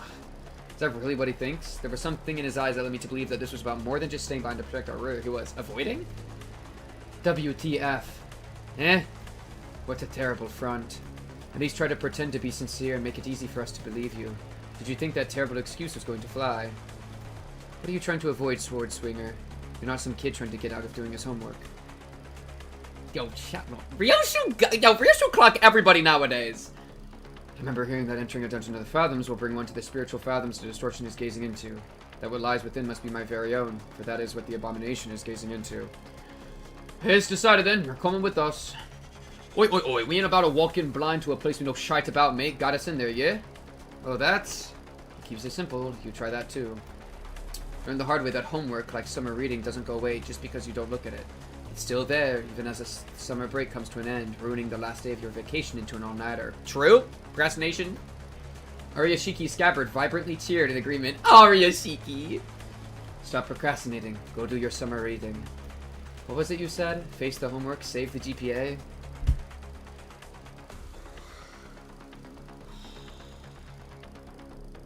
Yo, bro. Limbus Company. You did not just say, face the homework, save the GPA, bro. I mean, shout out. I mean, it's a good message to tell to all the kids playing. Yo, face the homework, save the GPA. Are we dead fucking ass? Face the homework, save the face this. Faust coming in. Face the sin, save the ego. Nerd emoji. No, I like Ryoshu's more, bro. Face the homework safety GPA. Yo, rebrand. We gotta do a rebrand, bro. It is, after all, the attitude the company expects of its employees. Go, Junior. You guys too, LCB. I can handle them all on my own. W, Ezra, bro. We'll make a lone stand. Hey, who the heck do you think I am? Hey, I'll show you why Team Leader Moses felt safe sending me out alone with you guys. This was basically a Monster of the Week situation for Team Leader and me back in our duo days. I can handle them on my own, no problemo. Wanted to see how you guys handle the inflection point, but I guess you can never really have it all. Ah, well. Guess I'll just have to trust our two OSIR team newbies to handle that. Now that I think about it, I think I'm setting a pretty solid example as your team senior, aren't I? Hehe. I don't like this, but it seems I have no choice in the matter as long as the employee card hangs from my chest. With the side, Kim shook his head and joined us, dragging his feet all the while. I shall take the vanguard. Mentor, be warned that the entrance is floating. Take a tall step over, or you may trip. You can clearly see that I can do. Bring me a ladder if you're really that worried, why don't you? Have you need of one? A mere jest. You needn't worry. Stepping into the farms. Stepping into the farms.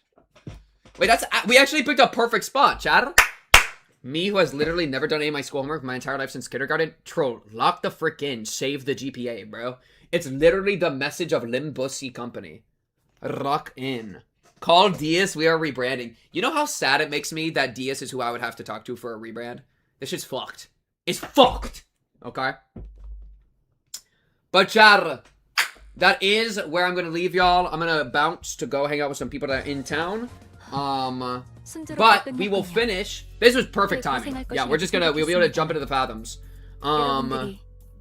This is our stopping point. I'm actually gonna just move straight to the end screen. Thank y'all for joining me. As always, we'll be finishing this next Thursday at 5:30 p.m. CST per usual.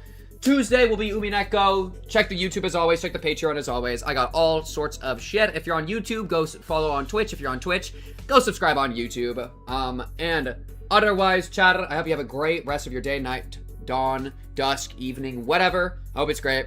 And, do I want to raid really quickly? How many people we got? Yeah, it's fine. I'm gonna just dip out. Chat, it has been a pleasure like always. And I'll see you next time. Bye-bye!